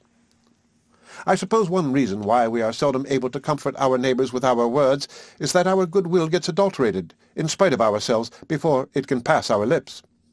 We can send black puddings and pettitoes without giving them a flavour of our own egoism, but language is a stream that is almost sure to smack of a mingled soil. There was a fair production of kindness in Raveloe, but it was often of a beery and bungling sort, and took the shape least allied to the complimentary and hypocritical. Mr. Macy, for example, coming one evening expressly to let Silas know that recent events had given him the advantage of standing more favourably in the opinion of a man whose judgment was not formed lightly, opened the conversation by saying, as soon as he had seated himself and adjusted his thumbs, "Come, Master Marner, why, you've no call to sit a-moaning. You're a deal better off to ha' lost your money, nor to ha' kept it by foul means. I used to think when you first came into these parts as you were no better nor you should be. You were younger a deal than what you are now, but you're always a staring, white-faced creature, partly like a bald-faced calf, as I may say. But there's no knowing. It isn't every queer-looked thing as old Harry's had the making of, I mean, speaking of toads and such, for they're often harmless-like and useful against vermin. And it's pretty much the same with you, as fur as I can see. Though as to the yarbs and stuff to cure the breathing, if you brought that sort of knowledge from distant parts, you might have been a bit freer of it. And if the knowledge wasn't well come by, why, you might have made up for it by coming to church reg'lar. For, as for the children, as the wise woman charmed, I've been at the christening of 'em again and again, and they took the water just as well. And that's reasonable, for if old Harry's a mind to do a bit of kindness for a holiday, like, who's got anything against it? That's my thinking, and I've been clerk of this parish 40 year, and I know when the parson and me does the cussin' of a Ash Wednesday, there's no cussin' of folks as have a mind to be cured without a doctor, let Kimball say what he will. And so, Master Marner, as I was saying, for there's windings of things as they may carry you to the fur end of the prayer-book afore you get back to 'em, my advice is, as you keep up your sperrits, for as for thinking you're a deep un and ha' got more inside you nor'll bear daylight, I'm not of that opinion at all, and so I tell the neighbours. For, says I, you talk of Master Marner making out a tale, why, it's nonsense. That is, it'd take a cute man to make a tale like that. And, says I, he looked as scared as a rabbit." During this discursive address, Silas had continued motionless in his previous attitude, leaning his elbows on his knees and pressing his hands against his head. Mr. Macy, not doubting that he had been listened to, paused in the expectation of some appreciatory reply. But Marner remained silent. He had a sense that the old man meant to be good-natured and neighbourly, but the kindness fell on him as sunshine falls on the wretched. He had no heart to taste it, and felt that it was very far off him. "Come, Master Marner, have you got nothing to say to that?" said Mr. Macy at last, with a slight accent of impatience. "Oh," said Marner, slowly shaking his head between his hands. "I thank you, kindly." Aye, to be sure, I thought you would," said Mr. Macy, "and my advice is, have you got a Sunday suit?" "No," said Marner. "I doubted it was so," said Mr. Macy. "Now, let me advise you to get a Sunday suit. Now there's Tukey. He's a poor creature, but he's got my tailoring business and some of my money in it, and he shall make a suit at a low price and give you trust, and then you can come to church and be a bit neighbourly. Why, you've never heard me say amen since you came into these parts, and I recommend you to lose no time, for it'll be poor work when Tukey has it all to himself, for I mayn't be equal to stand to the desk at all come another winter." Here Mr. Macey paused, perhaps expecting some sign of emotion in his hearer, but not observing any, he went on, "And as for the money for the suit of clothes, why, you get a matter of £1 a week at your weaving, Master Marner, and you're a young man, for all you look so mushed. Why, you couldn't have been 25 when you came into these parts, Silas started a little at the change to a questioning tone, and answered mildly, "I don't know. I can't rightly say. It's been a long while since." After receiving such an answer as this, it is not surprising that Mr. Macey observed later on in the evening at the Rainbow that Marner's head was all of a muddle, and that it was to be doubted if he ever knew when Sunday came round, which showed him a worse heathen than many a dog. Another of Silas's comforters, besides Mr. Macey, came to him with a mind highly charged on the same topic. This was Mrs. Winthrop, the wheelwright's wife. The inhabitants of Raveloe were not severely regular in their church-going, and perhaps there was hardly a person in the parish who would not have held that to go to church every Sunday in the calendar would have shown a greedy desire to stand well with heaven and get an undue advantage over their neighbours, a wish to be better than the common run, that would have implied a reflection on those who had had godfathers and godmothers as well as themselves, and had an equal right to the burying service. At the same time, it was understood to be requisite for all who were not household servants or young men to take the sacrament at one of the great festivals. Squire Cass himself took it on Christmas Day, while those who were held to be good livers went to church with greater, though still with moderate frequency. Mrs. Winthrop was one of these. She was in all respects a woman of scrupulous conscience, so eager for duties that light seemed to offer them too scantily unless she rose at 4:30. Though this threw a scarcity of work over the more advanced hours of the morning, which it was a constant problem with her to remove. Yet she had not the vixenish temper which is sometimes supposed to be a necessary condition of such habits. She was a very mild, patient woman, whose nature it was to seek out all the sadder and more serious elements of life, and pasture her mind upon them. She was the person always first thought of in Raveloe when there was illness or death in a family, when leeches were to be applied, or there was a sudden disappointment in a monthly nurse. She was a comfortable woman, good-looking, fresh-complexioned, having her lips always slightly screwed as if she felt herself in a sick-room with the doctor or the clergyman present. But she was never whimpering. No one had seen her shed tears. She was simply grave and inclined to shake her head and sigh, almost imperceptibly, like a funereal mourner who is not a relation.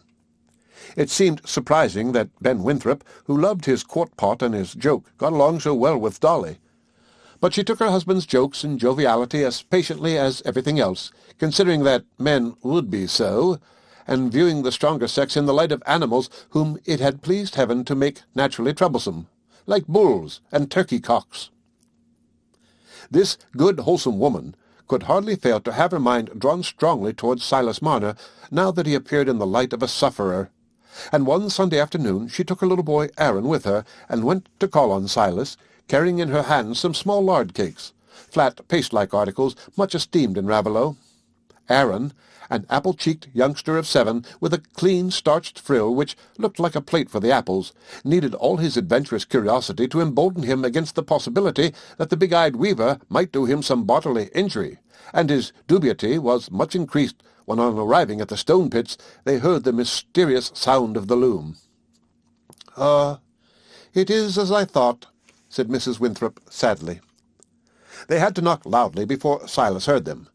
But when he did come to the door, he showed no impatience, as he would once have done at a visit that had been unasked for and unexpected.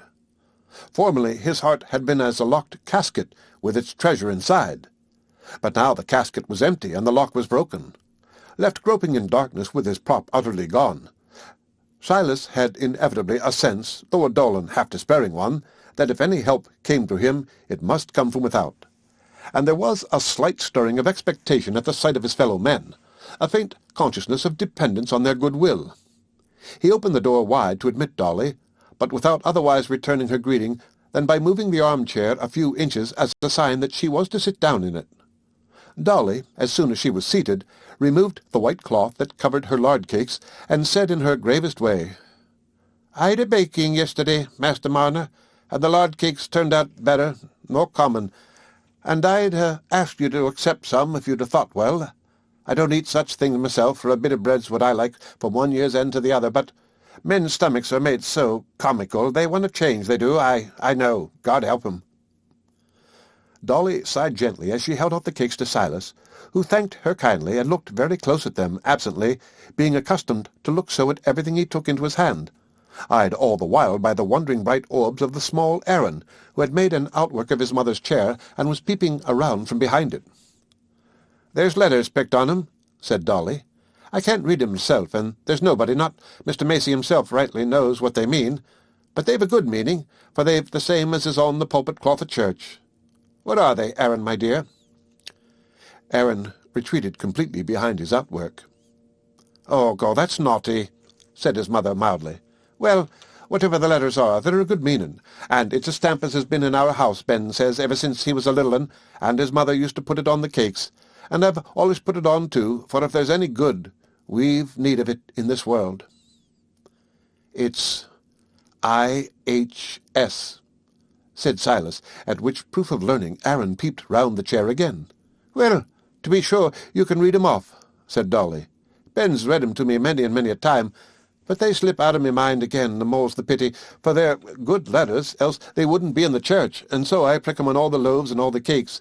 There's sometimes they won't hold because of the rising, for, as I said, if there's any good to be got, we need of it in this world, that we have, and I hope they'll bring good to you, Master Marner, for it's with that will I brought you the cakes, and you see the letters have held better nor common." Silas was as unable to interpret the letters as Dolly, but there was no possibility of misunderstanding the desire to give comfort that made itself heard in her quiet tones. He said, with more feeling than before, Thank you kindly," but he laid down the cakes and seated himself, absently, drearily unconscious of any distinct benefit toward which the cakes and the letters, or even Dolly's kindness, could tend for him.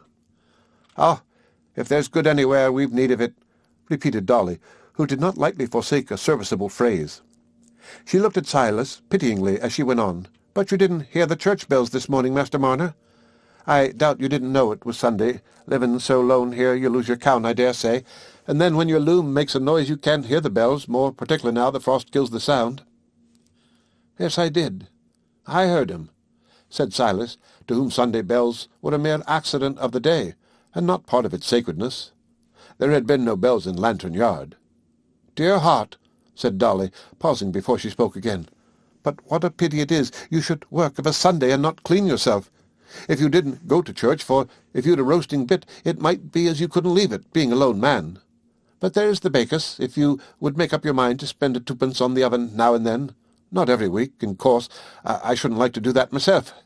You might carry your bit of dinner there, for it's nothing but right to have a bit of summat hot of a Sunday, and not to make it as you can't know your dinner from Saturday. But now, upon Christmas Day, this blessed Christmas as is ever coming, if you was to take your dinner to the bakers, and go to church, and see the holly in the yew, and hear the anthem, and then take the sacrament, you'd be a deal the better, and you know which end you stood on, and you could put your trust to them as knows better nor we do, seeing you'd ha' done what it lies on us all to do." Dolly's exhortation, which was an unusually long effort of speech for her, was uttered in the soothing, persuasive tone with which she would have tried to prevail on a sick man to take his medicine, or a basin of gruel for which he had no appetite. Silas had never before been closely urged on the point of his absence from church, which had only been thought of as a part of his general queerness, and he was too direct and simple to evade Dolly's appeal. "Nay, nay," he said, "I know nothing of church. I've never been to church." "No," said Dolly, in a low tone of wonderment.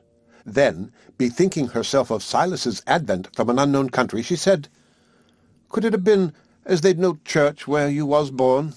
"Oh, yes," said Silas meditatively, sitting in his usual posture of leaning on his knees and supporting his head. "There was churches, a many. It was a big town. but I knew nothing of 'em. I went to chapel." Dolly was much puzzled at this new word, but she was rather afraid of inquiring further, lest chapel might mean some haunt of wickedness. After a little thought she said, "Well, Master Marner, it's never too late to turn over a new leaf, and if you've never had no church, there's no telling the good it'll do you. For I feel so set up and comfortable as never was when I've heard the prayers and the singing to the praise and glory of God as Mr. Macy gives out, and Mr. Crackenthorpe saying good words, and more particular on Sacrament Day. And if a bit of trouble comes, I feel as I can put up with it, for I've looked for help with the right quarter, and given myself up to them as we must all give ourselves up to at the last, and if we'n done our part. It isn't to be believed as them as are above us will be worse nor we are, and come short of their'n." Poor Dolly's exposition of her simple Raveloe theology fell rather unmeaningly on Silas's ears, for there was no word in it that could rouse a memory of what he had known as religion, and his comprehension was quite baffled by the plural pronoun, which was no heresy of Dolly's, but only her way of avoiding a presumptuous familiarity. He remained silent, not feeling inclined to assent to the part of Dolly's speech which he fully understood, her recommendation that he should go to church. Indeed, Silas was so unaccustomed to talk beyond the brief questions and answers necessary for the transaction of a simple business, that words did not easily come to him without the urgency of a distinct purpose. But now, little Aaron, having become used to the weaver's awful presence, had advanced to his mother's side, and Silas, seeming to notice him for the first time, tried to return Dolly's signs of goodwill by offering the lad a bit of lard cake. Aaron shrank back a little and rubbed his head against his mother's shoulder, but still thought the piece of cake worth the risk of putting his hand out for it. "Oh, for shame, Aaron," said his mother, taking him on her lap, however. "Why, you don't want cake again yet awhile. He's wonderful hearty," she went on, with a little sigh. "That he is, God knows. He's my youngest, and we spoil him sadly, for either me or the father must always have him in our sight, that we must." She stroked Aaron's brown head, and thought it must do Master Marner good to see such a picture of a child. But Marner, on the other side of the hearth, saw the neat-featured rosy face as a mere dim round with 2 dark spots in it. "And he's got a voice like a bird, you wouldn't think," Dolly went on. "He can sing a Christmas carol as his father's taught him, and I take it for a token as he'll come to good, as he can learn the good tune so quick. Come, Aaron, stand up and sing the carol to Master Marner. Come." Aaron replied by rubbing his forehead against his mother's shoulder. "Oh, that's naughty," said Dolly gently. "Stand up when Mother tells you, and let me hold the cake till you've done." Aaron was not indisposed to display his talents, even to an ogre, under protecting circumstances, and after a few more signs of coyness, consisting chiefly in rubbing the backs of his hands over his eyes, and then peeping between them at Master Marner to see if he looked anxious for the carol, he at length allowed his head to be duly adjusted, and standing behind the table, which let him appear above it only as far as his broad frill, so that he looked like a cherubic head untroubled with a body, he began with a clear chirp, and in a melody that had the rhythm of an industrious hammer. "God rest you, merry gentlemen, let nothing you dismay, for Jesus Christ our Saviour was born on Christmas Day." Dolly listened with a devout look, glancing at Marner in some confidence that this strain would help to allure him to church. "That's Christmas music," she said, when Aaron had ended, and had secured his piece of cake again.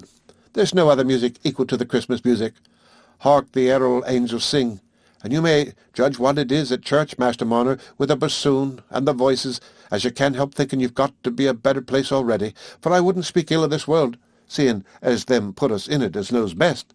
But what with the drink, and the quarrelling, and the bad illnesses, and the hard dying, as I've seen, times and times, one's thankful to hear of a better. The boy sings pretty, don't he, Master Marner?" "Yes," said Silas absently. "Very pretty." The Christmas carol, with its hammer-like rhythm, had fallen on his ears as strange music, quite unlike a hymn, and could have none of the effect Dolly contemplated. But he wanted to show her that he was grateful, and the only mode that occurred to him was to offer Aaron a bit more cake. "Oh, no, thank you, Master Marner," said Dolly, holding down Aaron's willing hands. "We must be going home now, and so I wish you good-bye, Master Marner, and if you ever feel anyways bad in your inside as you can't fend for yourself, I'll come and clean up for you, and get you a bit of victual and willin'. But I beg and pray of you to leave off weaving of a Sunday, for it's bad for soul and body, and the money as comes i' that way'll be a bad bed to lie down on at the last, if it doesn't fly away, nobody knows where, like the white frost. And you'll excuse me being that free with you, Master Marner, for I wish you well. I do." "Make your bow, Aaron." Silas said good-bye, and thank you kindly, as he opened the door for Dolly. But he couldn't help feeling relieved when she was gone, relieved that he might weave again and moan at his ease. A simple view of life and its comforts by which she had tried to cheer him was only like a report of unknown objects which his imagination could not fashion. The fountains of human love and of faith in a divine love had not yet been unlocked, and his soul was still the shrunken rivulet, with only this difference, that its little groove of sand was blocked up, and it wandered confusedly against dark obstruction. And so, notwithstanding the honest persuasions of Mr. Macy and Dolly Winthrop, Silas spent his Christmas day in loneliness, eating his meat in sadness of heart, though the meat had come to him as a neighbourly present. In the morning he looked out on the black frost that seemed to press cruelly on every blade of grass, while the half-icy red pool shivered under the bitter wind. But towards evening the snow began to fall, and curtained from him even that dreary outlook, shutting him close up with his narrow grief.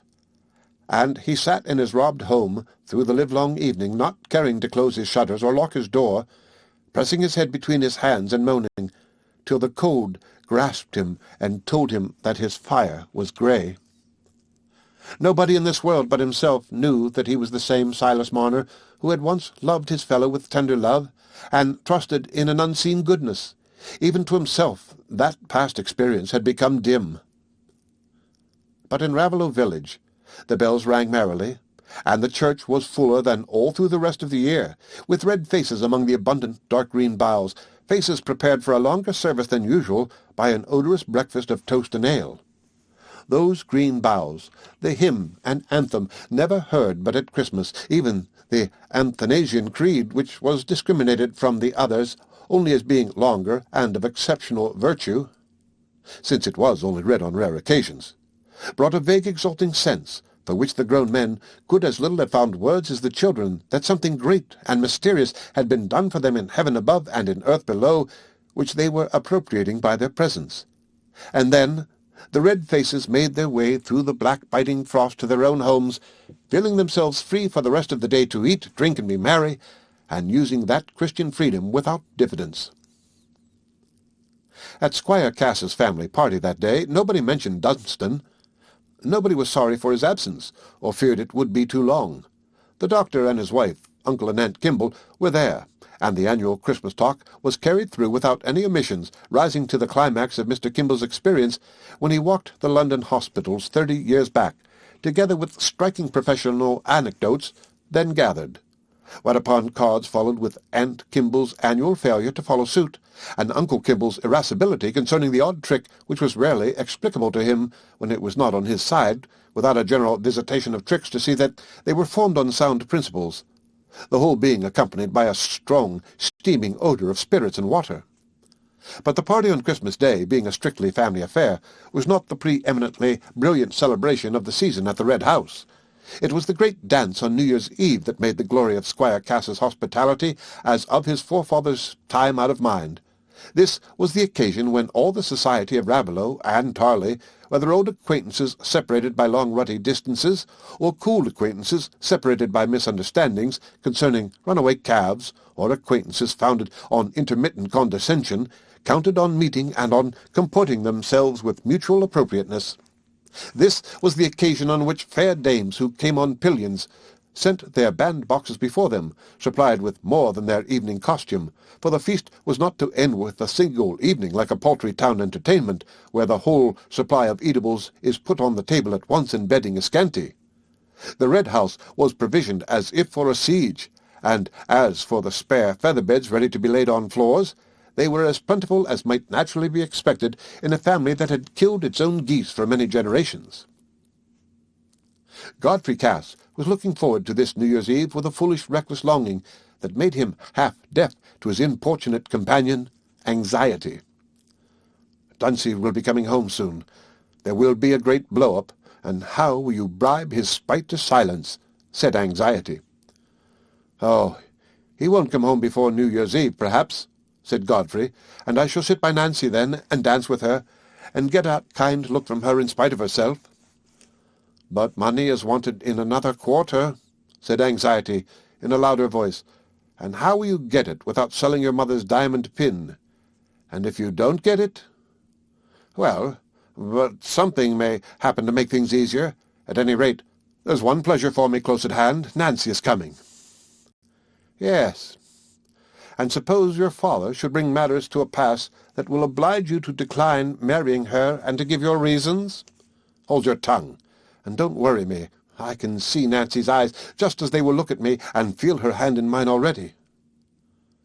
But anxiety went on, though in noisy Christmas company, refusing to be utterly quieted even by much drinking. The end of Part 1, Chapter 10 of Silas Marner by George Eliot.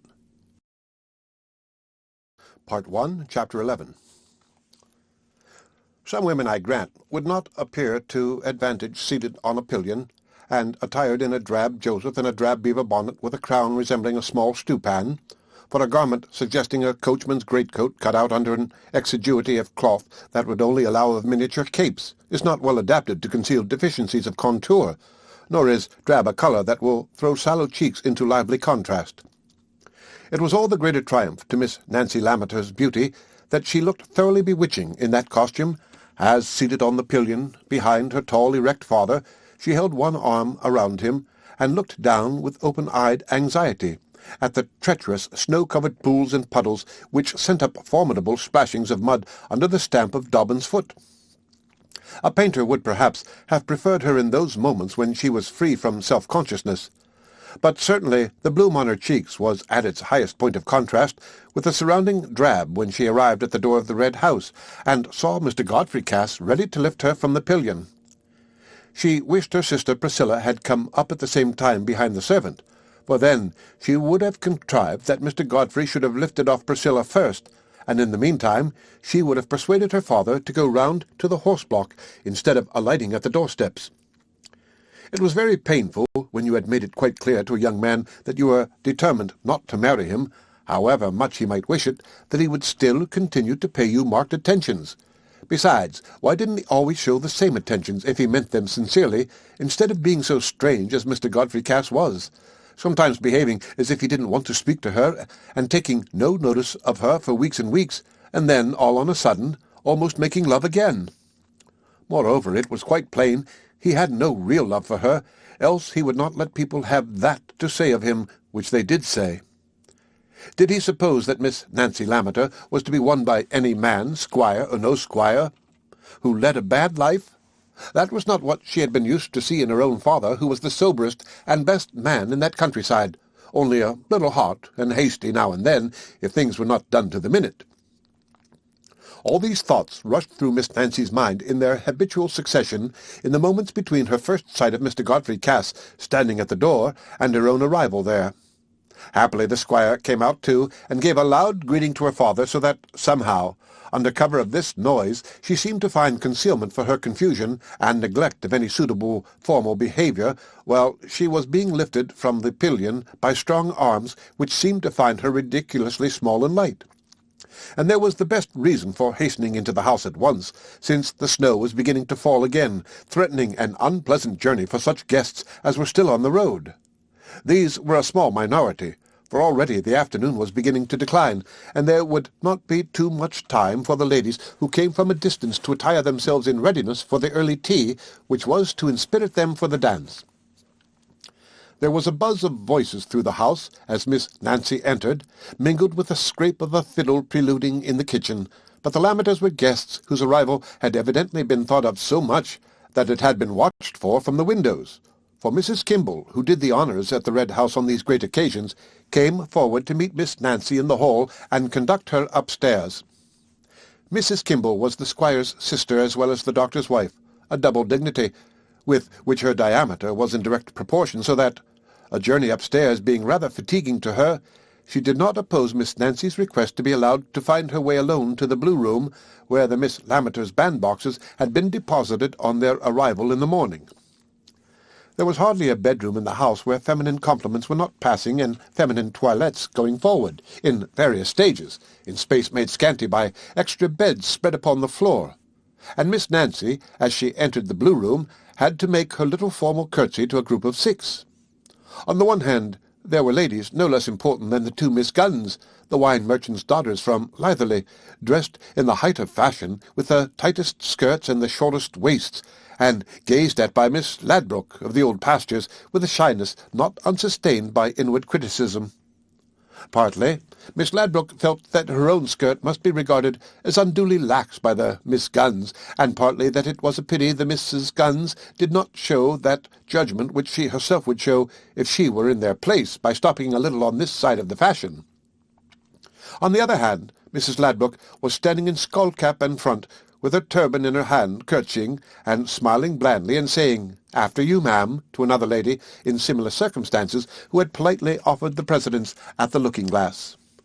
But Miss Nancy had no sooner made her curtsy than an elderly lady came forward, whose full white muslin kerchief and mob-cap round her curls of smooth grey hair were in daring contrast with the puffed yellow satins and top-knotted caps of her neighbours. She approached Miss Nancy with much primness, and said with a slow, tremble suavity, "Niece, I hope I see you well in health." Miss Nancy kissed her aunt's cheek dutifully, and answered with the same sort of amiable primness, "Quite well, I thank you, aunt, and I hope I see you the same." "Thank you, niece. I keep my health for the present. And how is my brother-in-law?" These dutiful questions and answers were continued until it was ascertained in detail that the Lammeters were all as well as usual, and the Osgoods likewise, also that niece Priscilla must certainly arrive shortly, and that travelling on pillions in snowy weather was unpleasant, though a Joseph was a great protection. Then Nancy was formally introduced to her aunt's visitors, the Miss Guns, as being the daughters of a mother known to their mother, though now for the first time induced to make a journey into these parts. And these ladies were so taken by surprise at finding such a lovely face and figure in an out-of-the-way country place, that they began to feel some curiosity about the dress she would put on when she took off her Joseph. Miss Nancy, whose thoughts were always conducted with the propriety and moderation conspicuous in her manners, remarked to herself that the Miss Guns were rather hard-featured than otherwise, and that such very low dresses as they wore might have been attributed to vanity if their shoulders had been pretty, but that, being as they were, it was not reasonable to suppose that they showed their necks from a love of display, but rather from some obligation not inconsistent with sense and modesty. She felt convinced, as she opened her box, that this must be her Aunt Osgood's opinion, for Miss Nancy's mind resembled her aunt's to a degree that everybody said was surprising, considering the kinship was on Mr. Osgood's side, and though you might not have supposed it from the formality of their greeting, there was a devoted attachment and mutual admiration between aunt and niece.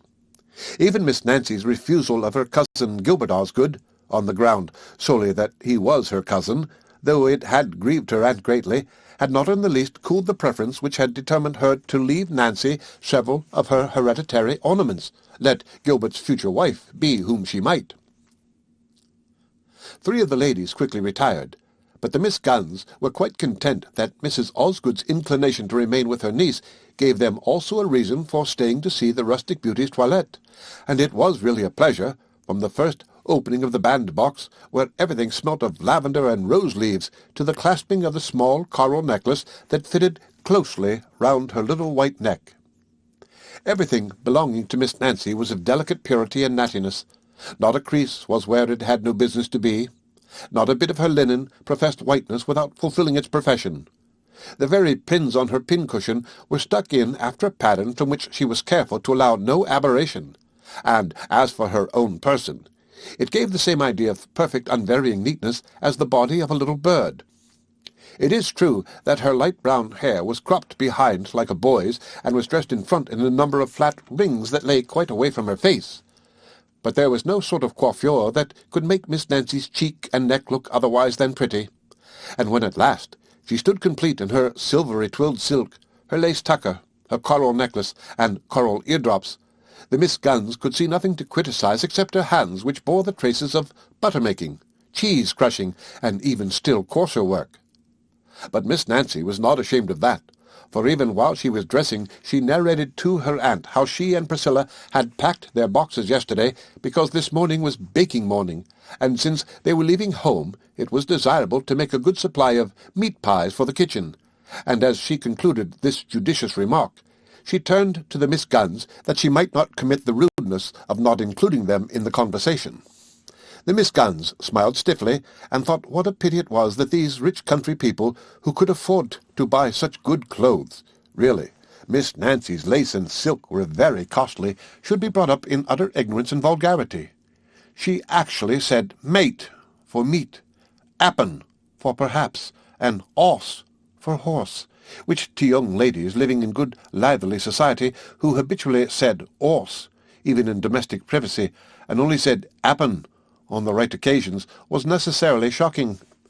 Miss Nancy, indeed, had never been to any school higher than Dame Tedman's.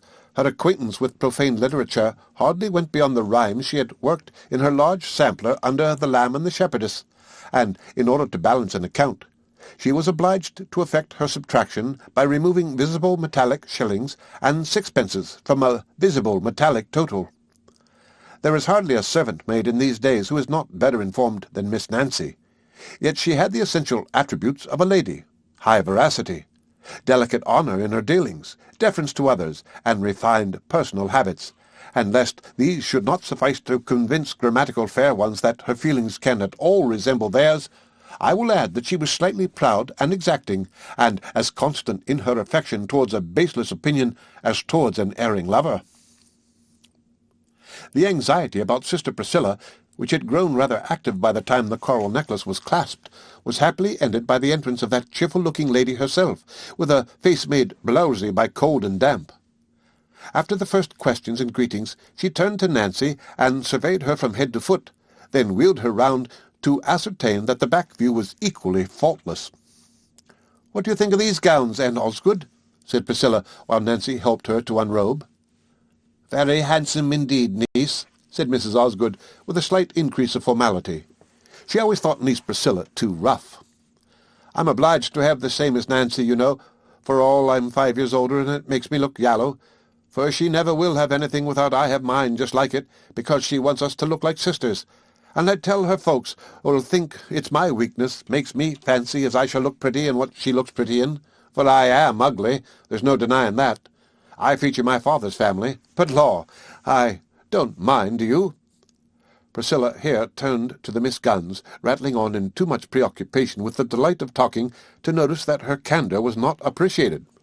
"The pretty uns do for fly-catchers. They keep the men off us. I've no opinion of the men, Miss Gunn. I don't know what you have, and as for fretting and stewing about what they'll think of you from morning till night, and making your life uneasy about what they're doing when they're out of your sight, as I tell Nancy, it's a folly no woman need be guilty of, if she's got a good father and a good home.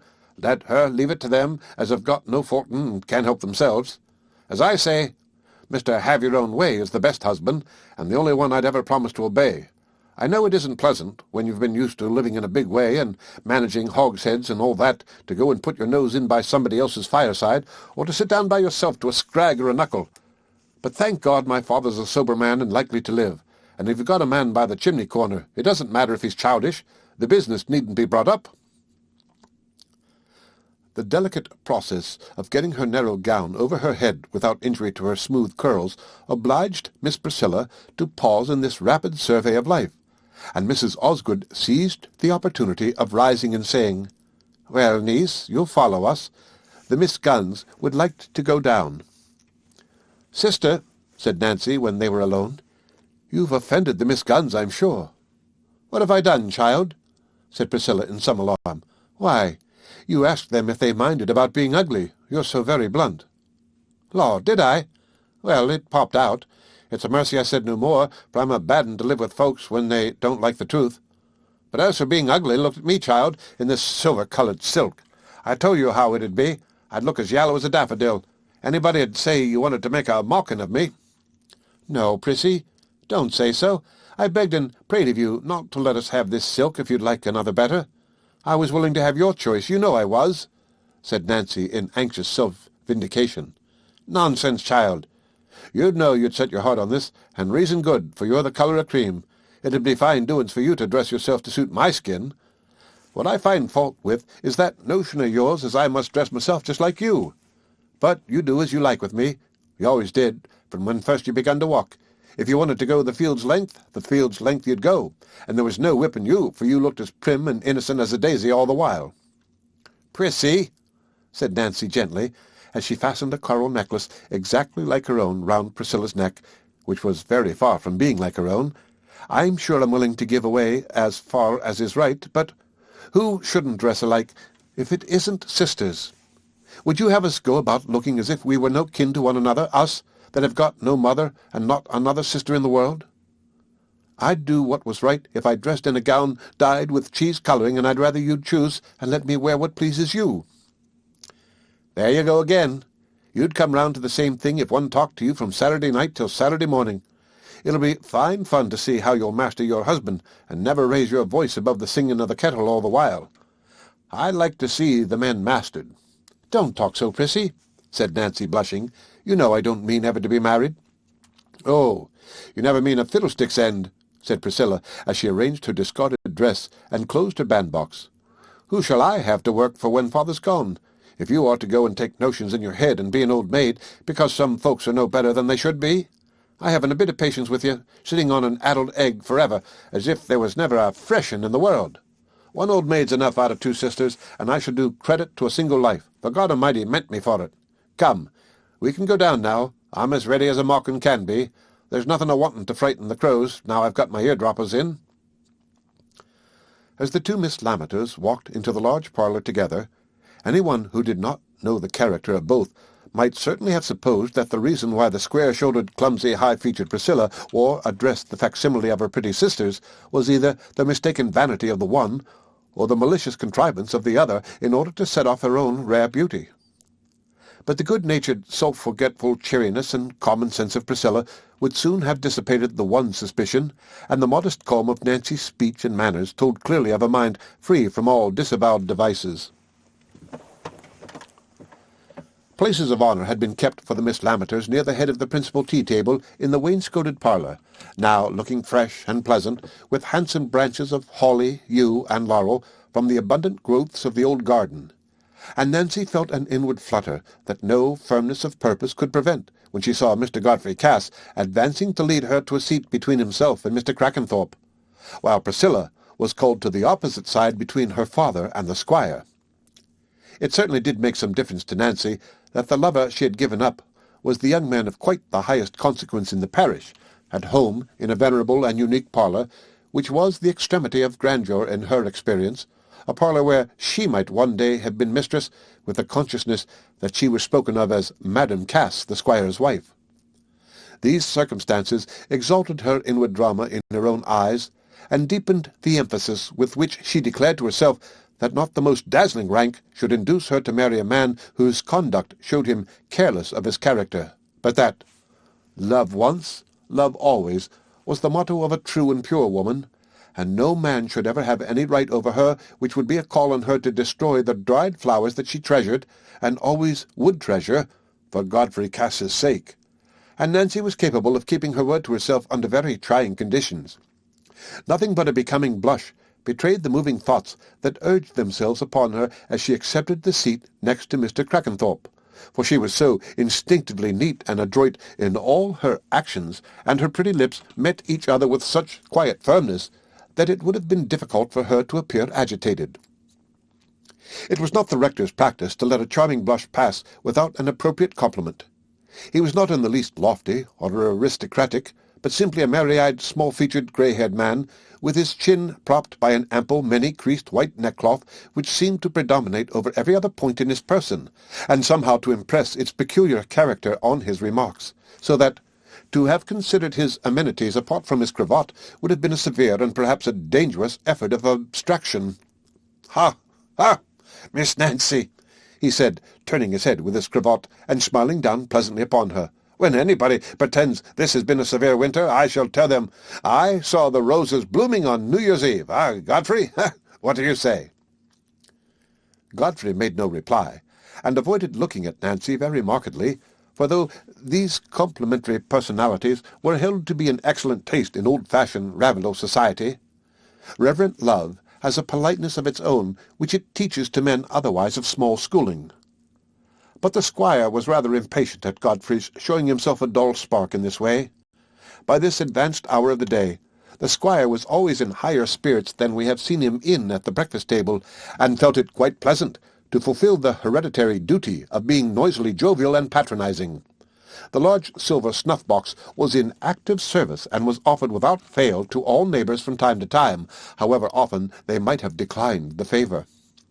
At present, the squire had only given an express welcome to the heads of families as they appeared, but always, as the evening deepened, his hospitality rayed out more widely, till he had tapped the youngest guests on the back, and shown a peculiar fondness for their presence, in the full belief that they must feel their lives made happy by their belonging to a parish where there was such a hearty man as Squire Cass to invite them and wish them well. Even in this early stage of the jovial mood, it was natural that he should wish to supply his son's deficiencies by looking and speaking for him.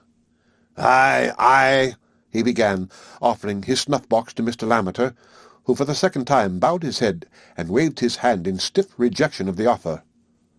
"Us old fellows may wish ourselves young tonight when we see the mistletoe bough in the white parlour. It's true most things are gone backward in these last 30 years. The country's going down since the old king fell ill. But when I look at Miss Nancy here, I begin to think the lasses keep up their quality. Ding me if I remember a sample to match her. Not when I was a fine young fellow and thought a deal about my pigtail. No offence to you, madam," he added, bending to Mrs. Crackenthorpe, who sat by him. "I didn't know you when you were as young as Miss Nancy here." Mrs. Crackenthorpe, a small blinking woman who fidgeted incessantly with her lace, ribbons, and gold chain, turning her head about and making subdued noises very much like a guinea pig that twitches its nose and soliloquizes in all company indiscriminately, now blinked and fidgeted towards the squire and said, "Oh, no offence."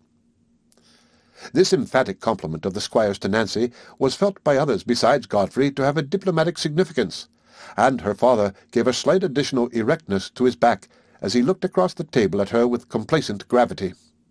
That grave and orderly senior was not going to bate a jot of his dignity by seeming elated at the notion of a match between his family and the squire's. He was gratified by any honour paid to his daughter, but he must see an alteration in several ways before his consent would be vouchsafed. His spare but healthy person, and high-featured firm face that looked as if it had never been flushed by excess, was in strong contrast not only with the squire's, but with the appearance of the Raveloe farmers generally, in accordance with a favourite saying of his own, that breed was stronger than pasture. "Miss Nancy's wonderful, like what her mother was, though, isn't she, Kimble?" said the stout lady of that name, looking round for her husband. But Dr. Kimble, country apothecaries in old days enjoyed that title without authority of diploma, being a thin and agile man, was flitting about the room with his hands in his pockets, making himself agreeable to his feminine patients with medical impartiality, and being welcomed everywhere as a doctor by hereditary right.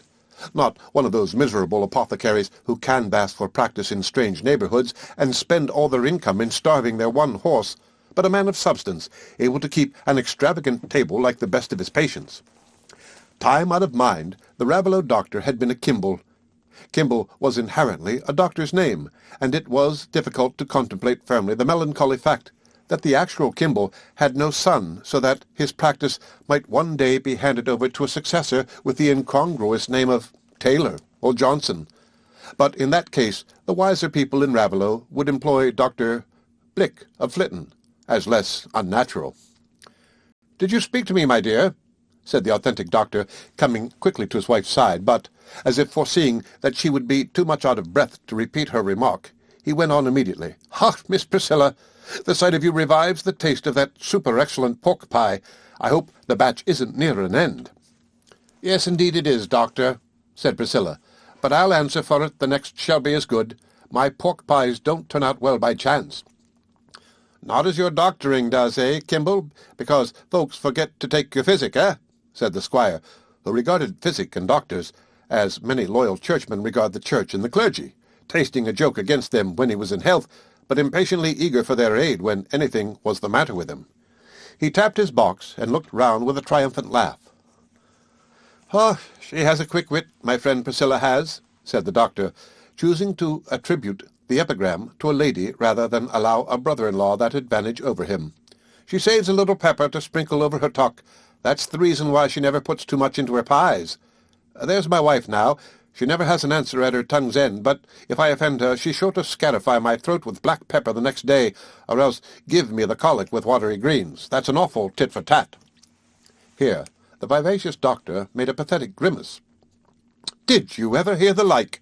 said Mrs. Kimball, laughing above her double chin, with much good humour aside to Mrs. Crackenthorpe, who blinked and nodded, and seemed to intend a smile which by the correlation of forces went off in small twitchings and noises. "I suppose that's the sort of tit-for-tat adopted in your profession, Kimball, if you've a grudge against a patient," said the rector. "Never do have a grudge against our patients," said Mr. Kimball, "except when they leave us, and then, you see, we haven't the chance of prescribing for 'em. Ha! Oh, Miss Nancy," he continued, suddenly skipping to Nancy's side, "you won't forget your promise. You ought to save a dance for me, you know." Come, Kimball, don't you be too forward," said the squire. "Give the young uns fair play. There's my son Godfrey'll be wanting to have a round with you if you run off with Miss Nancy. He's bespoke her for the first dance, I'll be bound, sir? What do you say?" He continued, throwing himself backward and looking at Godfrey. "Haven't you asked Miss Nancy to open the dance with you?" Godfrey, sorely uncomfortable under this significant insistence about Nancy, and afraid to think where it would end by the time his father had set his usual hospitable example of drinking before and after supper, saw no course open but to turn to Nancy and say with as little awkwardness as possible, "No, I've not asked her yet, but I hope she'll consent, if somebody else hasn't been before me." "No, I've not engaged myself," said Nancy, quietly, though blushingly.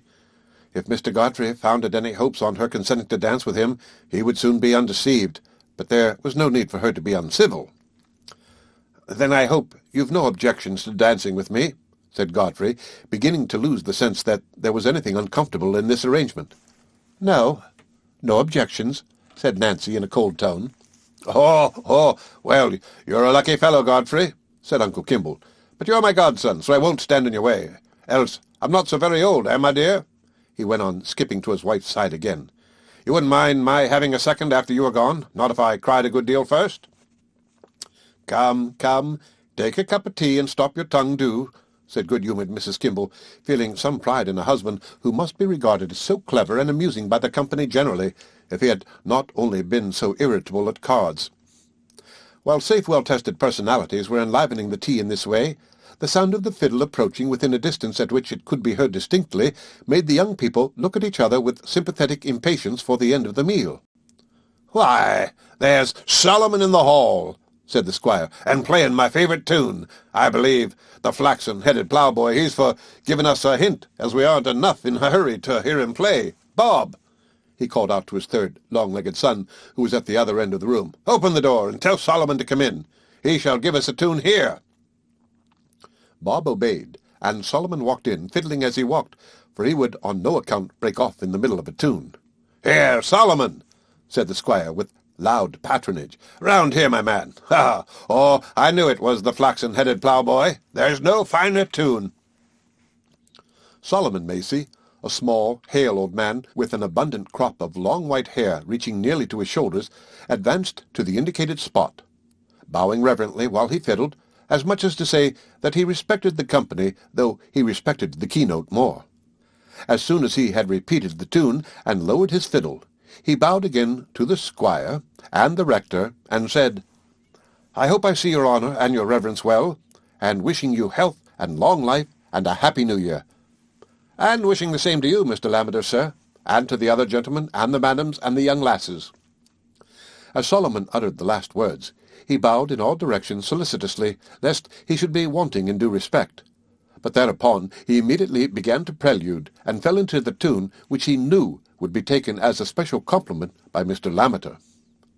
"Thank ye, Solomon, thank ye," said Mr. Lammeter, when the fiddle paused again. That's over the hills and far away, that is. My father used to say to me whenever we heard that tune, 'Oh, lad, I come from over the hills and far away.' There's many tunes I don't make head or tail of, but that speaks to me like the blackbird's whistle. I suppose it's the name. There's a deal in the name of a tune." But Solomon was already impatient to prelude again, and presently broke with much spirit into Sir Roger de Coverley, at which there was a sound of chairs pushed back and laughing voices. "Aye, aye, Solomon, we know what that means," said the squire, rising. "It's time to begin the dance, eh? Lead the way, then. We'll all follow you." So Solomon, holding his white head on one side and playing vigorously, marched forward at the head of the gay procession into the white parlour, where the mistletoe bough was hung, and multitudinous tallow candles made rather a brilliant effect, gleaming from among the buried holly boughs, and reflected in the old-fashioned oval mirrors fastened in the panels of the white wainscot. A quaint procession. Old Solomon, in his seedy clothes and long white locks, seemed to be luring that decent company by the magic scream of his fiddle, luring discreet matrons in turban-shaped caps. Nay, Mrs. Crackenthorpe herself, the summit of whose perpendicular feather was on a level with the squire's shoulder, luring fair lasses complacently conscious of very short waists and skirts blameless of front folds, luring burly fathers in large variegated waistcoats, and ruddy sons, for the most part shy and sheepish, in short nether garments and very long coat-tails.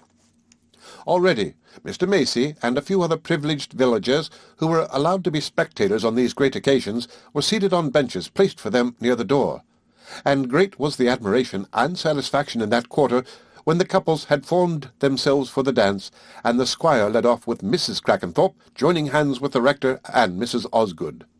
That was as it should be. That was what everybody had been used to, and the charter of Raveloe seemed to be renewed by the ceremony.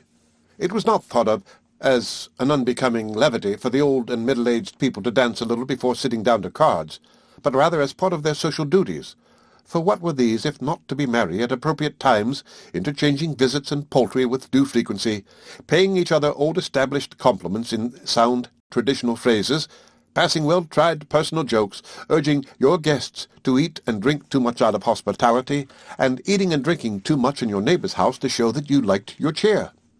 And the parson naturally set an example in these social duties, for it would not have been possible for the Raveloe mind, without a peculiar revelation, to know that a clergyman should be a pale-faced memento of solemnities instead of a reasonably faulty man whose exclusive authority to read prayers and preach, to christen, marry, and bury you, necessarily coexisted with the right to sell you the ground to be buried in, and to take tithe in kind, on which last point, of course, there was a little grumbling, but not to the extent of irreligion, not of deeper significance than the grumbling at the rain, which was by no means accompanied with a spirit of impious defiance, but with a desire that the prayer for fine weather might be read forthwith.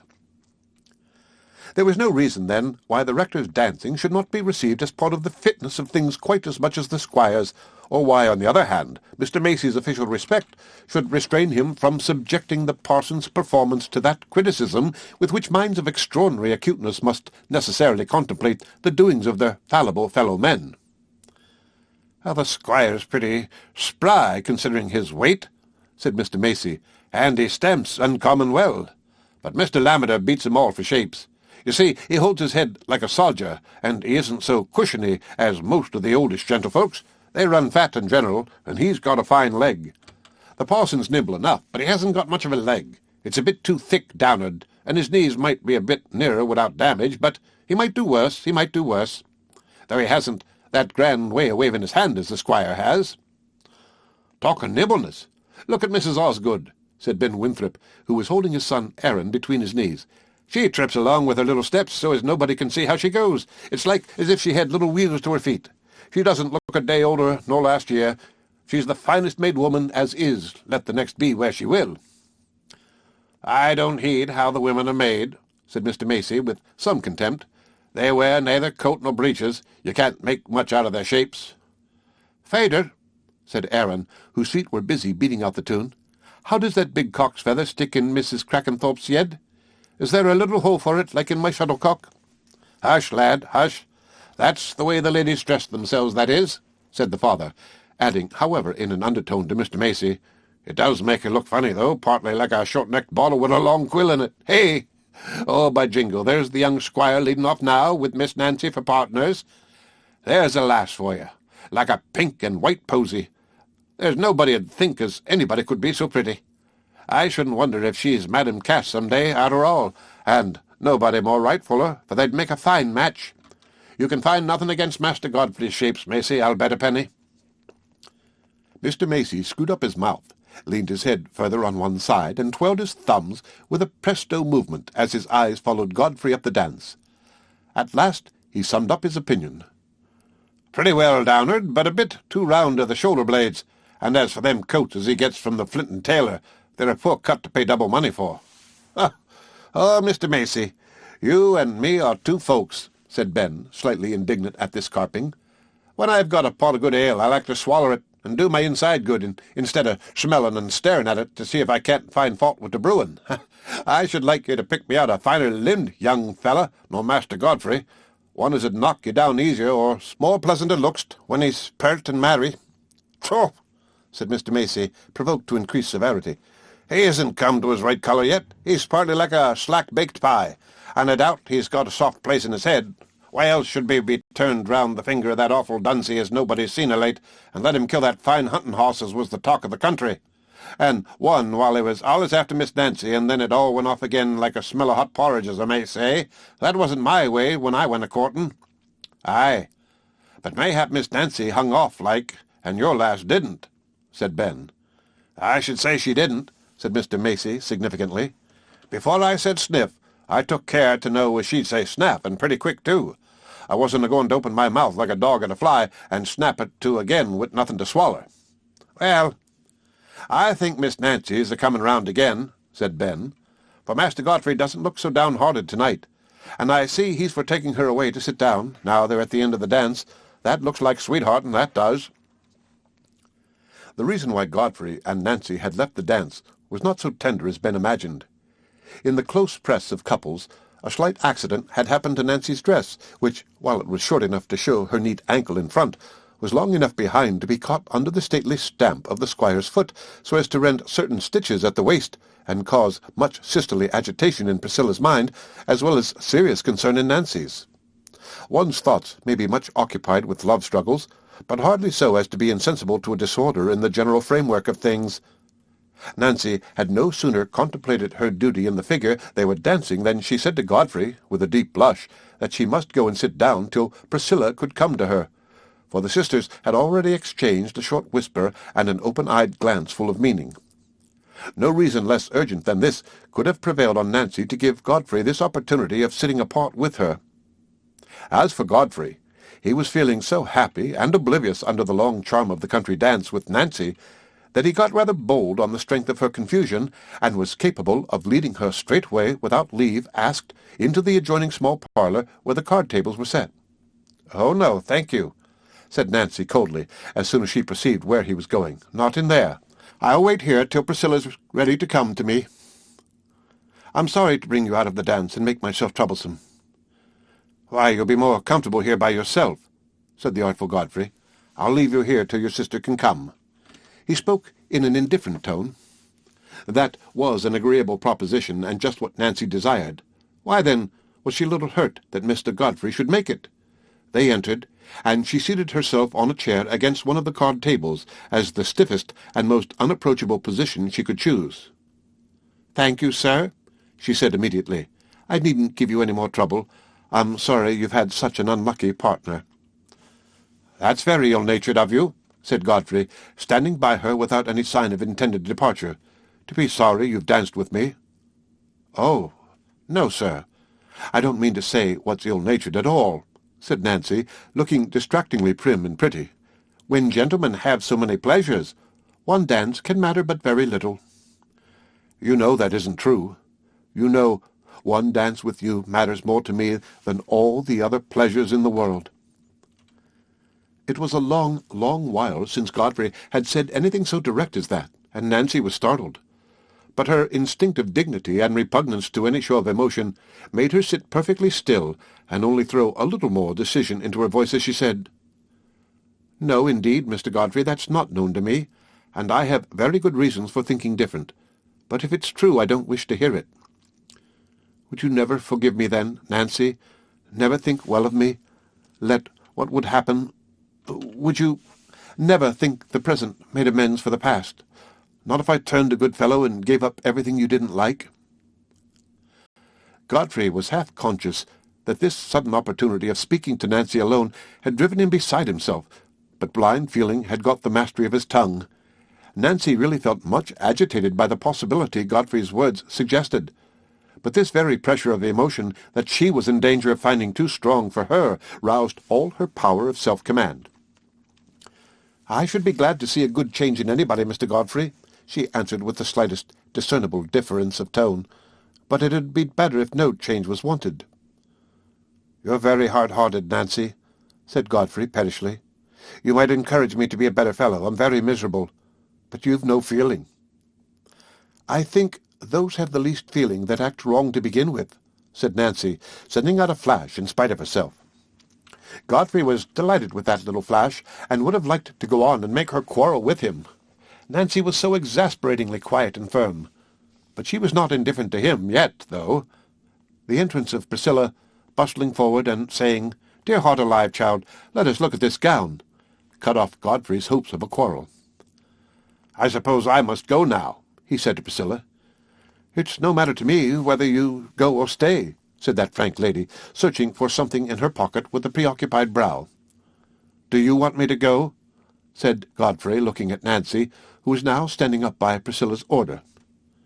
"As you like," said Nancy, trying to recover all her former coldness, and looking down carefully at the hem of her gown. "Then I like to stay," said Godfrey, with a reckless determination to get as much of this joy as he could tonight, and think nothing of the morrow. The end of Part 1, Chapter 11, of Silas Marner by George Eliot. Chapter 12. While Godfrey Cass was taking draughts of forgetfulness from the sweet presence of Nancy, willingly losing all sense of that hidden bond which at other moments galled and fretted him so as to mingle irritation with the very sunshine, Godfrey's wife was walking with slow, uncertain steps through the snow-covered Raveloe lanes, carrying her child in her arms. This journey on New Year's Eve was a premeditated act of vengeance which she had kept in her heart ever since Godfrey, in a fit of passion, had told her he would sooner die than acknowledge her as his wife. There would be a great party at the Red House on New Year's Eve, she knew. Her husband would be smiling and smiled upon, hiding her existence in the darkest corner of his heart. But she would mar his pleasure. She would go in her dingy rags, with her faded face, once as handsome as the best, with her little child that had its father's hair and eyes, and disclose herself to the squire as his eldest son's wife. It is seldom that the miserable can help regarding their misery as a wrong inflicted by those who are less miserable. Molly knew that the cause of her dingy rags was not her husband's neglect, but the demon opium, to whom she was enslaved, body and soul, except in the lingering mother's tenderness that refused to give him her hungry child.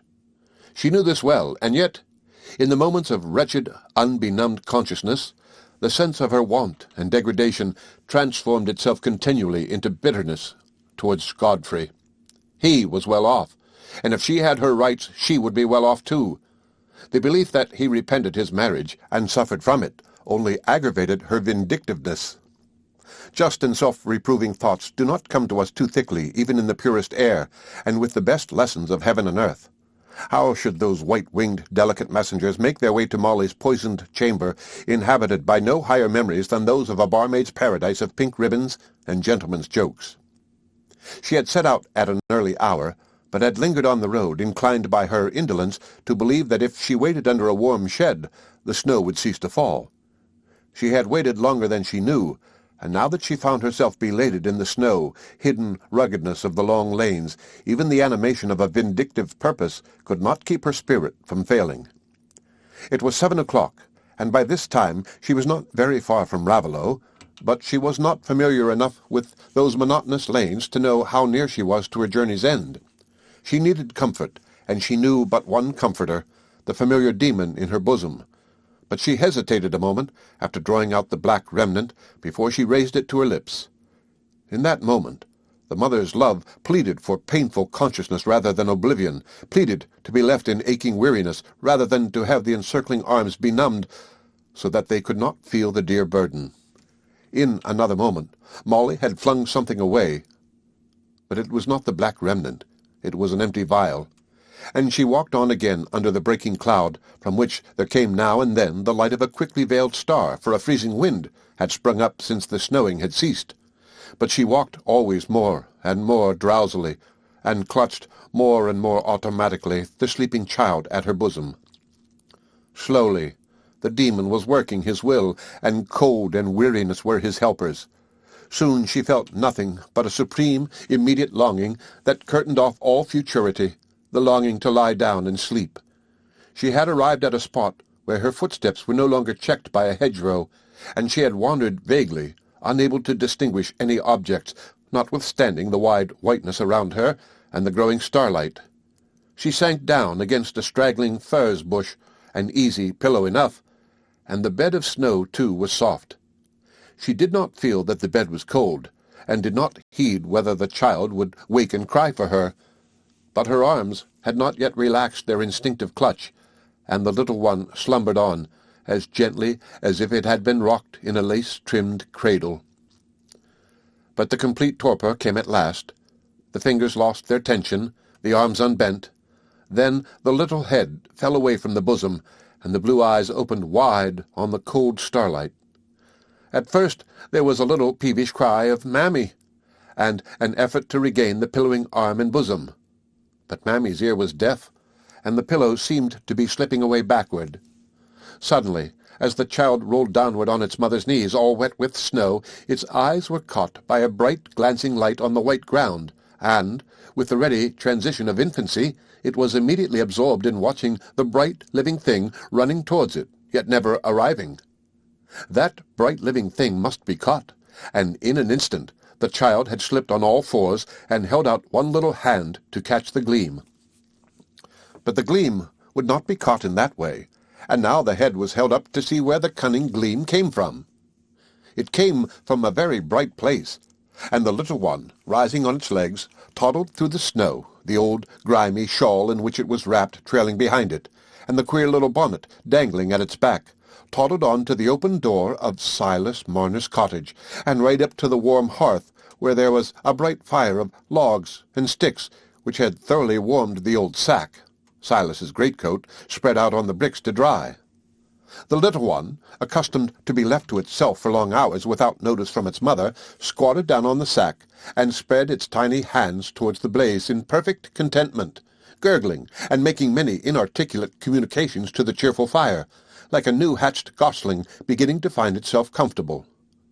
But presently the warmth had a lulling effect, and the little golden head sank down on the old sack, and the blue eyes were veiled by their delicate, half-transparent lids. But where was Silas Marner while this strange visitor had come to his hearth? He was in the cottage, but he did not see the child. During the last few weeks, since he had lost his money, he had contracted the habit of opening his door and looking out from time to time, as if he thought that his money might be somehow coming back to him, or that some trace, some news of it, might be mysteriously on the road, and be caught by the listening ear or the straining eye.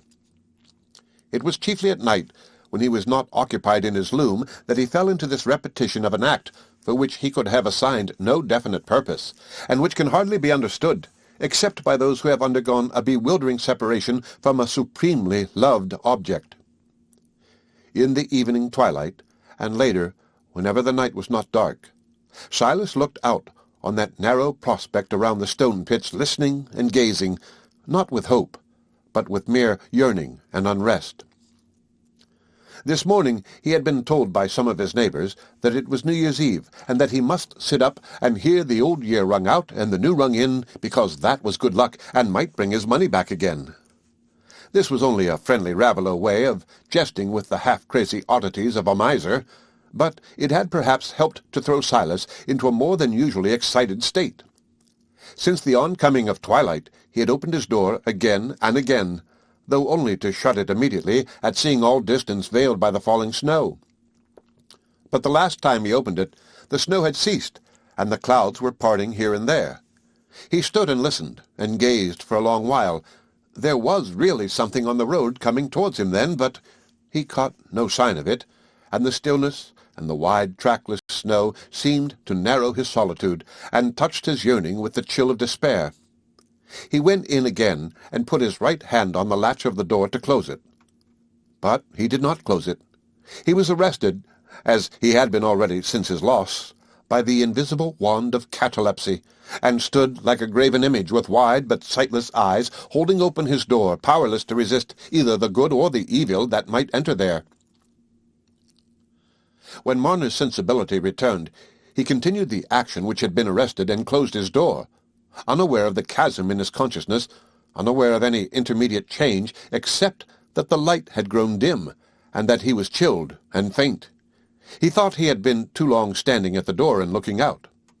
Turning towards the hearth, where the two logs had fallen apart, and sent forth only a red, uncertain glimmer, he seated himself on his fireside chair, and was stooping to push his logs together, when, to his blurred vision, it seemed as if there were gold on the floor in front of the hearth. Gold!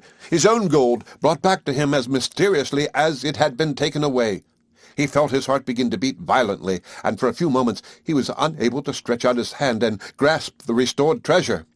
The heap of gold seemed to glow and get larger beneath his agitated gaze. He leaned forward at last and stretched forth his hand, but instead of the hard coin, with the familiar resisting outline, his fingers encountered soft, warm curls. In utter amazement, Silas fell on his knees and bent his head low to examine the marvel. It was a sleeping child, a round, fair thing with soft yellow rings all over its head. Could this be his little sister come back to him in a dream? His little sister, whom he had carried about in his arms for a year before she died when he was a small boy without shoes or stockings? That was the first thought that darted across Silas's blank wonderment. Was it a dream? He rose to his feet again, pushed his logs together, and throwing on some dried leaves and sticks raised a flame. But the flame did not disperse the vision. It only lit up more distinctly the little round form of the child and its shabby clothing.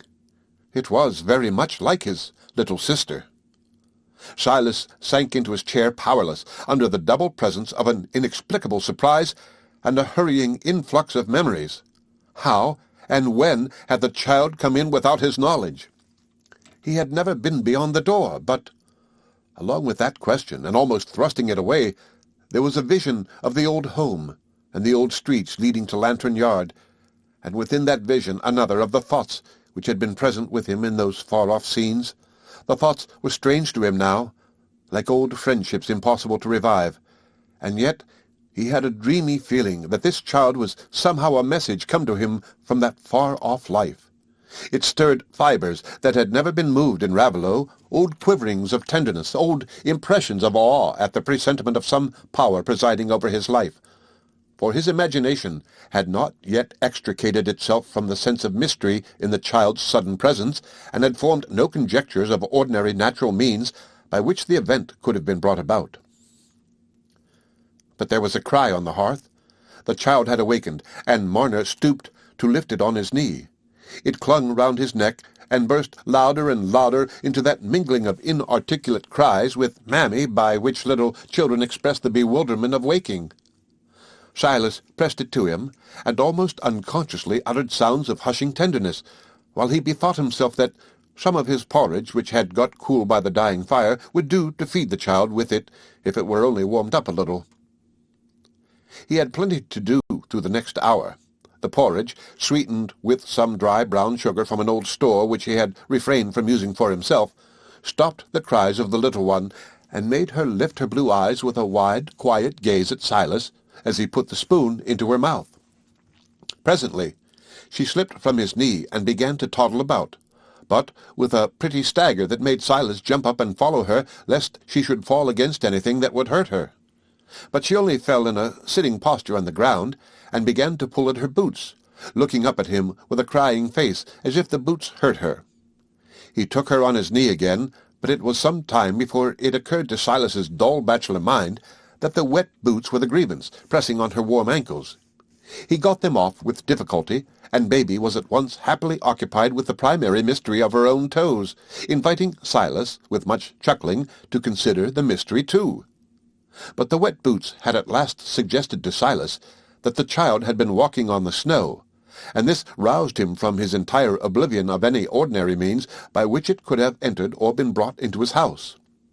Under the prompting of this new idea, and without waiting to form conjectures, he raised the child in his arms and went to the door. As soon as he had opened it, there was the cry of "Mammy" again, which Silas had not heard since the child's first hungry waking. Bending forward, he could just discern the marks made by the little feet on the virgin snow, and he followed their track to the furze bushes. "Mammy!" the little one cried again and again, stretching itself forward so as almost to escape from Silas's arms before he himself was aware that there was something more than the bush before him, that there was a human body, with a head sunk low in the furze and half covered with the shaken snow. At the end of Part 1, Chapter 12 of Silas Marner by George Eliot. Part 1, Chapter 13.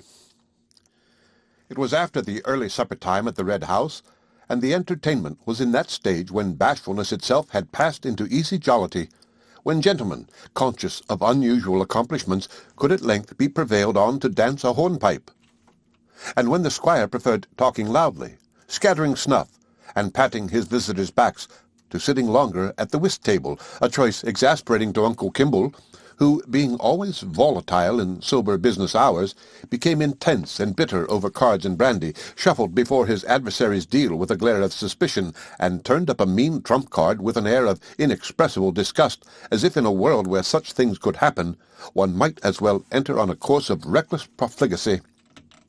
When the evening had advanced to this pitch of freedom and enjoyment, it was usual for the servants, the heavy duties of supper being well over, to get their share of amusement by coming to look on at the dancing, so that the back regions of the house were left in solitude. There were two doors by which the white parlour was entered from the hall, and they were both standing open for the sake of air, but the lower one was crowded with the servants and villagers, and only the upper doorway was left free. Bob Cass was figuring in a hornpipe, and his father, very proud of this lithe son whom he repeatedly declared to be just like himself in his young days, in a tone that implied this to be the very highest stamp of juvenile merit, was the centre of a group who had placed themselves opposite the performer not far from the upper door.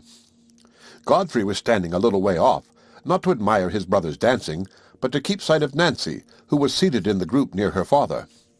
He stood aloof because he wished to avoid suggesting himself as a subject for the squire's fatherly jokes in connection with matrimony and Miss Nancy Lammeter's beauty, which were likely to become more and more explicit. But he had the prospect of dancing with her again when the hornpipe was concluded, and in the meanwhile it was very pleasant to get long glances at her quite unobserved.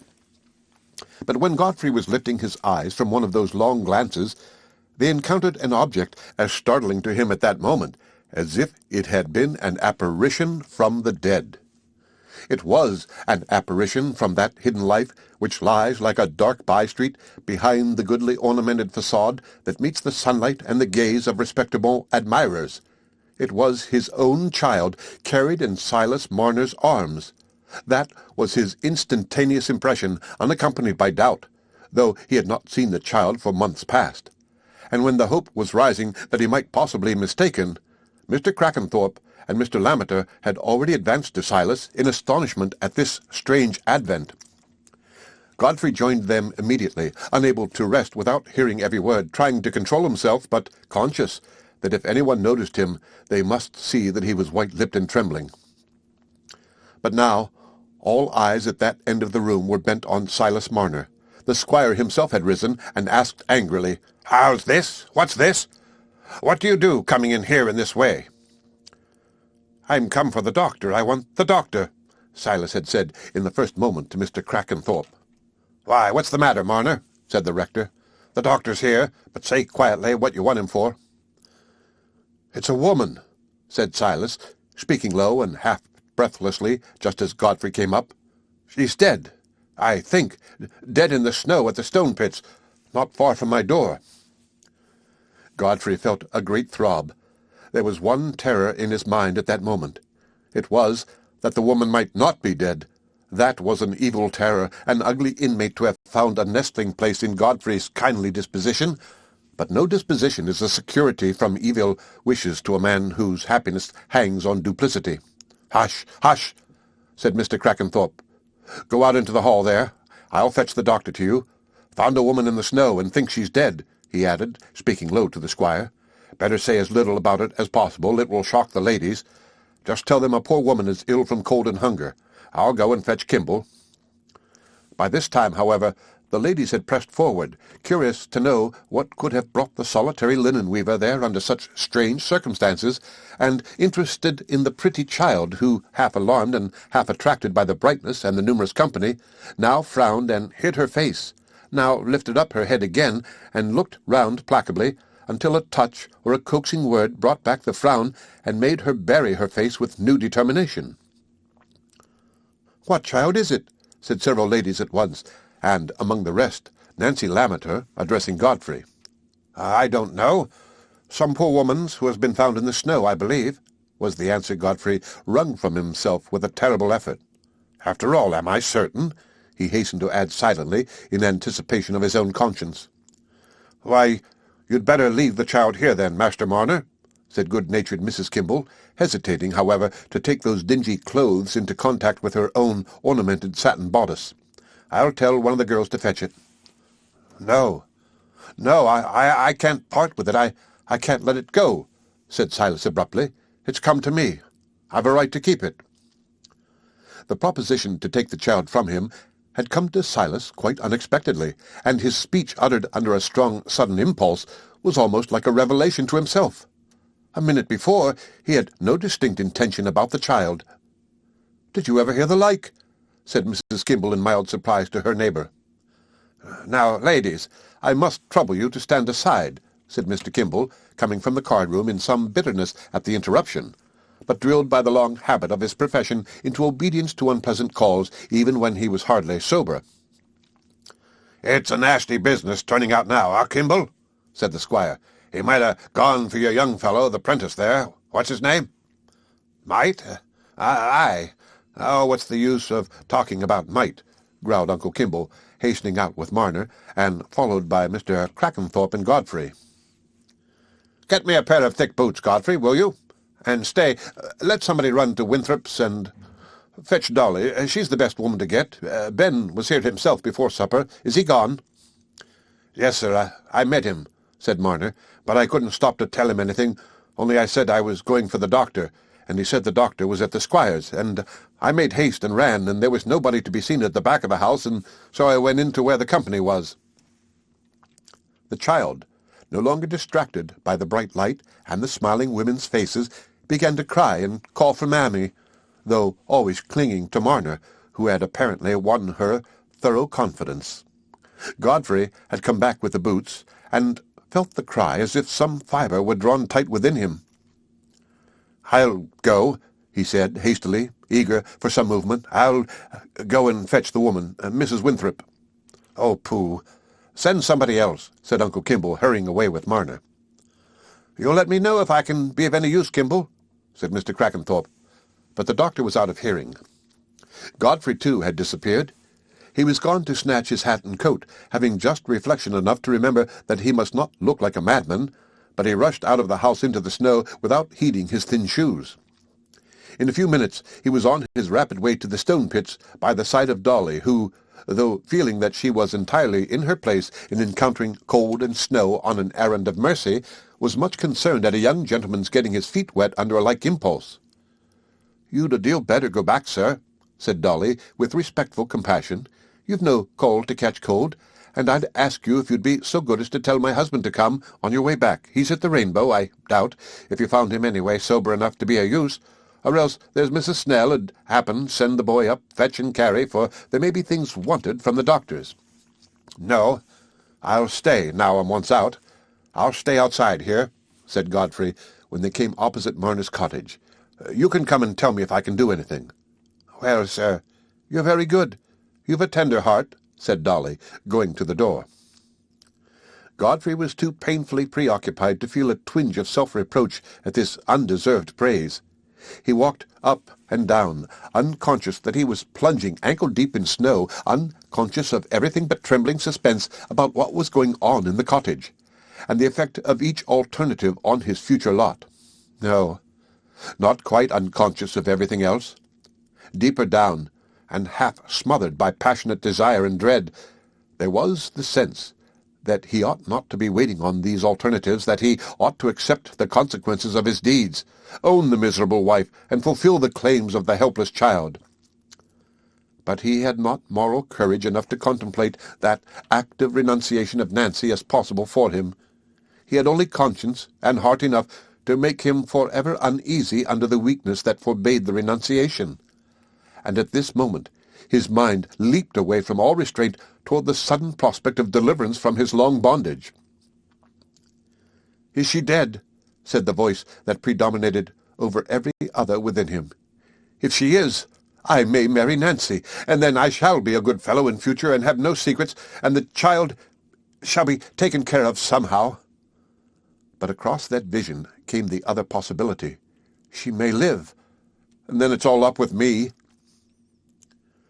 Godfrey never knew how long it was before the door of the cottage opened and Mr. Kimball came out. He went forward to meet his uncle, prepared to suppress the agitation he must feel, whatever news he was to hear. "I waited for you as I'd come so far," he said, speaking first. "Poof! It was nonsense for you to come out. Why didn't you send one of the men? There's nothing to be done. She's dead, has been dead for hours, I should say." "What sort of woman is she?" said Godfrey, feeling the blood rush to his face. "A young woman, but emaciated, with long black hair, some vagrant, quite in rags. She's got a wedding ring on, however.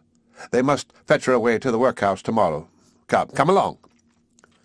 "I want to look at her," said Godfrey. "I think I saw such a woman yesterday. I'll overtake you in a minute or two." Mr. Kimball went on, and Godfrey turned back to the cottage. He cast only one glance at the dead face on the pillow, which Dolly had smoothed with decent care. But he remembered that last look at his unhappy, hated wife so well that at the end of 16 years every line in the worn face was present to him when he told the full story of this night. He turned immediately towards the hearth, where Silas Marner sat lulling the child. She was perfectly quiet now, but not asleep, only soothed by sweet porridge and warmth into that wide-gazing calm which makes us older human beings, with our inward turmoil, feel a certain awe in the presence of a little child, such as we feel before some quiet majesty or beauty in the earth or sky, before a steady glowing planet, or a full-flowered eglantine, or the bending trees over a silent... The wide-open blue eyes looked up at Godfrey's without any uneasiness or sign of recognition. The child could make no visible, audible claim on its father, and the father felt a strange mixture of feelings, a conflict of regret and joy, that the pulse of that little heart had no response for the half-jealous yearning in his own, when the blue eyes turned away from him slowly, and fixed themselves on the weaver's queer face, which was bent low down to look at them, while the small hand began to pull Marner's withered cheek with loving disfiguration. "You'll take the child to the parish tomorrow?" asked Godfrey, speaking as indifferently as he could. "Who says so?" said Marner sharply. "Will they make me take her?" "Why, you wouldn't like to keep her, should you? An old bachelor like you?" "Till anybody shows they've a right to take her away from me," said Marner. "The mother's dead, and I reckon it's got no father. It's a lone thing, and I'm a lone thing. My money's gone, I don't know where, and this is come from I don't know where. I know nothing. I'm partly mazed." "Poor little thing," said Godfrey. "Let me give something towards finding it clothes." He had put his hand in his pocket and found half a guinea, and thrusting it into Silas's hand, he hurried out of the cottage to overtake Mr. Kimball. I see it's not the same woman I saw," he said as he came up. "It's a pretty little child. The old fellow seems to want to keep it. That's strange for a miser like him. But I gave him a trifle to help him out. The parish isn't likely to quarrel with him for the right to keep the child." "No, but I've seen the time when I might have quarrelled with him for it myself. It's too late now, though. If the child ran into the fire, your aunt's too fat to overtake it. She could only sit and grunt like an alarmed sow. But what a fool you are, Godfrey, to come out in your dancing shoes and stockings in this way, and you one of the beaux of the evening, and at your own house. What do you mean by such freaks, young fellow? Has Miss Nancy been cruel, and do you want to spite her by spoiling your pumps? Oh, everything has been disagreeable tonight. I was tired to death of jiggling and gallanting and that bother about the hornpipes, and I've got to dance with the other Miss Gunn, said Godfrey, glad of the subterfuge his uncle had suggested to him. The prevarication and white lies which a mind that keeps itself ambitiously pure is as uneasy under as a great artist under the false touches that no eye detects but his own, are worn as lightly as mere trimmings when once the actions have become a lie. Godfrey reappeared in the white parlour with dry feet, and since the truth must be told, with a sense of relief and gladness that was too strong for painful thoughts to struggle with. For could he not venture now, whenever opportunity offered, to say the tenderest things to Nancy Lammeter, to promise her and himself that he would always be just what she would desire to see him? There was no danger that his dead wife would be recognized. Those were not days of active inquiry and wide report. And as for the registry of their marriage, that was a long way off, buried in unturned pages away from everyone's interest but his own. Dunsey might betray him if he came back, but Dunsey might be won to silence. And when events turn out so much better for a man than he has had reason to dread, is it not a proof that his conduct has been less foolish and blameworthy than it might otherwise have appeared? When we are treated well, we naturally begin to think that we are not altogether unmeritorious, and that it is only just we should treat ourselves well, and not mar our own good fortune. Where, after all, would be the use of his confessing the past to Nancy Lammeter, and throwing away his happiness, nay, hers? For he felt some confidence that she loved him. As for the child, he would see that it was cared for. He would never forsake it. He would do everything but own it. Perhaps it would be just as happy in life without being owned by its father, seeing that nobody could tell how things would turn out, and that, is there any other reason wanted? Well, then, that the father would be much happier without owning the child. The end of Part 1. Chapter 13 of Silas Marner by George Eliot. Chapter 14. There was a pauper's burial that week in Raveloe, and up Kench Yard at Batherley it was known that the dark-haired woman with the fair child who had lately come to lodge there was gone away again. That was all the express note taken that Molly had disappeared from the eyes of men. But the unwept death, which to the general lot seemed as trivial as the summer-shed leaf, was charged with the force of destiny to certain human lives that we know of, shaping their joys and sorrows even to the end. Silas Marner's determination to keep the tramp's child was matter of hardly less surprise and iterated talk in the village than the robbery of his money.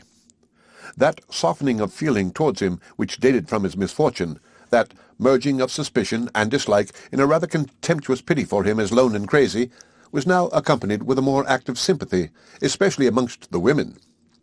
Notable mothers who knew what it was to keep children whole and sweet, lazy mothers who knew what it was to be interrupted in folding their arms and scratching their elbows by the mischievous propensities of children just firm on their legs, were equally interested in conjecturing how a lone man would manage with a 2-year-old child on his hands, and were equally ready with their suggestions. The notables chiefly telling him what he had better do, and the lazy ones being emphatic in telling him what he would never be able to do. Among the notable mothers, Dolly Winthrop was the one whose neighbourly offices were the most acceptable to Marner, for they were rendered without any show of bustling instruction. Silas had shown her the half-guinea given to him by Godfrey, and had asked her what he should do about getting some clothes for the child. "Oh, Master Marner," said Dolly, "there's no call to buy, no more than a pair of shoes, for I've got the little petticoats as Aaron wore 5 years ago, and it's ill spending the money on them baby clothes, for the child'll grow like grass in May. Oh, bless it that it will." And the same day Dolly brought her bundle, and displayed to Marner, one by one, the tiny garments in their due order of succession, most of them patched and darned, but clean and neat as fresh-sprung herbs.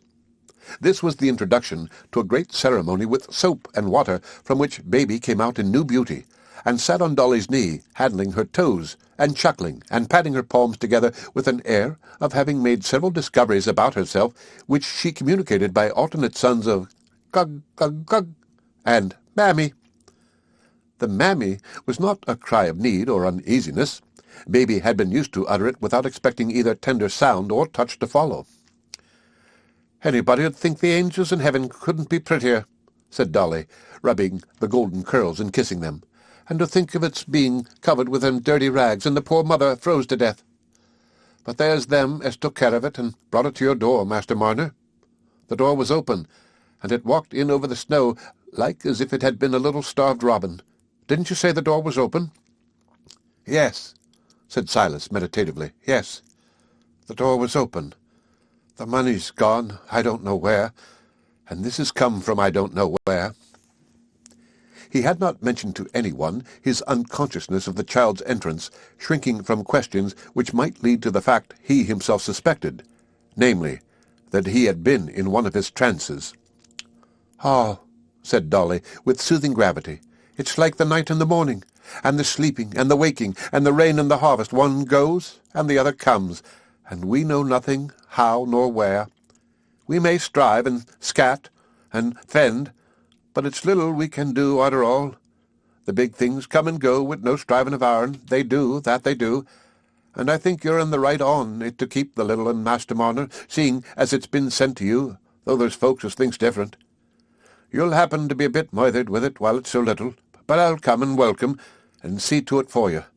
I've a bit of time to spare most days, for when one gets up betimes i' the morning, the clock seems to stand still toward 10 afore it's time to go about the victual. So, as I say, I'll come and see to the child for you, and welcome." "Thank you, kindly," said Silas, hesitating a little. "I'll be glad if you'll tell me things.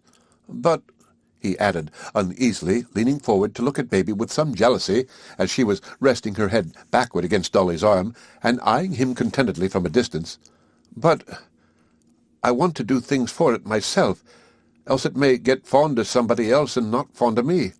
I've been used to fending for myself in the house. I can learn. "Oh, to be sure," said Dolly gently. "I've seen men as are wonderful handy with children. The men are awkward and contrary mostly, God help 'em, but when the drink's out of 'em, they aren't unsensible, though they're bad for leeching and bandaging, so fiery and unpatient. You see, this goes first. Next the skin," proceeded Dolly, taking up the little shirt and putting it on. "Yes," said Marner, docilely, bringing his eyes very close that they might be initiated in the mysteries, whereupon Baby seized his head with both her small arms and put her lips against his face with purring noises. "See there," said Dolly, with a woman's tender tact. "She's fondest of you. She wants to go o' your lap, I'll be bound. Well, go then, take her, Master Marner. You can put the things on, and then you can say as you've done for her from the first of her coming to you." Marner took her on his lap, trembling with an emotion mysterious to himself, at something unknown dawning on his life. Thought and feeling were so confused within him that, if he had tried to give them utterance, he could only have said that the child was come instead of the gold, that the gold had turned into the child. He took the garments from Dolly and put them on under her teaching, interrupted, of course, by Baby's gymnastics. "There, then. Why, you take to it quite easy, Master Marner," said Dolly. "But what shall you do when you're forced to sit in your loom? For she'll get busier and mischievous'r every day, she will, bless her.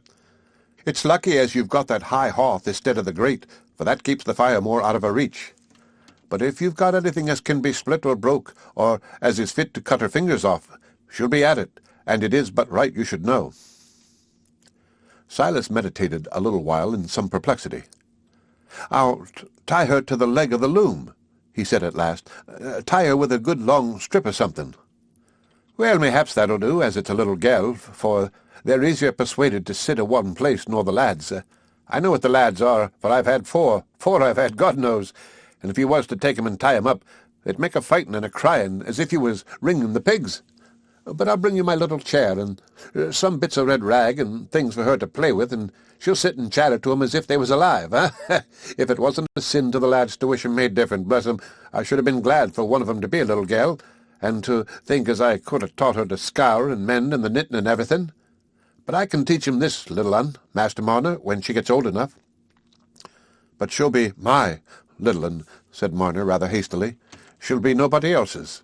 Oh, no, to be sure. You'll have a right to her, if you're a father to her, and bring her up accordin'. But, added Dolly, coming to a point which she had determined beforehand to touch upon, you must bring her up like christened folks' children, and take her to church, and let her learn her catechise, as my little Aaron can say off the I believe in everything, and hurt nobody by word or deed, as well as if he was the clerk. That's what you must do, Master Marner, if you'd do the right thing by the orphan child. Marner's pale face flushed suddenly under a new anxiety. His mind was too busy trying to give some definite bearing to Dolly's words for him to think of answering her.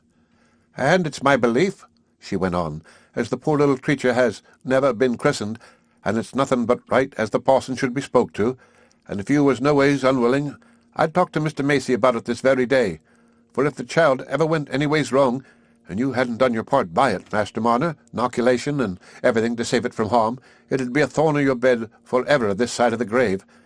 And I can't think as it'd be easy lying down for anybody when they'd got to another world, if they hadn't done their part by the helpless children as come without their own asking." Dolly herself was disposed to be silent for some time now, for she had spoken from the depths of her own simple belief, and was much concerned to know whether her words would produce the desired effect on Silas. He was puzzled and anxious, for Dolly's word christened conveyed no distinct meaning to him. He had only heard of baptism, and had only seen the baptism of grown-up men and women. "What is it as you mean by christened?" he said at last, timidly. "Won't folks be good to her without it?" "Oh, dear, dear, Master Marner," said Dolly, with gentle distress and compassion. "Had you never no father nor mother as taught you to say your prayers, and as there's good words and good things to keep us from harm?" "Yes," said Silas in a low voice. "I know a deal about that. Used to. But your ways are different. My country was a good way off."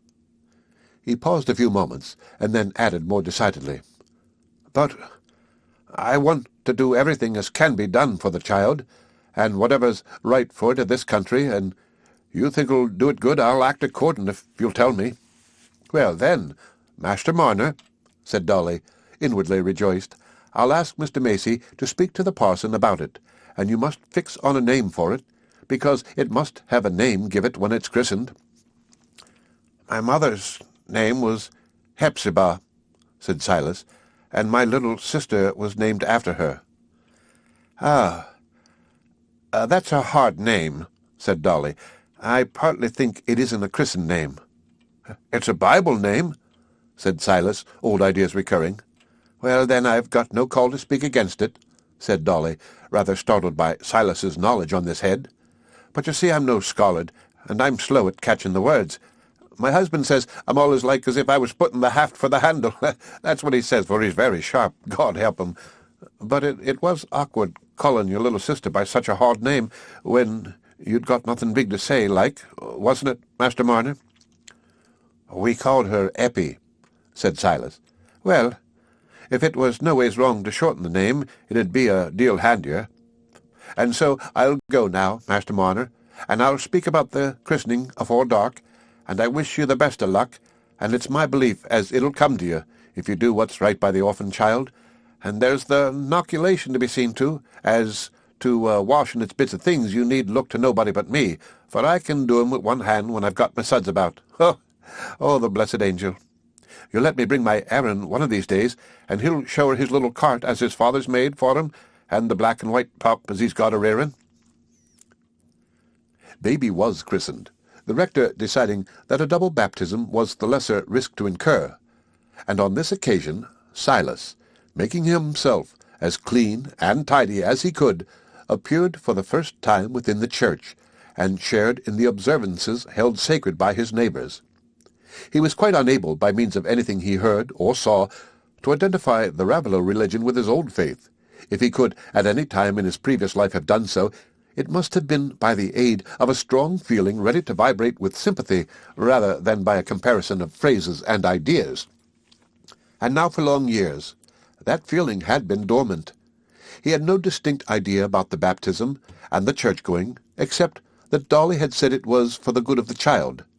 And in this way, as the weeks grew to months, the child created fresh links between his life and the lives from which he had hitherto shrunk continually into narrower isolation. Unlike the gold which needed nothing, and must be worshipped in close-locked solitude, which was hidden away from the daylight, was deaf to the song of birds, and started to no human tones, Eppie was a creature of endless claims and ever-growing desires, seeking and loving sunshine, and living sounds and living movements, making trial of everything, with trust in new joy, and stirring the human kindness in all eyes that looked on her.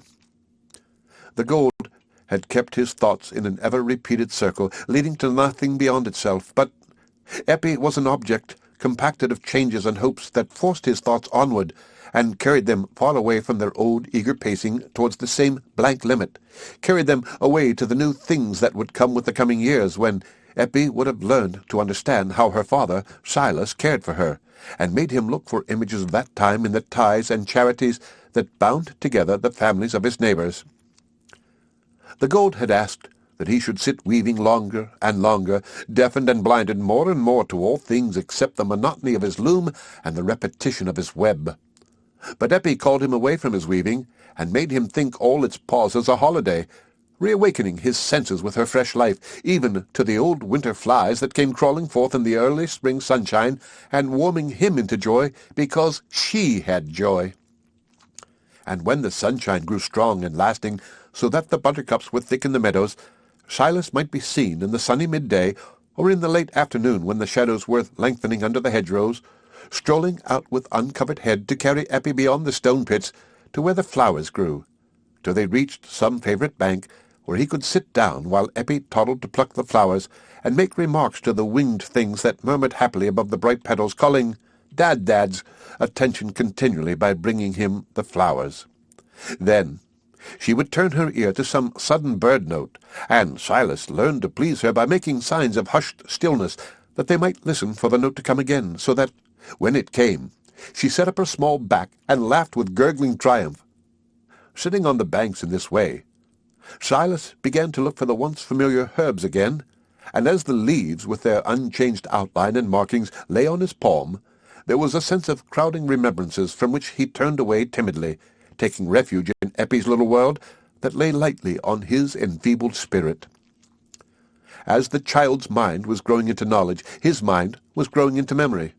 As her life unfolded, his soul, long stupefied in a cold, narrow prison, was unfolding too, and trembling gradually into full consciousness. It was an influence which must gather force with every new year. The tones that stirred Silas's heart grew articulate and called for more distinct answers. Shapes and sounds grew clearer for Eppie's eyes and ears, and there was more that Dad was imperatively required to notice and account for. Also, by the time Eppie was 3 years old, she developed a fine capacity for mischief and for devising ingenious ways of being troublesome, which found much exercise not only for Silas's patience, but for his watchfulness and penetration. Sorely was poor Silas puzzled on such occasions by the incompatible demands of love. Dolly Winthrop told him that punishment was good for Eppie, and that, as for rearing a child without making it tingle a little in soft and safe places now and then, it was not to be done. "To be sure, there's another thing you might do, Master Marner," added Dolly meditatively. "You might shut her up once in the coal-hole. That was what I did with Aaron, for I was that silly with the youngest lad as I could never bear to smack him, not as I could find it in my heart to let him stay in the coal-hole more than a minute. But it was enough to collie him all over so as now he must be washed and dressed, and it was as good as a rod to him, that was. But I put it upon your conscience, Master Marner, as there's one of 'em you must choose, either smacking or the coal-hole, else she'll get so masterful there'll be no holding her." Silas was impressed with the melancholy truth of this last remark, but his force of mind failed before the only two penal methods open to him, not only because it was painful to him to hurt Eppie, but because he trembled at a moment's contention with her, lest she should love him the less for it. Let even an affectionate Goliath get himself tied to a small tender thing, dreading to hurt it by pulling, and dreading still more to snap the cord, and which of the two, pray, will be master? It was clear that Eppie, with her short toddling steps, must lead Father Silas a pretty dance on any fine morning when circumstances favoured mischief. For example, He had wisely chosen a broad strip of linen as a means of fastening her to his loom when he was busy. It made a broad belt round her waist, and was long enough to allow of her reaching the truckle-bed and sitting down on it, but not long enough for her to attempt any dangerous climbing. One bright summer's morning, Silas had been more engrossed than usual in setting up a new piece of work, an occasion on which his scissors were in requisition. These scissors, owing to an especial warning of Dolly's, had been kept carefully out of Eppie's reach, but the click of them had had a peculiar attraction for her ear, and watching the results of that click, she had derived the philosophic lesson that the same cause would produce the same effect.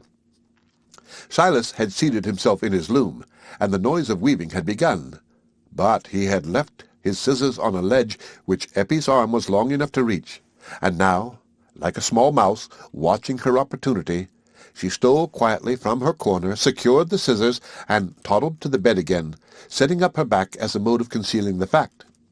She had a distinct intention as to the use of the scissors, and having cut the linen strip in a jagged but effectual manner, in 2 moments she had run out at the open door where the sunshine was inviting her, while poor Silas believed her to be a better child than usual. It was not until he happened to need his scissors that the terrible fact burst upon him. Eppie had run out by herself, had perhaps fallen into the stone-pit. Silas, shaken by the worst fear that could have befallen him, rushed out, calling "Eppie!" and ran eagerly about the unenclosed space, exploring the dry cavities into which she might have fallen, and then gazing with questioning dread at the smooth, red surface of the water. The cold drops stood on his brow. How long had she been out? There was one hope, that she had crept through the stile and got into the fields, where he habitually took her to stroll. But the grass was high in the meadow, and there was no descrying her if she were there, except by a close search that would be a trespass on Mr. Osgood's crop. Still, that misdemeanour must be committed, and poor Silas, after peering all round the hedgerows, traversed the grass, beginning with perturbed vision to see Eppie behind every group of red sorrel, and to see her moving always farther off as he approached. The meadow was searched in vain, and he got over the stile into the next field, looking with dying hope towards a small pond which was now reduced to its summer shallowness, so as to leave a wide margin of good adhesive mud. Here, however, sat Eppie, discoursing cheerfully to her own small boot, which she was using as a bucket to convey the water into a deep hoof-mark, while her little naked foot was planted comfortably on a cushion of olive-green mud. A red-headed calf was observing her with alarmed doubt through the opposite hedge. Here was clearly a case of aberration in a christened child which demanded severe treatment. But Silas, overcome with convulsive joy at finding his treasure again, could do nothing but snatch her up and cover her with half-sobbing kisses. It was not until he had carried her home and had begun to think of the necessary washing that he recollected the need that he should punish Eppie and make her remember. The idea that she might run away again and come to harm gave him unusual resolution, and for the first time he determined to try the coal-hole, a small closet near the hearth. "Naughty, naughty Eppie," he suddenly began, holding her on his knee and pointing to her muddy feet in clothes. "Naughty to cut with the scissors and run away. Eppie must go into the coal-hole for being naughty. Daddy must put her in the coal-hole." He half expected that this would be shock enough, and that Eppie would begin to cry. But instead of that, she began to shake herself on his knee, as if the proposition opened a pleasing novelty. Seeing that he must proceed to extremities, he put her into the coal-hole, and held the door closed with a trembling sense that he was using a strong measure. For a moment there was silence, but then came a little cry, "Opie! Opie!" And Silas let her out again, saying, "Now, Eppie, you'll never be naughty again, else she must go in the coal-hole, a black naughty place." The weaving must stand still a long while this morning, for now Eppie must be washed and have clean clothes on. But it was to be hoped that this punishment would have a lasting effect and save time in future, though perhaps it would have been better if Eppie had cried more. In half an hour she was clean again, and Silas, having turned his back to see what he could do with the linen band, threw it down again, with the reflection that Eppie would be good without fastening it for the rest of the morning. He turned round again, and was going to place her in her little chair near the loom, when she peeped out at him with black face and hands again, and said, "Eppie in the toll-hole, The total failure of the coal-hole discipline shook Silas's belief in the efficacy of punishment. "She'd take it all for fun," he observed to Dolly, "if I didn't hurt her, and that I can't do, Mrs. Winthrop. If she makes me a bit of trouble, I can bear it, and she's got no tricks but what she'll grow out of." "Well, that's partly true, Master Marner," said Dolly sympathetically, "and if you can't bring your mind to frighten her off touching things, you must do what you can to keep 'em out of her way. That's what I do with the pups as the lads are allers a-rearing. They will worry and gnaw they will, if it was one Sunday's cap as hung anywhere so as they could drag it. They know no difference, God help 'em. It's the pushing of the teeth as sets 'em on, that's what it is." So Eppie was reared without punishment, the burden of her misdeeds being borne vicariously by Father Silas. The stone hut was made a soft nest for her, lined with downy patience, and also in the world that lay beyond the stone hut she knew nothing of frowns and denials. Notwithstanding the difficulty of carrying her and his yarn or linen at the same time, Silas took her with him in most of his journeys to the farmhouses, unwilling to leave her behind at Dolly Winthrop's, who was always ready to take care of her, and little curly-headed Eppie, the weaver's child, became an object of interest at several outlying homesteads as well as in the village. Hitherto he had been treated very much as if he had been a useful gnome or brownie, a queer and unaccountable creature who must necessarily be looked at with wondering curiosity and repulsion, and with whom one would be glad to make all greetings and bargains as brief as possible, but who must be dealt with in a propitiatory way, and occasionally have a present of pork or garden stuff to carry home with him, seeing that without him there was no getting the yarn woven. But now Silas met with open, smiling faces and cheerful questioning as a person whose satisfactions and difficulties could be understood. Everywhere he must sit a little and talk about the child, and words of interest were always ready for him. "Oh, Master Marner, you'll be lucky if she takes the measles soon and easy," or, "Why, there isn't many lone men that have been wishing to take up with a little un like that, but I reckon the weaving makes you handier than men as do outdoor work. You've partly as handy as a woman, for weaving comes next to spinning." Elderly masters and mistresses, seated observantly in large kitchen armchairs, shook their heads over the difficulties attendant on rearing children, felt Eppie's round arms and legs, and pronounced them remarkably firm, and told Silas that, if she turned out well, which, however, there was no telling, it would be a fine thing for him to have a steady lass to do for him when he got helpless. Servant maidens were fond of carrying her out to look at the hens and chickens, or to see if any cherries could be shaken down in the orchard, and the small boys and girls approached her slowly with cautious movement and steady gaze, like little dogs face to face with one of their own kind, till attraction had reached the point at which the soft lips were put out for a kiss.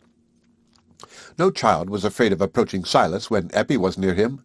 There was no repulsion around him now, either for young or old, for the little child had come to link him once more with the whole world. There was love between him and the child that blent them into one, and there was love between the child and the world, from men and women with paternal looks and tones to the red ladybirds and the round pebbles. Silas began now to think of Raveloe life entirely in relation to Eppie. She must have everything that was good in Raveloe, and he listened docilely that he might come to understand better what this life was, from which for 15 years he had stood aloof as from a strange thing with which he could have no communion, as some man who has a precious plant to which he would give a nurturing home in a new soil, thinks of the rain and the sunshine and all influences in relation to his nursling, and asks industriously for all knowledge that will help him to satisfy the wants of the searching roots, or to guard leaf and bud from invading harm. The disposition to hoard had been utterly crushed at the very first by the loss of his long-stored gold. The coins he earned afterwards seemed as irrelevant as stones brought to complete a house suddenly buried by an earthquake. The sense of bereavement was too heavy upon him for the old thrill of satisfaction to arise again at the touch of the newly earned coin. And now something had come to replace his hoard, which gave a growing purpose to the earnings, drawing his hope and joy continually onward beyond the money. In old days there were angels who came and took men by the hand and led them away from the city of destruction. We see no white-winged angels now, but yet men are led away from threatening destruction. A hand is put into theirs, which leads them forth gently towards a calm and bright land, so that they look no more backward, and the hand may be a little child's. The end of Part 1, Chapter 14, Chapter 15. There was one person, as you will believe, who watched with keener though more hidden interest than any other the prosperous growth of Eppie under the weaver's care. He dared not do anything that would imply a stronger interest in a poor man's adopted child than could be expected from the kindness of the young squire, when a chance meeting suggested a little present to a simple old fellow whom others noticed with good will. But he told himself that the time would come when he might do something towards furthering the welfare of his daughter without incurring suspicion. Was he very uneasy in the meantime at his inability to give his daughter her birthright? I cannot say that he was. The child was being taken care of, and would very likely be happy, as people in humble stations often were, happier perhaps than those brought up in luxury. That famous ring that pricked its owner when he forgot duty and followed desire, I wonder if it pricked very hard when he set out on the chase, or whether it pricked but lightly then, and only pierced to the quick when the chase had long been ended, and hope folding her wings looking backward and become regret. Godfrey Cass's cheek and eye were brighter than ever now. He was so undivided in his aims that he seemed like a man of firmness. No Dunsey had come back. People had made up their minds that he was gone for a soldier, or gone out of the country, and no one cared to be specific in their inquiries on a subject delicate to a respectable family. Godfrey had ceased to see the shadow of Dunsey across his path, and the path now lay straight forward to the accomplishment of his best, longest-cherished wishes. Everybody said Mr. Godfrey had taken the right turn, and it was pretty clear what would be the end of things, for there were not many days in the week that he was not seen riding to the Warrens. Godfrey himself, when he was asked jocosely if the day had been fixed, smiled with the pleasant consciousness of a lover who could say yes if he liked. He felt a reformed man, delivered from temptation, and the vision of his future life seemed to him as a promised land for which he had no cause to fight. He saw himself with all his happiness centered on his own hearth, while Nancy would smile on him as he played with the children. And that other child, not on the hearth, he would not forget it. He would see that it was well provided for. That was a father's duty. The end of Part 1, Chapter 15 of Silas Marner. Part 2, Chapter 16. It was a bright autumn Sunday, 16 years after Silas Marner had found his new treasure on the hearth. The bells of the old Raveloe church were ringing the cheerful peal which told that the morning service was ended, and out of the arched doorway in the tower came slowly, retarded by friendly greetings and questions, the richer parishioners who had chosen this bright Sunday morning as eligible for church-going. It was the rural fashion of that time for the more important members of the congregation to depart first, while their humbler neighbors waited and looked on, stroking their bent heads or dropping their curtsies to any large ratepayer who turned to notice them. Foremost among these advancing groups of well-clad people, there are some whom we shall recognize, in spite of time, who has laid his hand on them all. The tall, blond man of 40 is not much changed in feature from the Godfrey Cass of 26. He is only fuller in flesh, and has only lost the indefinable look of youth, a loss which is marked even when the eye is undulled, and the wrinkles are not yet come. Perhaps the pretty woman, not much younger than he, who is leaning on his arm, is more changed than her husband. The lovely bloom that used to be always on her cheek now comes but fitfully, with the fresh morning air, or with some strong surprise. Yet, to all who love human faces best for what they tell of human experience, Nancy's beauty has a heightened interest. Often the soul is ripened into fuller goodness, while age has spread an ugly film, so that mere glances can never divine the preciousness of the fruit. But the years have not been so cruel to Nancy. The firm yet placid mouth, the clear, veracious glance of the brown eyes speak now of a nature that has been tested and has kept its highest qualities, and even the costume, with its dainty neatness and purity, has more significance now. The coquetries of youth can have nothing to do with it. Mr. and Mrs. Godfrey Cass, any higher title has died away from Raveloe lips since the old squire was gathered to his fathers and his inheritance was divided, have turned round to look for the tall, aged man and the plainly dressed woman who are a little behind, Nancy having observed that they must wait for father and Priscilla. And now they all turn into a narrower path leading across the churchyard to a small gate opposite the red house. We will not follow them now, for may there not be some others in this departing congregation whom we should like to see again, some of those who are not likely to be handsomely clad, and whom we may not recognize so easily as the master and mistress of the Red House. But it is impossible to mistake Silas Marner. His large brown eyes seem to have gathered a longer vision, as is the way with eyes that have been short-sighted in early life, and they have a less vague, a more answering gaze. But in everything else one sees signs of a frame much enfeebled by the lapse of the 16 years. The weaver's bent shoulders and white hair give him almost the look of advanced age, though he is not more than 55. But there is the freshest blossom of youth close by his side, a blonde, dimpled girl of 18, who has vainly tried to chastise her curly auburn hair into smoothness under her brown bonnet. The hair ripples as obstinately as a brooklet under the March breeze, and the little ringlets burst away from the restraining comb behind and show themselves below the bonnet crown. Eppie cannot help being rather vexed about her hair, for there is no other girl in Raveloe who has hair at all like it, and she thinks hair ought to be smooth. She does not like to be blameworthy, even in small things. You see how neatly her prayer-book is folded in her spotted handkerchief. That good-looking young fellow in a new fustian suit who walks behind her is not quite sure upon the question of hair in the abstract, when Eppie puts it to him, and thinks that perhaps straight hair is the best in general. But he doesn't want Eppie's hair to be different.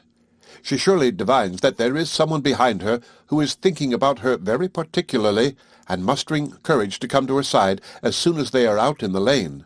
Else why should she look rather shy, and take care not to turn away her head from her father Silas, to whom she keeps murmuring little sentences as to who was at church and who was not at church, and how pretty the red mountain ash is over the rectory wall. "I wish we had a little garden, father, with double daisies in, like Mrs. Winthrop's," said Eppie, when they were out in the lane. "Only they say it'd take a deal of digging and bringing fresh soil, and you couldn't do that, could you, father? Anyhow, I shouldn't like you to do it, for it'd be too hard work for you." "Yes, I could do it, child. If you want a bit of garden, these long evenings, I could work at taking in a little bit of the waste, just enough for a root or two of flowers for you, and again, in the morning I could have a turn with the spade before I sat down to the loom. Why didn't you tell me before as you wanted a bit of garden?" "I can dig it for you, Master Marner," said the young man in fustian, who was now by Eppie's side, entering into the conversation without the trouble of formalities. "It'll be play to me after I've done my day's work, or any odd bits of time when the work's slack, and I'll bring you some soil from Mr. Cass's garden. He'll let me, and willing." "Huh? Aaron, my lad, are you there?" said Silas. "I wasn't aware of you, for when Eppie's talking of things, I see nothing but what she's a-saying. Well, if you could help me with the digging, we might get her a bit of garden all the sooner." "Then, if you think well and good," said Aaron, "I'll come to the stone pits this afternoon, and we'll settle what land's to be taken in, and I'll get up an hour earlier in the morning and begin on it." "But not if you don't promise me not to work at the hard digging, father," said Eppie, "for I shouldn't have said anything about it," she added, half bashfully, half roguishly. "Only Mrs. Winthrop said as Aaron would be so good, and—" "And you might ha' known it without mother telling you," said Aaron, "and Master Marner knows too. I hope as I'm able and willing to do a turn of work for him, and he won't do me the unkindness to anyways take it out of me hands." "There now, father, you won't work in it till it's all easy," said Eppie, "and you and me can mark out the beds and make holes and plant the roots. It'll be a deal livelier at the stone pits when we've got some flowers, for I always think the flowers can see us and know what we're talking about, and I'll have a bit of rosemary and bergamot and thyme, because they're so sweet-smelling. But there's no lavender, only in the gentlefolks' gardens, I think."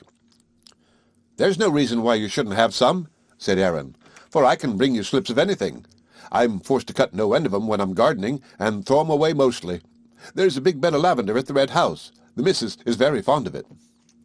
"Well," said Silas gravely, "so as you don't make free for us or ask for anything as is worth much at the Red House, for Mr. Cass has been so good to us, and built us up the new end of the cottage, and given us beds and things, as I couldn't abide to be imposing for garden stuff or anything else." No, there's no imposing," said Aaron. "There's never a garden in all the parish but what there's endless waste in it for want of somebody as could use everything up. It's what I think to myself sometimes, is there need nobody run short of victuals if the land was made the most on, and there was never a morsel but what could find its way to a mouth. It sets one thinking of that, gardening does. But I must go back now, else mother'll be trouble as I aren't there." "Bring her with you this afternoon, Aaron," said Eppie. "I shouldn't like to fix about the garden, and her not know everything from the first. Should you, father?" "Aye, bring her if you can, Aaron," said Silas. "She's sure to have a word to say as will help us set things on their right end." Aaron turned back up the village, while Silas and Eppie went on up the lonely sheltered lane. "Oh, Daddy," she began, when they were in privacy, clasping and squeezing Silas's arm, and skipping round to give him an energetic kiss. "My little old Daddy, I'm so glad. I don't think I shall want anything else when we've got a little garden, and I knew Aaron would dig it for us," she went on with roguish triumph. "I knew that very well." "You're a deep little puss, you are," said Silas, with a mild, passive happiness of love-crowned age in his face. "But you'll make yourself fine and beholden to Aaron." "Oh, no, I shan't," said Eppie, laughing and frisking. "He likes it." Come, come. Let me carry your prayer-book, else you'll be dropping and jumping that way." Eppie was now aware that her behaviour was under observation, but it was only the observation of a friendly donkey browsing with a log fastened to his foot, a meek donkey, not scornfully critical of human trivialities, but thankful to share in them, if possible, by getting his nose scratched. And Eppie did not fail to gratify him with her usual notice, though it was attended with the inconvenience of his following them, painfully, up to the very door of their home.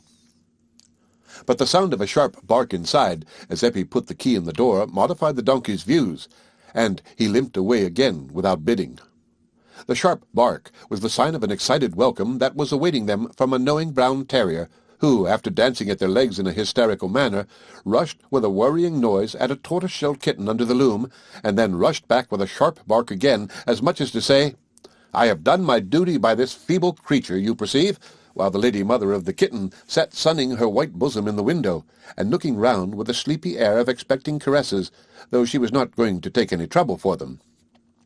The presence of this happy animal life was not the only change which had come over the interior of the stone cottage. There was no bed now in the living-room, and the small space was well filled with decent furniture, all bright and clean enough to satisfy Dolly Winthrop's eye. The oaken table and three-cornered oaken chair were hardly what was likely to be seen in so poor a cottage. They had come, with the beds and other things, from the Red House, for Mr. Godfrey Cass, as everyone said in the village, did very kindly by the weaver, and it was nothing but right a man should be looked on and helped by those who could afford it, when he had brought up an orphan child, and been father and mother to her, and had lost his money too, so as he had nothing but what he worked for week by week, and when the weaving was going down too, for there was less and less flax spun, and Master Marner was none so young.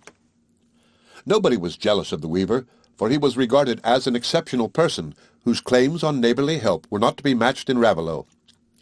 Any superstition that remained concerning him had taken an entirely new colour, and Mr. Macy, now a very feeble old man of 66, never seen except in his chimney-corner or sitting in the sunshine at his door-sill, was of opinion that when a man had done what Silas had done by an orphan child, it was a sign that his money would come to light again, or leastwise that the robber would be made to answer for it, for, as Mr. Macy observed of himself, his faculties were as strong as ever.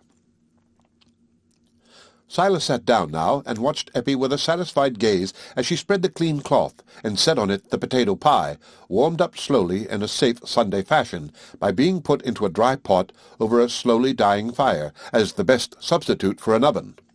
For Silas would not consent to have a grate and oven added to his conveniences.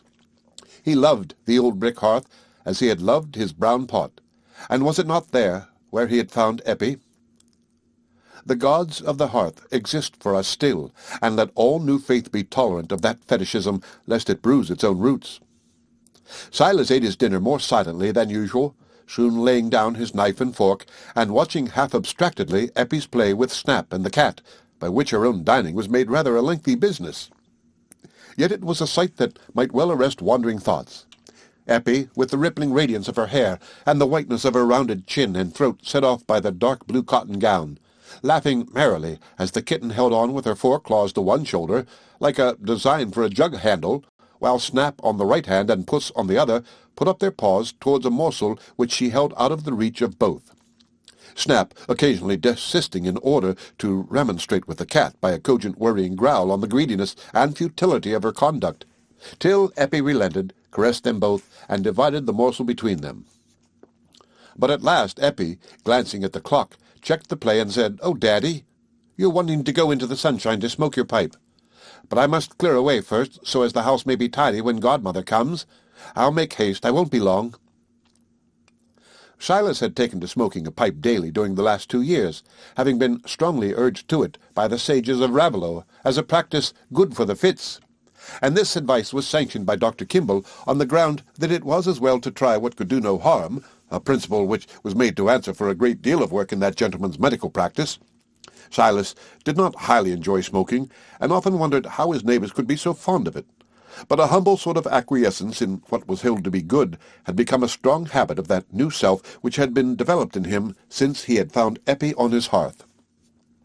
It had been the only clue his bewildered mind could hold by in cherishing this young life that had been sent to him out of the darkness into which his gold had departed.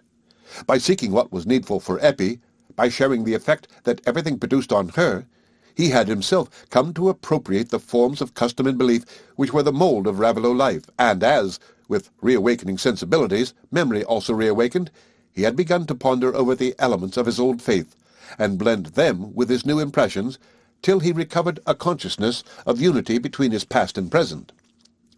The sense of presiding goodness, and the human trust which comes with all pure peace and joy, had given him a dim impression that there had been some error, some mistake, which had thrown that dark shadow over the days of his best years, and as it grew more and more easy to him to open his mind to Dolly Winthrop, he gradually communicated to her all he could describe of his early life. The communication was necessarily a slow and difficult process, for Silas's meagre power of explanation was not aided by any readiness of interpretation in Dolly, whose narrow outward experience gave her no key to strange customs, and made every novelty a source of wonder that arrested them at every step of the narrative. It was only by fragments and at intervals which left Dolly time to revolve what she had heard till it acquired some familiarity for her that Silas at last arrived at the climax of the sad story, the drawing of lots, and its false testimony concerning him, and this had to be repeated in several interviews under new questions on her part as to the nature of this plan for detecting the guilty and clearing the innocent. "And yourn's the same Bible? You're sure of that, Master Marner? The Bible as you brought with you from that country, it's the same as what they've got at church, and what Eppie's a-learning to read in?" "Yes," said Silas, "every bit the same. And there's drawing of lots in the Bible, mind you," he added in a lower tone. "Oh, dear, dear," said Dolly in a grieved voice, as if she were hearing an unfavourable report of a sick man's case. She was silent for some minutes. At last she said, "There's wise folks happen as you know how it all is. The parson knows, I'll be bound, but it takes big words to tell them things, and such as poor folks can't make much out on. I can never rightly know the meaning of what I hear at church, only a bit here and there, but I know it's good words, I do. But what lies upon your mind? It's this, Master Marner, as if them above had done the right thing by you. They'd never ha' let you be turned out for a wicked thief when you was innocent." "Ah," said Silas, who had now come to understand Dolly's phraseology. "That was what fell on me like as if it had been red-hot iron, because, you see, there was nobody as cared for me or clave to me above nor below, and him as I'd gone out and in with for 10 year and more since when we was lads and went halves, mine own familiar friend in whom I trusted, had lifted up his heel again me and worked to ruin me." "Ah, but he was a bad un. I can't think as there's another such," said Dolly. "But I'm all come, Master Marner. I'm like as if I'd waked and didn't know whether it was night or morning. I feel somehow as sure as I do when I've laid something up, though I can't justly put my hand on it, as there was a rights in what happened to you, if one could but make it out, and you'd no call to lose heart as you did. But we'll talk on it again, for sometimes things come into my head when I'm leeching or poulticing or such as I could never think on when I was sitting still." Dolly was too useful a woman, not to have many opportunities of illumination of the kind she alluded to, and she was not long before she recurred to the subject. "Master Marner," she said one day that she came to bring home Eppie's washing, "I've been sore puzzled for a good bit with that trouble of yourn and the drawing of lots, and it got twisted backwards and forwards as I didn't know which end to lay hold on. But it come to me all clear like that night when I was sitting up with poor Bessie Fox as is dead and left her children behind, God help 'em. It comes to me as clear as daylight. But whether I've got hold on it now or can anyways bring it to my tongue's end, that I don't know. For I've often a deal inside me as will never come out, and for what you talk of your folks in your old country never saying prayers by heart, nor saying 'em out of a book, they must be wonderful clever, for if I didn't know Our Father and little bits of good words as I can carry out of church with me, I might down on my knees every night, but nothing could I say." "But you can mostly say something as I can make sense on, Mrs. Winthrop," said Silas. "Well then, Master Marner, it come to me somewhat like this. I can make nothing of the drawing of lots and the answer coming wrong. It mayhap take the parson to tell that, and he could only tell us the big words. But what come to me as clear as the daylight, it was when I was troubling over poor Bessie Fox, and it always comes into my head when I'm sorry for folks and feel as I can't do a power to help 'em, not if I was to get up in the middle of the night. It comes into my head as them above has got a deal tenderer heart nor what I've got, for I can't be anyways better nor them as made me. And if anything looks hard to me, it's because there's things I don't know on, and for the matter of that, there may be plenty of things I don't know on, for it's little as I know that it is. And so while I was thinking of that, you come into my mind, Master Marner, and it all come pouring in. If I felt to my inside what was the right and just thing by you, and them as prayed and drawed the lots, all but that wicked un, if they'd ha' done the right thing by you, if they could. Isn't there them as was at the making on us and knows better and has a better will? And that's all as ever I can be sure on, and everything else is a big puzzle to me when I think on it. For there was the fever come and took off them as were full-growed, and left the helpless children. And there's the breaking of limbs, and them as 'ud do right and be sober have to suffer by them as are contrary, huh? Oh, there's trouble of the world, and there's things as we can never make out the rights on.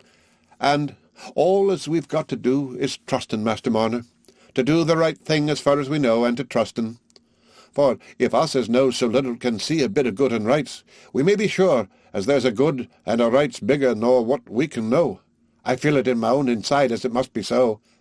And if you could but ha' gone on trustin' in Master Marner, you wouldn't ha' run away from your fellow creatures and been so lone." "Ah, but that 'ud have been hard," said Silas in an undertone. "It 'ud have been hard to trust in them." "And so it would," said Dolly, almost with compunction. "Them things are easier said nor done, and I'm partly ashamed of talking." "Nay, nay," said Silas. "You're o' the right, Mrs. Winthrop. You're o' the right. There's good in this world. I've a feeling of that now, and it makes a man feel as there's a good more nor he can see in spite of the trouble and the wickedness. That drawing of the lots is dark, but the child was sent to me. There's dealings with us. There's dealings." This dialogue took place in Eppie's earlier years, when Silas had to part with her for 2 hours every day that she might learn to read at the dame school, after he had vainly tried himself to guide her in that first step to learning. Now that she was grown up, Silas had often been led, in those moments of quiet outpouring which come to people who live together in perfect love, to talk with her too of the past, and how and why he had lived a lonely man until she had been sent to him. For it would have been impossible for him to hide from Eppie that she was not his own child, even if the most delicate reticence on the point could have been expected from Raveloe gossips in her presence. Her own questions about her mother could not have been parried, as she grew up, without that complete shrouding of the past which would have made a painful barrier between their minds.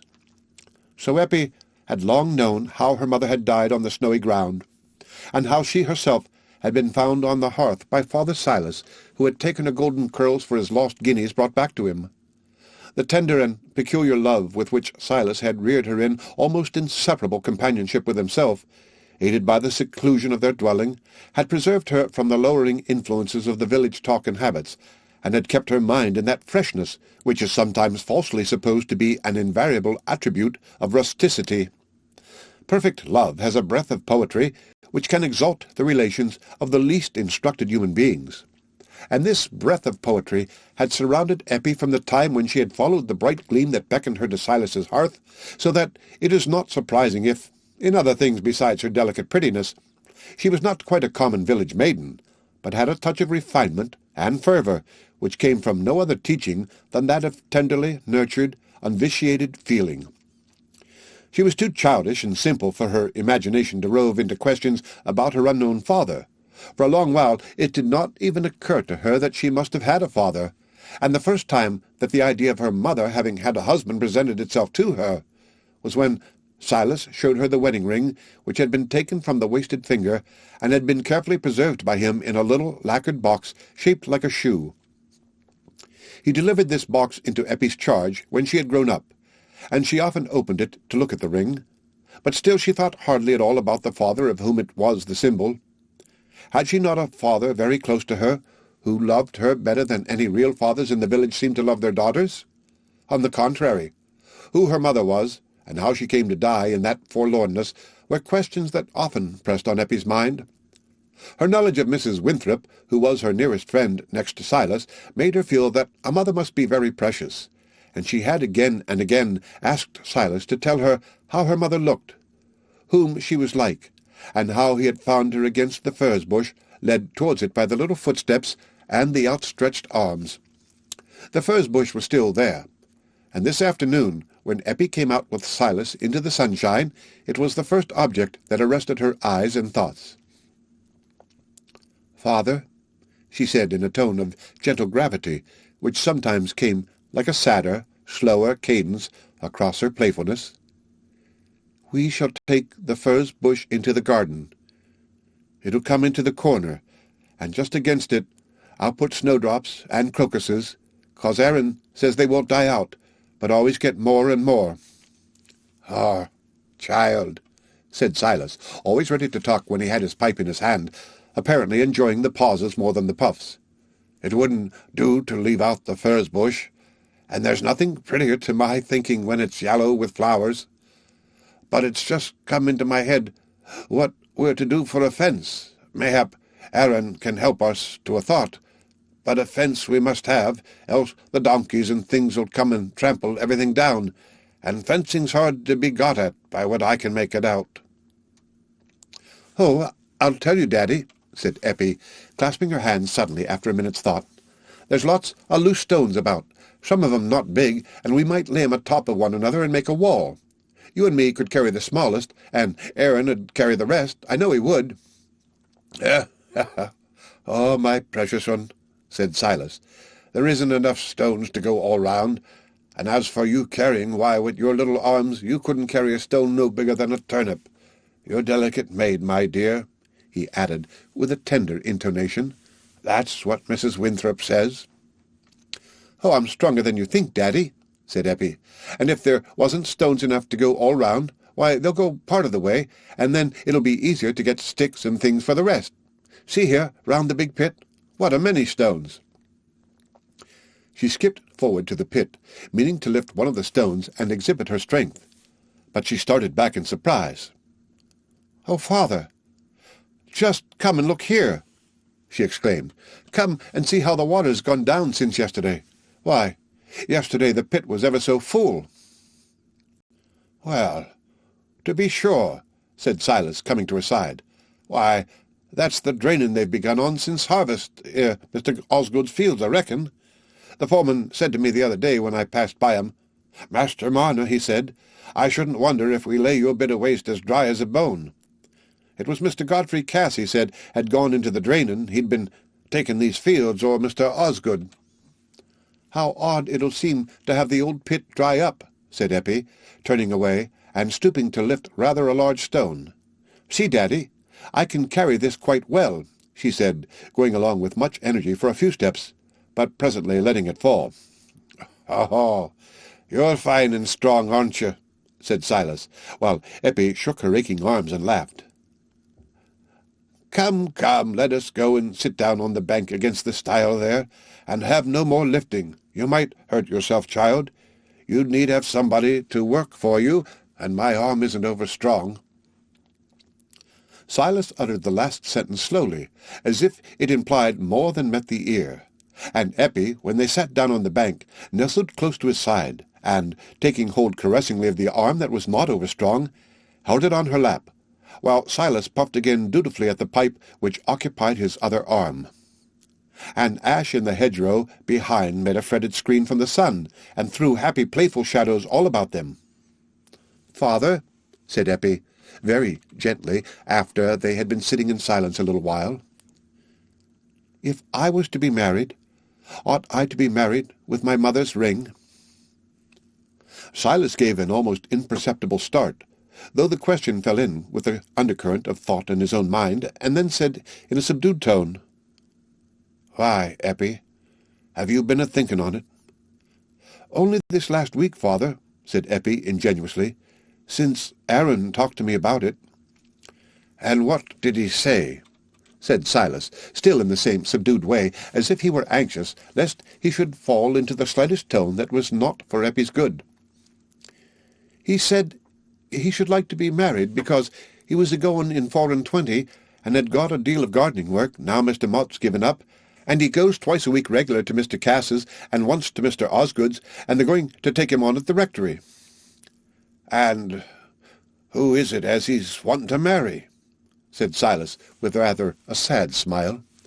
"Why, me, to be sure, Daddy," said Eppie, with dimpling laughter, kissing her father's cheek, as if he'd want to marry anybody else. "And you mean to have him, do you?" said Silas. "Yes, sometime," said Eppie. "I don't know when. Everybody's married sometime, Aaron says, but I told him that wasn't true, for I said, look at father. He's never been married." "No, child," said Silas. "Your father was a lone man till you was sent to him." "But you'll never be lone again, father," said Eppie tenderly. "That was what Aaron said. I could never think of taking you away from Master Marner, Eppie, and I said it'd be no use if you did, Aaron, and he wants us all to live together so as you needn't work a bit, father, only what's for your own pleasure, and he'd be as good as a son to you. That was what he said." "And should you like that, Eppie?" said Silas, looking at her. "I shouldn't mind it, father," said Eppie quite simply, "and I should like things to be so as you needn't work much. But if it wasn't for that, I'd sooner things didn't change. I'm very happy. I like Aaron to be fond of me and come and see us often and behave pretty to you. He always does behave pretty to you, doesn't he, father?" "Yes, child. Nobody could behave better," said Silas emphatically. "He's his mother's lad." "But I don't want any change," said Eppie. "I should like to go on a long, long while, just as we are. Only Aaron does want to change, and he made me cry a bit, only a bit, because he said I didn't care for him, for if I cared for him I should want us to be married, as he did." "Oh, my blessed child," said Silas, laying down his pipe, as if it were useless to pretend to smoke any longer. "You're o'er young to be married. We'll ask Mrs. Winthrop. We'll ask Aaron's mother what she thinks. If there's a right thing to do, she'll come at it. But there's this to be thought on, Eppie. Things will change, whether we like it or no.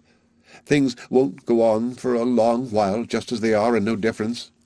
I shall get older and helplesser, and be a burden on you belike, if I don't go away from you altogether. Not as I mean you'd think me a burden, I know you wouldn't, but it'd be hard upon you, and when I think forward to that, I like to think as you'd have somebody else besides me, somebody young and strong as'll outlast your own life and take care on you to the end." Silas paused, and resting his wrists on his knees, lifted his hands up and down meditatively as he looked on the ground. "Then would you like me to be married, father?" said Eppie, with a little trembling in her voice. "I'll not be the man to say no, Eppie," said Silas emphatically. "But we'll ask your godmother. She'll wish the right thing by you, and her son too." "There they come, then," said Eppie. "Let us go and meet 'em. Oh, the pipe! Won't you have it lit again, father?" said Eppie, lifting that medicinal appliance from the ground. "Nay, child," said Silas. "I've done enough for today. I think mayhap a little of it does me more good than so much at once. The end of Part 2, Chapter 16. Chapter 17. While Silas and Eppie were seated on the bank, discoursing in the fleckered shade of the ash tree, Miss Priscilla Lammeter was resisting her sister's arguments that it would be better to take tea at the Red House and let her father have a long nap than drive home to the Warrens so soon after dinner. The family party, of 4 only, were seated around the table in the dark wainscoted parlour, with the Sunday dessert before them of fresh filberts, apples, and pears, duly ornamented with leaves by Nancy's own hand before the bells had rung for church. A great change has come over the dark wainscoted parlour since we saw it in Godfrey's bachelor days, and under the wifeless reign of the old squire. Now all is polish, on which no yesterday's dust is ever allowed to rest, from the odds width of oaken boards round the carpet, to the old squire's gun and whips and walking-sticks ranged on the stag's antlers above the mantelpiece. All other signs of sporting and outdoor occupation Nancy has removed to another room, but she has brought into the Red House the habit of filial reverence, and preserves sacredly in a place of honour these relics of her husband's departed father. The tankards are on the side table still, but the bossed silver is undimmed by handling, and there are no dregs to send forth unpleasant suggestions. The only prevailing scent is of the lavender and rose leaves that fill the vases of Derbyshire spar. All is purity and order in this once dreary room, for 15 years ago it was entered by a new presiding spirit. "Now, father," said Nancy, "is there any call for you to go home to tea? Mayn't you just as well stay with us, such a beautiful evening as it's likely to be?" The old gentleman had been talking with Godfrey about the increasing poor rate and the ruinous times, and had not heard the dialogue between his daughters. "My dear, you must ask Priscilla," he said, in the once firm voice now become rather broken. "She manages me, and the farm, too." "And reason good as I should manage you, father," said Priscilla, "else you'd be giving yourself your death with rheumatism. And as for the farm, if anything turns out wrong, as it can't but do in these times, there's nothing kills a man so soon as having nobody to find fault with but himself. It's a deal the best way of being master to let somebody else do the ordering and keep the blaming in your own hands. It'd save many a man a stroke, I believe." "Well, well, my dear," said her father with a quiet laugh, "I didn't say you don't manage for everybody's good." "Then manage so as you may stay tea, Priscilla," said Nancy, putting her hand on her sister's arm affectionately. "Come now, and we'll go round the garden while father has his nap."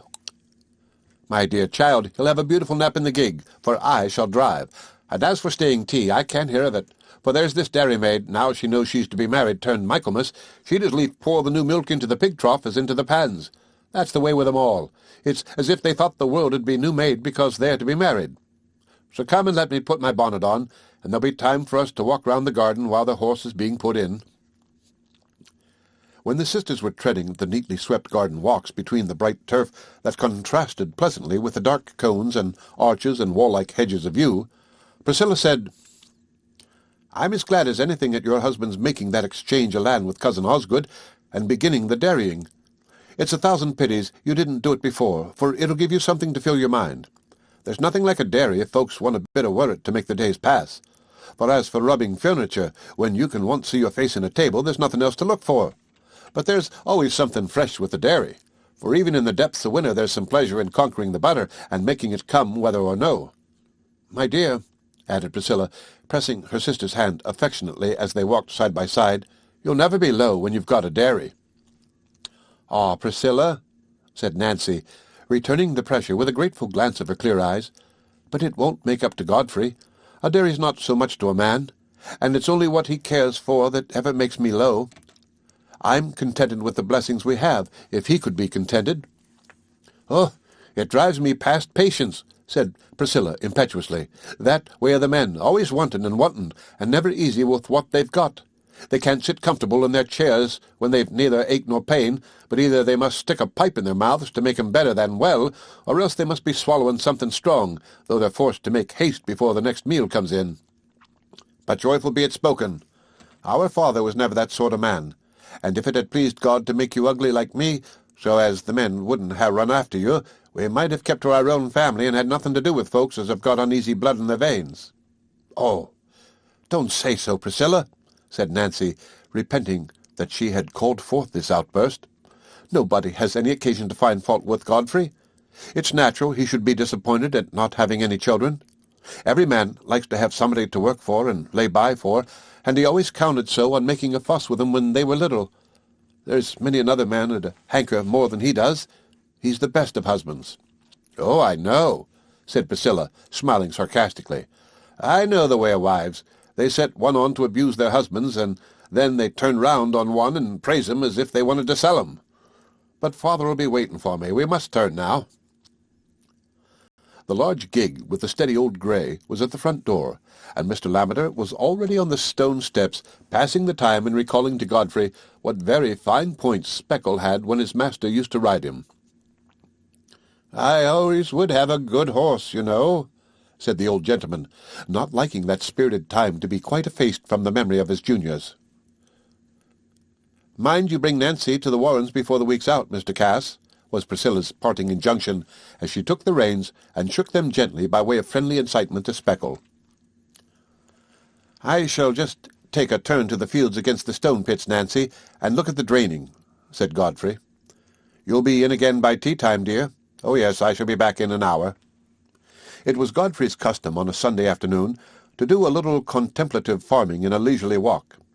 Nancy seldom accompanied him, for the women of her generation, unless like Priscilla they took to outdoor management, were not given to much walking beyond their own house and garden, finding sufficient exercise in domestic duties. So, when Priscilla was not with her, she usually sat with Mant's Bible before her, and after following the text with her eyes for a little while, she would gradually permit them to wander as her thoughts had already insisted on wandering.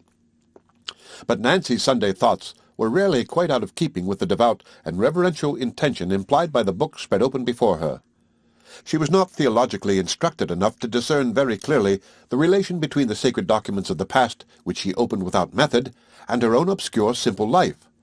But the spirit of rectitude, and the sense of responsibility for the effect of her conduct on others, which were strong elements in Nancy's character, had made it a habit with her to scrutinize her past feelings and actions with self-questioning solicitude. Her mind not being courted by a great variety of subjects, she filled the vacant moments by living inwardly, again and again, through all her remembered experience, especially through the 15 years of her married time, in which her life and its significance had been doubled.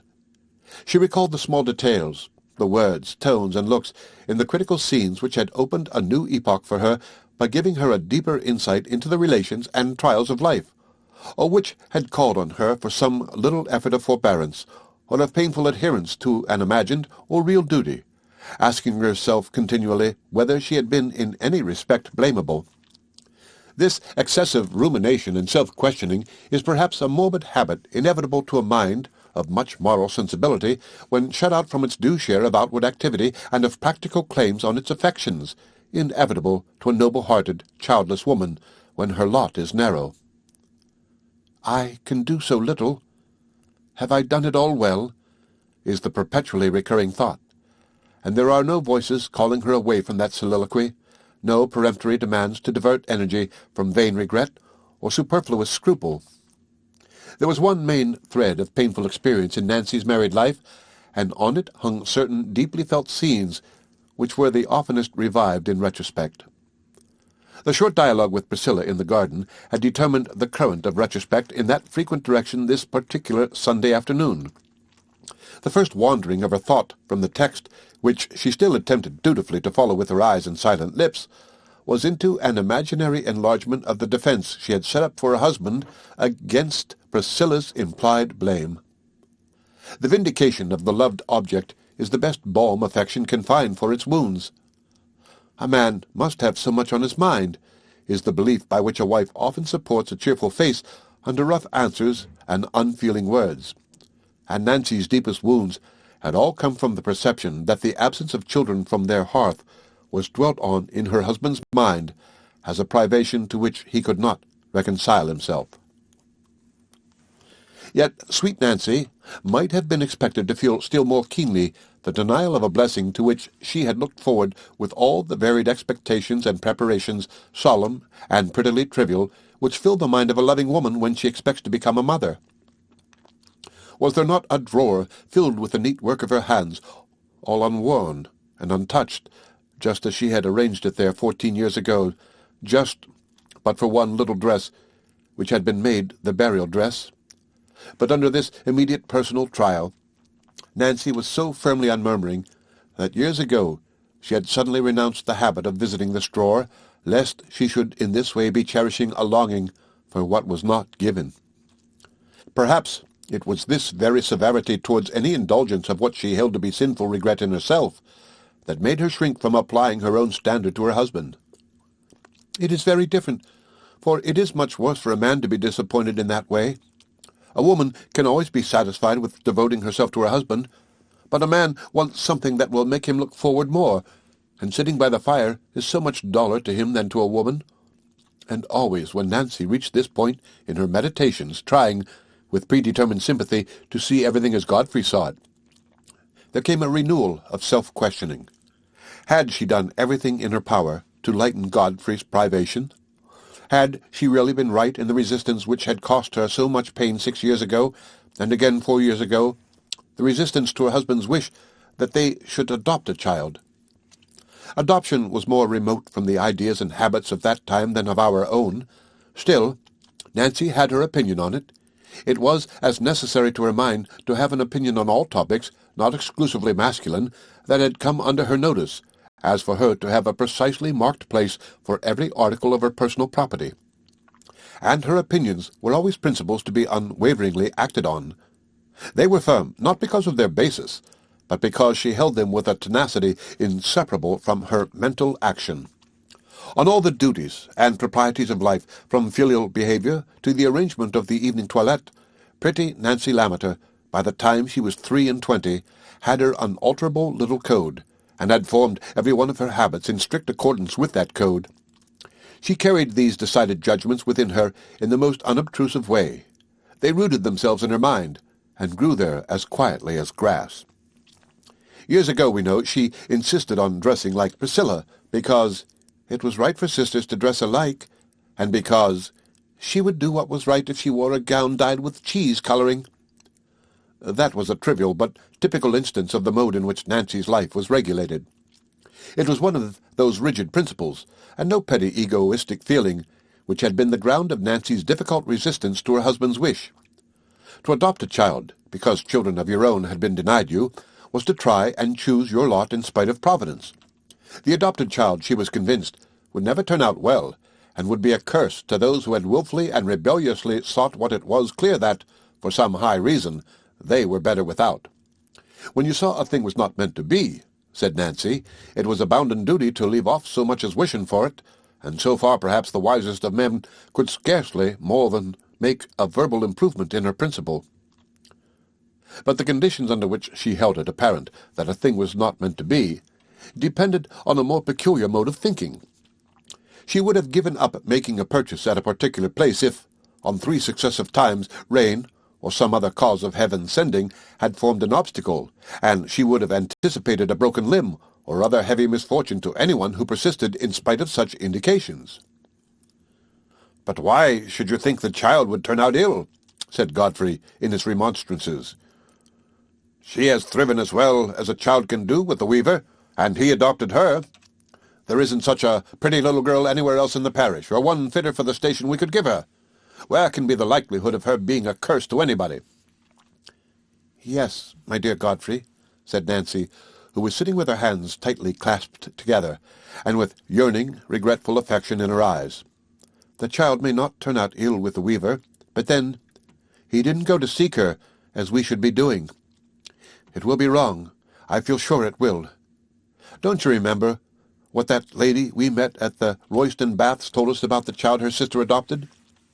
That was the only adopting I ever heard of, and the child was transported when it was 23. Dear Godfrey, don't ask me to do what I know is wrong. I should never be happy again. I know it's very hard for you. It's easier for me, but it's the will of Providence." It might seem singular that Nancy, with her religious theory pieced together out of narrow social traditions, fragments of church doctrine imperfectly understood, and girlish reasonings on her small experience should have arrived by herself at a way of thinking so nearly akin to that of so many devout people whose beliefs are held in the shape of a system quite remote from her knowledge. Singular if we did not know that human beliefs, like all other natural growths, elude the barriers of system. Godfrey had from the first specified Eppie, then about 12 years old, as a child suitable for them to adopt. It had never occurred to him that Silas would rather part with his life than with Eppie. Surely the weaver would wish the best to the child he had taken so much trouble with, and would be glad that such good fortune should happen to her. She would always be very grateful to him, and he would be well provided for to the end of his life, provided for as the excellent part he had done by the child deserved. Was it not an appropriate thing for people in a higher station to take a charge off the hands of a man in a lower? It seemed an eminently appropriate thing to Godfrey, for reasons that were known only to himself. And, by a common fallacy, he imagined the measure would be easy because he had private motives for desiring it. This was rather a coarse mode of estimating Silas's relation to Eppie, but we must remember that many of the impressions which Godfrey was likely to gather concerning the laboring people around him would favor the idea that deep affections can hardly go along with callous palms and scant means. And he had not had the opportunity, even if he had had the power, of entering intimately into all that was exceptional in the weaver's experience. It was only the want of adequate knowledge that could have made it possible for Godfrey deliberately to entertain an unfeeling project. His natural kindness had outlived that blighting time of cruel wishes, and Nancy's praise of him as a husband was not founded entirely on a wilful illusion. "I was right," she said to herself when she had recalled all their scenes of discussion. "I feel I was right to say him nay, though it hurt me more than anything. But how good Godfrey has been about it! Many men would have been very angry with me for standing out against their wishes, and they might have thrown out that they'd had ill luck in marrying me. But Godfrey has never been the man to say me an unkind word. It's only what he can't hide. Everything seems so blank to him, I know.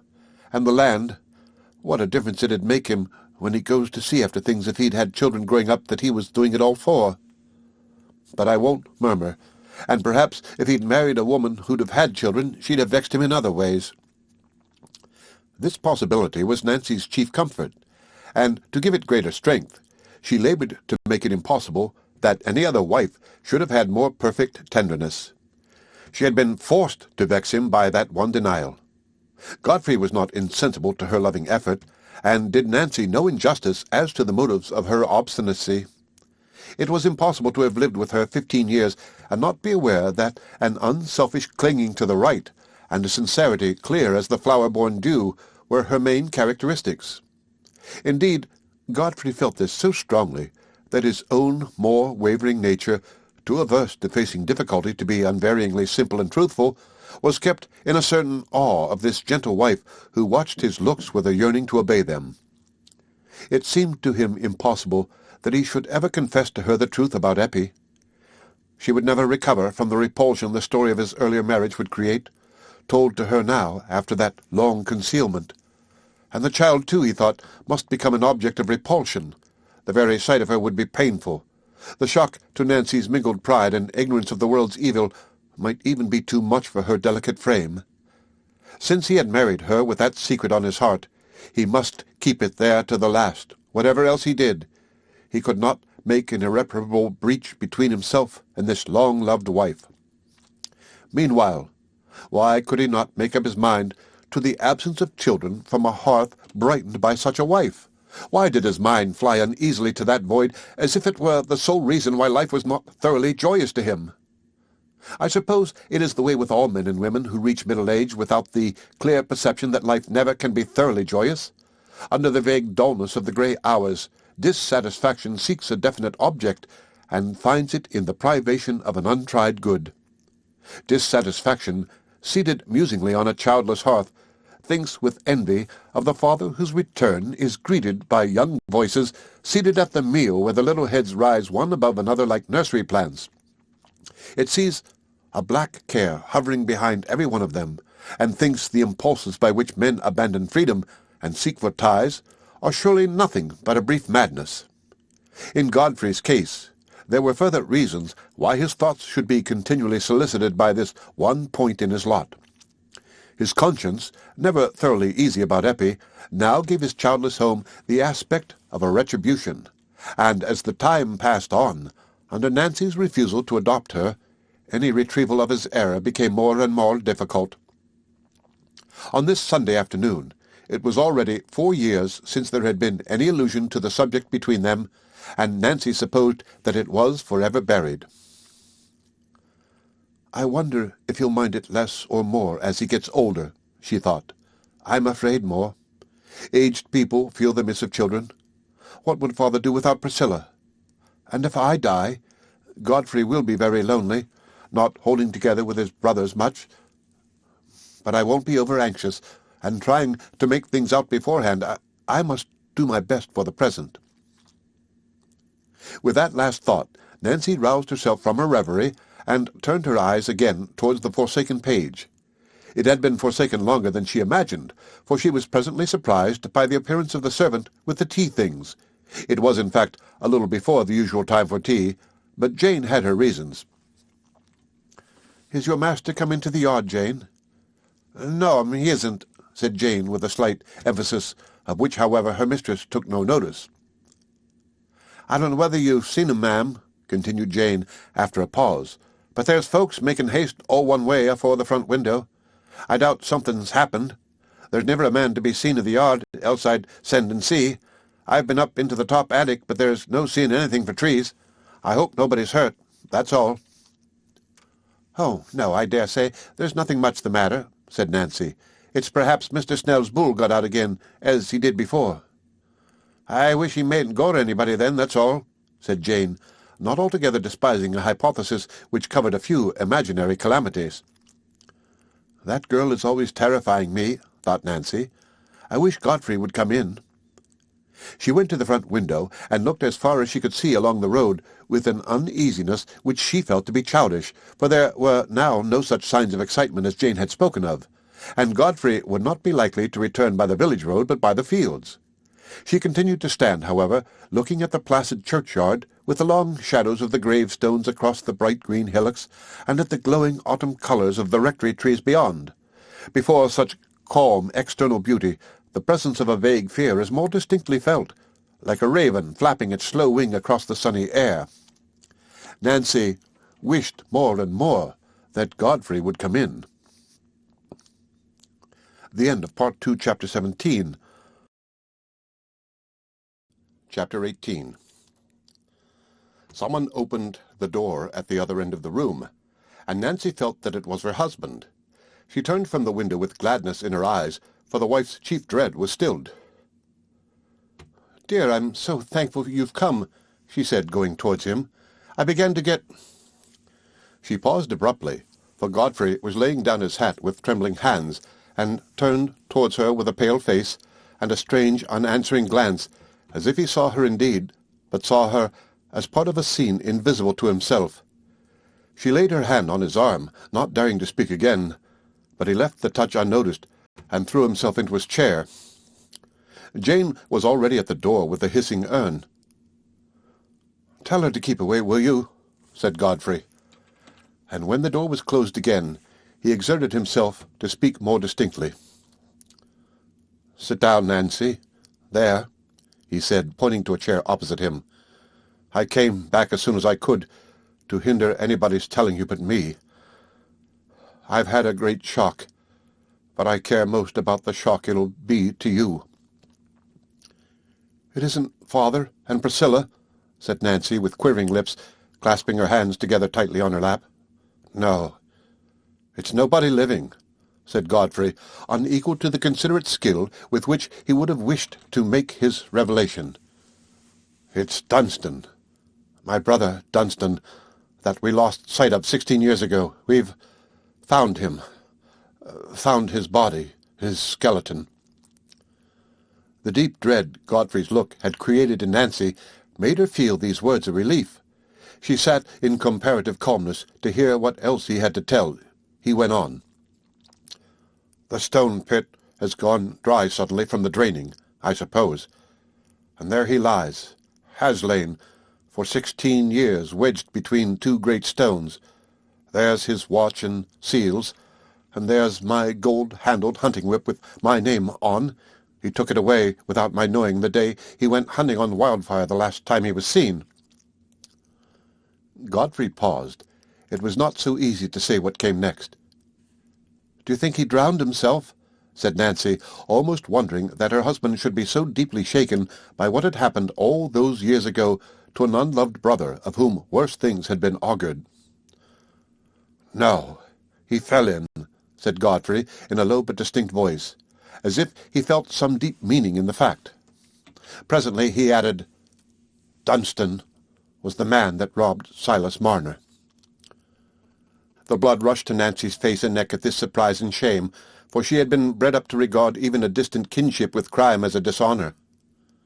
"Oh, Godfrey," she said, with compassion in her tone, for she had immediately reflected that the dishonour must be felt still more keenly by her husband. "There was the money in the pit," he continued, "all the weaver's money. Everything's been gathered up, and they're taking the skeleton to the Rainbow.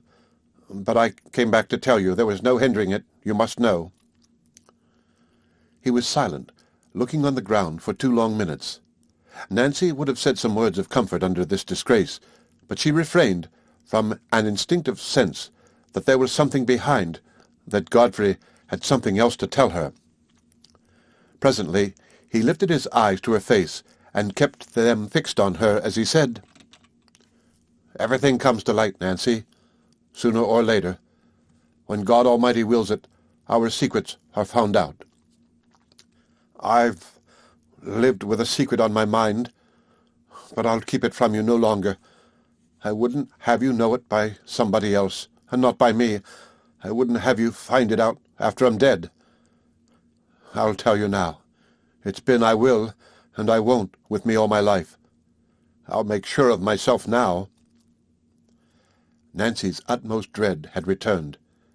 The eyes of the husband and wife met with awe in them, as at a crisis which suspended affection. "Nancy," said Godfrey slowly, "when I married you, I hid something from you, something I ought to have told you. That woman Marner found dead in the snow, Eppie's mother, that wretched woman was my wife. Eppie is my child." He paused, dreading the effect of his confession. But Nancy sat quite still, only that her eyes dropped and ceased to meet his. She was pale and quiet as a meditative statue, clasping her hands on her lap. "You'll never think the same of me again," said Godfrey after a little while, with some tremor in his voice. She was silent. "I oughtn't to have left the child unowned. I oughtn't to have kept it from you, but I couldn't bear to give you up, Nancy. I was led away into marrying her. I suffered for it."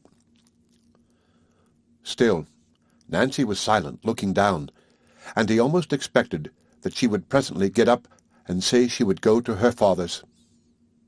How could she have any mercy for faults that must seem so black to her, with her simple, severe notions? But at last she lifted up her eyes to his again and spoke. There was no indignation in her voice, only deep regret. "Godfrey, if you had but told me this 6 years ago, we could have done some of our duty by the child. Do you think I'd have refused to take her in if I'd known she was yours?" At that moment Godfrey felt all the bitterness of an error that was not simply futile, but had defeated its own end. He had not measured this wife with whom he had lived so long. But she spoke again with more agitation. "And oh, Godfrey, if we'd had her from the first, if you'd taken to her as you ought, she'd have loved me for her mother, and you'd have been happy with me. I could better have bore my little baby dying, and our life might have been more like what we used to think it'd be." The tears fell, and Nancy ceased to speak. "But you wouldn't have married me then, Nancy, if I'd told you," said Godfrey, urged, in the bitterness of his self-reproach, to prove to himself that his conduct had not been utter folly. "You may think you would now, but you wouldn't then. With your pride and your father's, you'd have hated having anything to do with me after the talk there'd have been." "I can't say what I should have done about that, Godfrey. I should never have married anybody else. But I wasn't worth doing wrong for. Nothing is in this world. Nothing is so good as it seems beforehand. Not even our marrying wasn't, you see." There was a faint, sad smile on Nancy's face as she said the last words. "I'm a worse man than you thought I was, Nancy," said Godfrey rather tremulously. "Can you forgive me ever? The wrong to me is but little, Godfrey. You've made it up to me. You've been good to me for 15 years. It's another you did the wrong to, and I doubt it can never be all made up for." "But we can take Eppie now," said Godfrey. "I won't mind the world knowing at last. I'll be plain." "It'll be different coming to us now she's grown up," said Nancy, shaking her head sadly. "But it's your duty to acknowledge her and provide for her, and I'll do my part by her and pray to God Almighty to make her love me. Then we'll go together to Silas Marner's this very night, as soon as everything's quiet at the stone pits." The end of Part 2, Chapter 18. Chapter 19. Between 8 and 9 o'clock that evening, Eppie and Silas were seated alone in the cottage. After the great excitement the weaver had undergone from the events of the afternoon, he had felt a longing for this quietude, and had even begged Mrs. Winthrop and Aaron, who had naturally lingered behind everyone else, to leave him alone with his child. The excitement had not passed away. It had only reached that stage when the keenness of the susceptibility makes external stimulus intolerable, where there is no sense of weariness, but rather an intensity of inward life under which sleep is an impossibility. Anyone who has watched such moments in other men remembers the brightness of the eyes and the strange definiteness that comes over coarse features from that transient influence. It is as if a new fineness of ear for all spiritual voices had sent wonder-working vibrations through the heavy mortal frame, as if beauty born of murmuring sound had passed into the face of the listener. Silas's face showed that sort of transfiguration as he sat in his armchair and looked at Eppie. She had drawn her own chair towards his knees and leaned forward, holding both his hands while she looked up at him. On the table near them, lit by a candle, lay the recovered gold, the old, long-loved gold, ranged in orderly heaps, as Silas used to range it in the days when it was his only joy. He had been telling her how he used to count it every night, and how his soul was utterly desolate till she was sent to him. "At first I'd a sort of feeling come across me now and then," he was saying in a subdued tone, "as if you might be changed into the gold again. For sometimes, turn my head which way I would, I seemed to see the gold, and I thought I should be glad if I could feel it and find it was come back. But that didn't last long. After a bit I should have thought it was a curse come again if it had drove you from me, for I'd got to feel the need of your looks and your voice and the touch of your little fingers. You didn't know then, Eppie, when you were such a little un. You didn't know what your old father Silas felt for you." "But I know now, father," said Eppie. "If it hadn't been for you, they'd have taken me to the workhouse, and there'd have been nobody to love me. Oh, my precious child, the blessing was mine. If you hadn't been sent to save me, I should have gone to the grave in my misery. The money was taken away from me in time, and you see it's been kept till it was wanted for you. It's wonderful. Our life is wonderful." Silas sat in silence a few minutes, looking at the money. "It takes no hold of me now," he said ponderingly. "The money doesn't. I wonder if it ever could again. I doubt it might if I lost you, Eppie. I might come to think I was forsaken again, and lose the feeling that God was good to me." At that moment there was a knocking at the door, and Eppie was obliged to rise without answering Silas. Beautiful she looked, with the tenderness of gathering tears in her eyes, and a slight flush on her cheeks, as she stepped to open the door.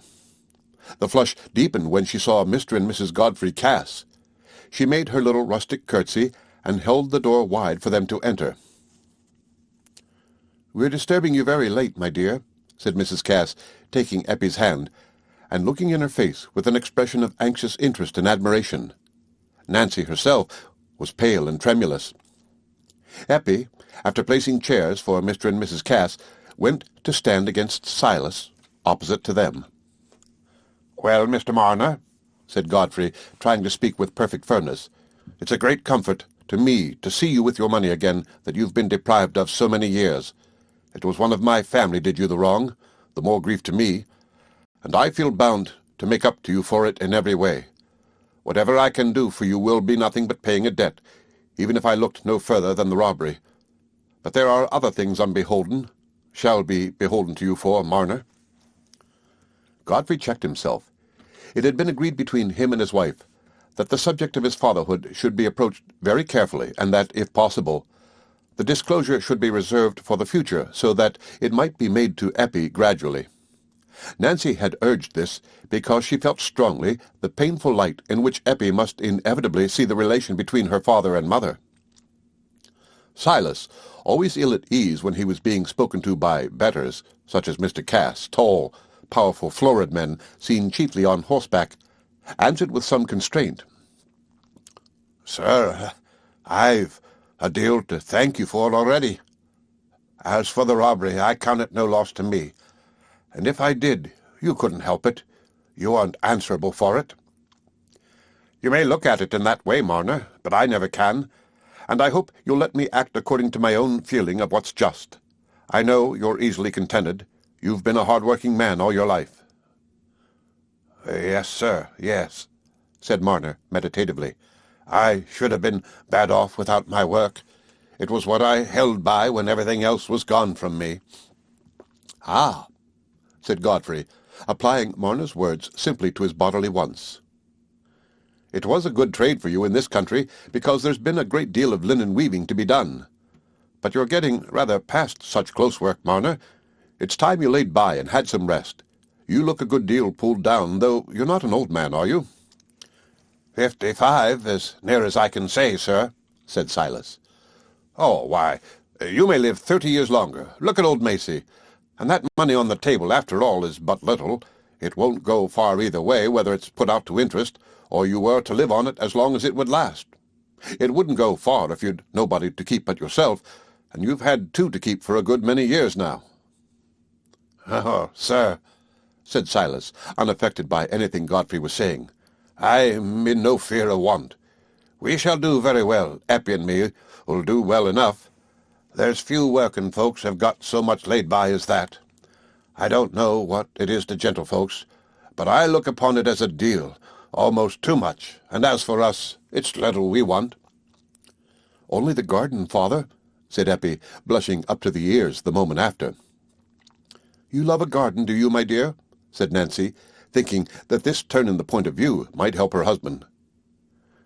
"We should agree in that. I give a deal of time to the garden." "Ah, there's plenty of gardening at the Red House," said Godfrey, surprised at the difficulty he found in approaching a proposition which had seemed so easy to him in the distance. "You've done a good part by Eppie Marner for 16 years. It'd be a great comfort to you to see her well provided for, wouldn't it? She looks blooming and healthy, but not fit for any hardships. She doesn't look like a strapping girl come of working parents. You'd like to see her taken care of by those who can leave her well off and make a lady of her. She's more fit for it than for a rough life, such as she might come to have in a few years' time." A slight flush came over Marner's face and disappeared like a passing gleam. Eppie was simply wondering Mr. Cass should talk so about things that seemed to have nothing to do with reality. But Silas was hurt and uneasy. "I don't take your meaning, sir," he answered, not having words at command to express the mingled feelings with which he had heard Mr. Cass's words. "Well, my meaning is this, Marner," said Godfrey, determined to come to the point. "Mrs. Cass and I, have no children. Nobody to benefit by our good home and everything else we have, more than enough for ourselves, and we should like to have somebody in the place of a daughter to us. We should like to have Eppie, and treat her in every way as our own child. It'd be a great comfort to you in your old age, I hope, to see her fortune made in that way after you've been at the trouble of bringing her up so well, and it's right you should have every reward for that. And Eppie, I'm sure, will always love you and be grateful to you. She'd come and see you very often, and we should all be on the lookout to do everything we could towards making you comfortable." A plain man like Godfrey Cass, speaking under some embarrassment, necessarily blunders on words that are coarser than his intentions, and that are likely to fall gratingly on susceptible feelings. While he had been speaking, Eppie had quietly passed her arm behind Silas's head and let her hand rest against it caressingly. She felt him trembling violently. He was silent for some moments when Mr. Cass had ended, powerless under the conflict of emotions, all alike painful. Eppie's heart was swelling at the sense that her father was in distress, and she was just going to lean down and speak to him when one struggling dread at last gained the mastery over every other in Silas, and he said faintly, "Eppie, my child, speak. I won't stand in your way. Thank Mr. and Mrs. Cass." Eppie took her hand from her father's head and came forward a step. Her cheeks were flushed, but not with shyness this time. The sense that her father was in doubt and suffering banished that sort of self-consciousness. She dropped a low curtsy, first to Mrs. Cass, and then to Mr. Cass, and said, "Thank you, ma'am. Thank you, sir. But I can't leave my father, nor own anybody nearer than him, and I don't want to be a lady. Thank you all the same." Here, Eppie dropped another curtsy. "I couldn't give up the folks I've been used to." Eppie's lips began to tremble a little at the last words. She retreated to her father's chair again and held him round the neck, while Silas, with a subdued sob, put up his hand to grasp hers. The tears were in Nancy's eyes, but her sympathy with Eppie was naturally divided with distress on her husband's account. She dared not speak, wondering what was going on in her husband's mind. Godfrey felt an irritation inevitable to almost all of us when we encounter an unexpected obstacle. He had been full of his own penitence and resolution to retrieve his error as far as the time was left to him. He was possessed with all-important feelings that were to lead to a predetermined course of action which he had fixed on as the right, and he was not prepared to enter with lively appreciation into other people's feelings, counteracting his virtuous resolves. The agitation with which he spoke again was not quite unmixed with anger. "But I have a claim on you, Eppie, the strongest of all claims. It's my duty, Marner, to own Eppie as my child and provide for her. She is my own child. Her mother was my wife. I've a natural claim on her that must stand before every other." Eppie had given a violent start and turned quite pale. Silas, on the contrary, who had been relieved by Eppie's answer from the dread lest his mind should be in opposition to hers, felt the spirit of resistance in him set free, not without a touch of parental fierceness. "Then, sir," he answered with an accent of bitterness that had been silent in him since the memorable day when his youthful hope had perished, "then, sir, why didn't you say so 16 years ago, and claim her before I'd come to love her, instead of coming to take her from me now, when you might as well take the heart out of my body? God gave her to me because you turned your back upon her, and he looks upon her as mine. You've no right to her. When a man turns a blessing from his door, it falls to them as take it in." "I know that, Marner. I was wrong. I've repented of my conduct in that matter," said Godfrey, who could not help feeling the edge of Silas's words. "I'm glad to hear it, sir," said Marner with gathering excitement. "But repentance doesn't alter what's been going on for 16 years. Your coming now and saying I'm her father doesn't alter the feelings inside us. It's me she's been calling her father ever since she could say the word." "But I think you might look at the thing more reasonably, Marner," said Godfrey, unexpectedly awed by the weaver's direct truth-speaking. "It isn't as if she was to be taken quite away from you so that you'd never see her again. She'll be very near you, and come to see you very often. She'll feel just the same towards you." "Just the same," said Marner, more bitterly than ever. "How'll she feel just the same for me as she does now, when we eat of the same bit, and drink of the same cup, and think of the same things from one day's into another? Just the same. That's idle talk. You'd cut us in two." Godfrey, unqualified by experience to discern the pregnancy of Marner's simple words, felt rather angry again.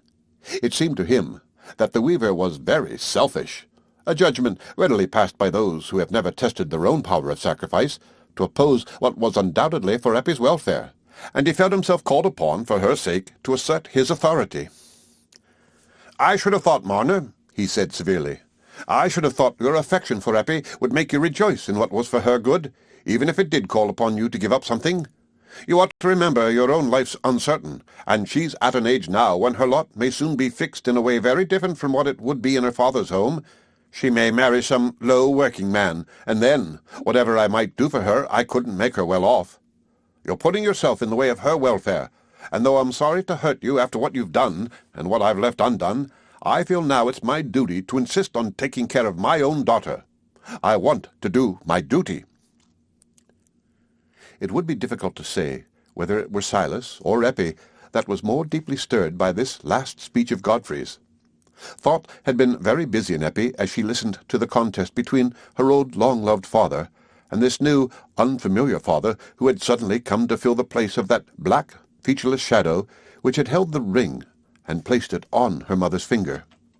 Her imagination had darted backward in conjectures and forward in previsions of what this revealed fatherhood implied, and there were words in Godfrey's last speech which helped to make the previsions especially definite. Not that these thoughts, either of past or future, determined her resolution.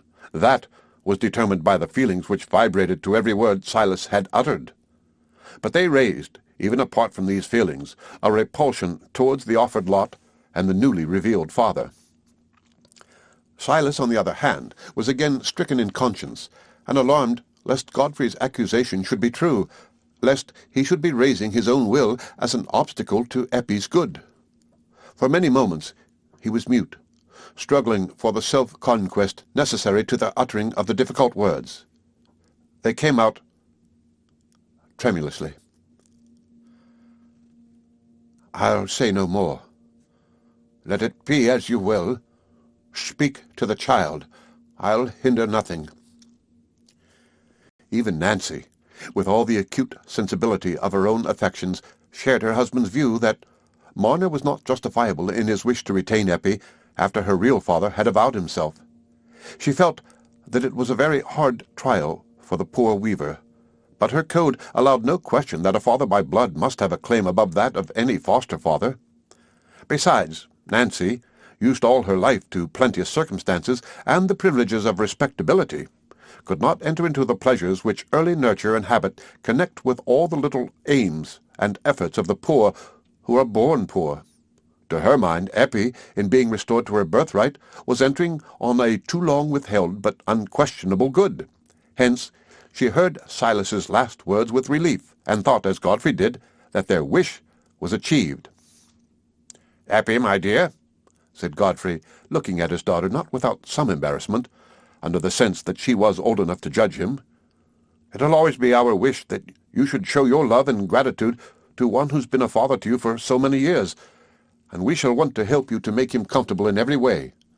But we hope you'll come to love us as well, and though I haven't been what a father should have been to you all these years, I wish to do the utmost in my power for you for the rest of my life, and provide for you as my only child. And you'll have the best of mothers in my wife. That'll be a blessing you haven't known since you were old enough to know it." "My dear, you'll be a treasure to me," said Nancy in her gentle voice. "We shall want for nothing when we have our daughter." Eppie did not come forward and curtsy as she had done before. She held Silas's hand in hers and grasped it firmly. It was a weaver's hand, with a palm and fingertips that were sensitive to such pressure, while she spoke with colder decision than before. "Thank you, ma'am. Thank you, sir, for your offers. They're very great, and far above my wish, for I should have no delight in life any more if I was forced to go away from my father, and knew he was sitting at home a-thinking of me and feeling lone. We've been used to be happy together every day, and I can't think of no happiness without him, and he says he'd nobody of the world till I was sent to him, and he'd have nothing when I was gone. And he's took care of me, and loved me from the first, and I'll cleave to him as long as he lives, and nobody shall ever come between him and me." "But you must make sure, Eppie," said Silas in a low voice. "You must make sure as you won't ever be sorry, because you've made your choice to stay among poor folks, and with poor clothes and things, when you might have had everything of the best." His sensitiveness on this point had increased as he listened to Eppie's words of faithful affection. "I can never be sorry, father," said Eppie. "I shouldn't know what to think on or to wish for with fine things about me, as I haven't been used to, and it'd be poor work for me to put on things and ride in a gig and sit in a place at church as 'ud make them as fond of think me unfitting company for 'em. What could I care for then?" Nancy looked at Godfrey with a pained, questioning glance, but his eyes were fixed on the floor, where he was moving the end of his stick, as if he were pondering on something absently. She thought there was a word which might perhaps come better from her lips than from his. "What you say is natural, my dear child. It's natural you should cling to those who've brought you up," she said mildly. "But there's a duty you owe to your lawful father. There's perhaps something to be given up on more sides than one. When your father opens his home to you, I think it's right you shouldn't turn your back on it." "I can't feel as I've got any father but one," said Eppie impetuously, while the tears gathered. "I've always thought of a little home where he'd sit in the corner, and I should fend and do everything for him. I can't think of no other home. I wasn't brought up to be a lady, and I can't turn my mind to it. I like the working folks, and their victuals, and their ways. And," she ended passionately, while the tears fell, "I'm promised to marry a working man as'll live with father and help me to take care of him." Godfrey looked up at Nancy with a flushed face and smarting, dilated eyes. This frustration of a purpose towards which he had set out under the exalted consciousness that he was about to compensate in some degree for the greatest demerit of his life made him feel the air of the room stifling. "Let us go," he said in an undertone. "We won't talk of this any longer now," said Nancy, rising. "We're your well-wishers, my dear, and yours too, Marner. We shall come and see you again. It's getting late now." In this way she covered her husband's abrupt departure, for Godfrey had gone straight to the door, unable to say more. The end of Part 2, Chapter 19. Chapter 20. Nancy and Godfrey walked home under the starlight in silence. When they entered the oaken parlour, Godfrey threw himself into his chair, while Nancy laid down her bonnet and shawl, and stood on the hearth near her husband, unwilling to leave him even for a few minutes, and yet fearing to utter any word lest it might jar on his feeling. At last Godfrey turned his head towards her, and their eyes met, dwelling in that meeting without any movement on either side. That quiet mutual gaze of a trusting husband and wife is like the first moment of rest or refuge from a great weariness or a great danger, not to be interfered with by speech or action which would distract the sensations from the fresh enjoyment of repose. But presently, as he put out his hand, and as Nancy placed hers within it, he drew her towards him and said, "That's ended." She bent to kiss him, and then said as she stood by his side, "Yes, I'm afraid we must give up the hope of having her for a daughter. It wouldn't be right to want to force her to come to us against her will. We can't alter her bringing up and what's come of it." "No," said Godfrey, with a keen decisiveness of tone, in contrast with his usual careless and unemphatic speech. "There's debts we can't pay like money debts, by paying extra for the years that have slipped by. While I've been putting off and putting off, the trees have been growing. It's too late now. Marner was in the right in what he said about a man's turning away a blessing from his door. It falls to somebody else. I wanted to pass for childless once, Nancy. I shall pass for childless now against my wish." Nancy did not speak immediately, but after a little while she asked, "You won't make it known, then, about Eppie's being your daughter?" "No. Where would be the good to anybody? Only harm. I must do what I can for her in the state of life she chooses. I must see who it is she's thinking of marrying." "If it won't do any good to make the thing known," said Nancy, who thought she might now allow herself the relief of entertaining a feeling which she had tried to silence before, "I should be very thankful for father and Priscilla never to be troubled with knowing what was done in the past, more than about Dunsey. It can't be helped, their knowing that. I shall put it in my will. I think I shall put it in my will. I shouldn't like to leave anything to be found out, like this of Dunsey," said Godfrey meditatively. "But I can't see anything but difficulties that'd come from telling it now. I must do what I can to make her happy in her own way. I've a notion," he added after a moment's pause. "It's Aaron Winthrop she meant she was engaged to. I remember seeing him with her and Marner going away from church." "Well, he's very sober and industrious," said Nancy, trying to view the matter as cheerfully as possible. Godfrey fell into thoughtfulness again. Presently he looked up at Nancy sorrowfully and said, "She's a very pretty nice girl, isn't she, Nancy?" "Yes, dear. And with just your hair and eyes, I wondered it had never struck me before." "I think she took a dislike to me at the thought of being her father. I could see a change in her manner after that." "She couldn't bear to think of not looking on Marner as her father," said Nancy, not wishing to confirm her husband's painful impression. "She thinks I did wrong by her mother as well as by her. She thinks me worse than I am. But she must think it. She can never know all. It's part of my punishment, Nancy, for my daughter to dislike me. I should never have got into that trouble if I'd been true to you, if I hadn't been a fool. I'd no right to expect anything but evil could come of that marriage. And when I shirked doing a father's part, too—" Nancy was silent. Her spirit of rectitude would not let her try to soften the edge of what she felt to be a just compunction. He spoke again after a little while, but the tone was rather changed. There was tenderness mingled with the previous self-reproach. "And I got you, Nancy, in spite of all, and yet I've been grumbling and uneasy because I hadn't something else, as if I deserved it." "You've never been wanting to me, Godfrey," said Nancy with quiet sincerity. "My only trouble would be gone if you resigned yourself to the lot that's been given us." "Well, perhaps it isn't too late to mend a bit there, though it is too late to mend some things, say what they will." The end of Part 2, Chapter 20 of Silas Marner by George Eliot. Chapter 21. The next morning, when Silas and Eppie were seated at their breakfast, he said to her, "Eppie, there's a thing I've had on my mind to do this 2 year, and now the money's been brought back to us, we can do it. I've been turning it over and over in the night, and I think we'll set out tomorrow while the fine days last. We'll leave the house and everything for your godmother to take care of, and we'll make a little bundle of things and set out."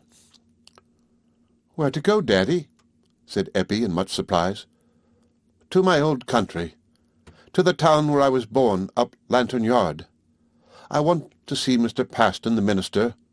Something may have come out to make him know I was innocent of the robbery, and Mr. Paston was a man with a deal of light. I want to speak to him about the drawing of the lots, and I should like to talk to him about the religion of this countryside, for I partly think he doesn't know on it."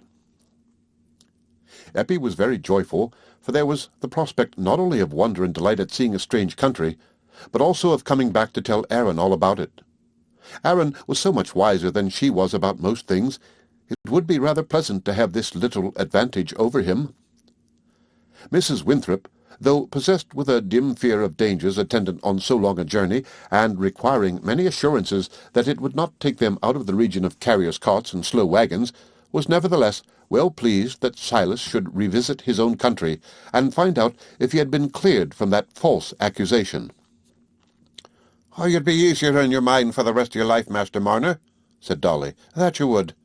And if there's any light to be got up the yard as you talk on, we need of it in this world, and I'd be glad on it myself if you could bring it back." So, on the 4th day from that time, Silas and Eppie, in their Sunday clothes, with a small bundle tied in a blue linen handkerchief, were making their way through the streets of a great manufacturing town. Silas, bewildered by the changes 30 years had brought over his native place, had stopped several persons in succession to ask them the name of this town, that he might be sure he was not under a mistake about it. "Ask for Lantern Yard, father.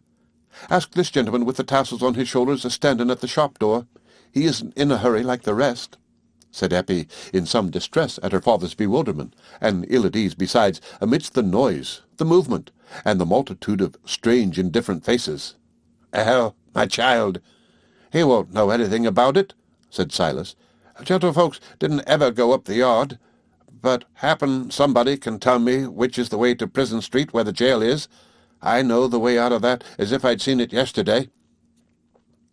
With some difficulty, after many turnings and new inquiries, they reached Prison Street and the grim walls of the jail.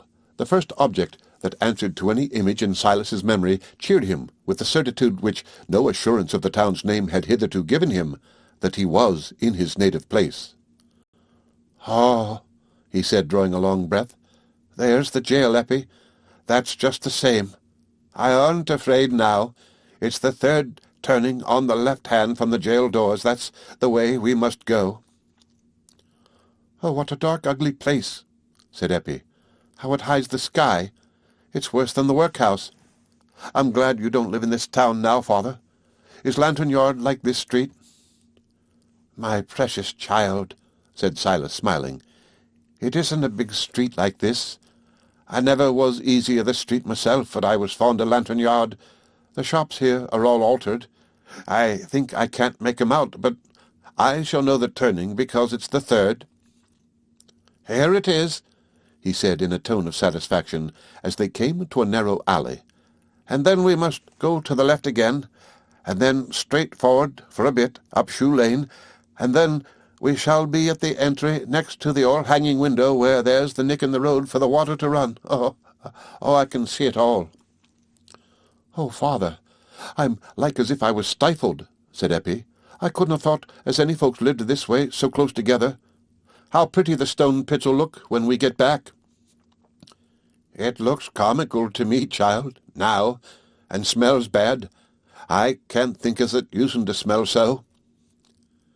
Here and there a sallow begrimed face looked out from a gloomy doorway at the strangers, and increased Eppie's uneasiness, so that it was a longed-for relief when they issued from the alleys into Shoe Lane, where there was a broader strip of sky. "Dear heart," said Silas, "why, there's people coming out of the yard as if they'd been to chapel at this time of day a weekday noon." Suddenly he started, and stood still with a look of distressed amazement that alarmed Eppie. They were before an opening in front of a large factory from which men and women were streaming for their midday meal. "Father," said Eppie, clasping his arm, "what's the matter?" But she had to speak again and again before Silas could answer her. "It's gone, child," he said, at last in strong agitation. "Lantern Yard's gone. It must have been here, because here's the house with the o'erhanging window. I know that. It's just the same. But they've made this new opening, and see that big factory? It's all gone. Chapel and all." "Come into that little brush shop and sit down, father. They'll let you sit down," said Eppie, always on the watch, lest one of her father's strange attacks should come on. "Perhaps the people can tell you all about it." But neither from the brush-maker, who had come to Shoe Lane only 10 years ago when the factory was already built, nor from any other source within his reach, could Silas learn anything of the old Lantern Yard friends or of Mr. Paston, the minister. "The old place is all swept away," Silas said to Dolly Winthrop on the night of his return. "The little graveyard and everything. The old home's gone. I've no home but this now. I shall never know whether they got at the truth of the robbery, nor whether Mr. Paston could have given me any light about the drawing of the lots. It's dark to me, Mrs. Winthrop. That is, I doubt it'll be dark to the last." "Well, yes, Master Marner," said Dolly, who sat with a placid listening face, now bordered by grey hairs. "I doubt it may. It's the will of them above as a many things should be dark to us. But there's some things as I've never felt in the dark about, and they're mostly what comes of the day's work. You were hard done by that once, Master Marner, and it seems as you'll never know the rights of it. But that doesn't hinder there being a rights, Master Marner, for all it's dark to you and me." "No," said Silas, "no, that doesn't hinder. Since the time that child was sent to me, and I've come to love her as myself, I've had light enough to trust and by, and now she says she'll never leave me. I think I shall trust until I die. The end of Part 2, Chapter 21. Conclusion. There was one time of the year which was held in Raveloe to be especially suitable for a wedding. It was when the great lilacs and laburnums in the old-fashioned gardens showed their golden and purple wealth above the lichen-tinted walls, and when there were calves still young enough to want bucketfuls of fragrant milk. People were not so busy then as they must become when the full cheese-making and the mowing had set in, and besides, it was a time when a light bridal dress could be worn with comfort and seen to advantage. Happily, the sunshine fell more warmly than usual on the lilac tufts the morning that Eppie was married, for her dress was a very light one. She had often thought, though with a feeling of renunciation, that the perfection of a wedding dress would be a white cotton, with the tiniest pink sprig at wide intervals, so that when Mrs. Godfrey Cass begged to provide one, and asked Eppie to choose what it should be, previous meditation had enabled her to give a decided answer at once. Seen at a little distance as she walked across the churchyard and down the village, she seemed to be attired in pure white, and her hair looked like the dash of gold on a lily. One hand was on her husband's arm, and with the other she clasped the hand of her father Silas. "You won't be giving me away, father," she had said before they went to the church. "You'll only be taking Aaron to be a son to you." Dolly Winthrop walked behind with her husband, and there ended the little bridal procession. There were many eyes to look at it, and Miss Priscilla Lammeter was glad that she and her father had happened to drive up to the door of the Red House just in time to see this pretty sight. They had come to keep Nancy company today, because Mr. Cass had to go away to Lytherley for special reasons. That seemed to be a pity, for otherwise he might have gone, as Mr. Crackenthorpe and Mr. Osgood certainly would, to look on at the wedding feast, which he had ordered at the Rainbow, naturally feeling a great interest in the weaver who had been wronged by one of his own family. "I could have wished Nancy had had the luck to find a child like that and bring her up," said Priscilla to her father as they sat in the gig. "I should have had something young to think of then besides the lambs and the calves." "Yes, my dear, yes," said Mr. Lammeter.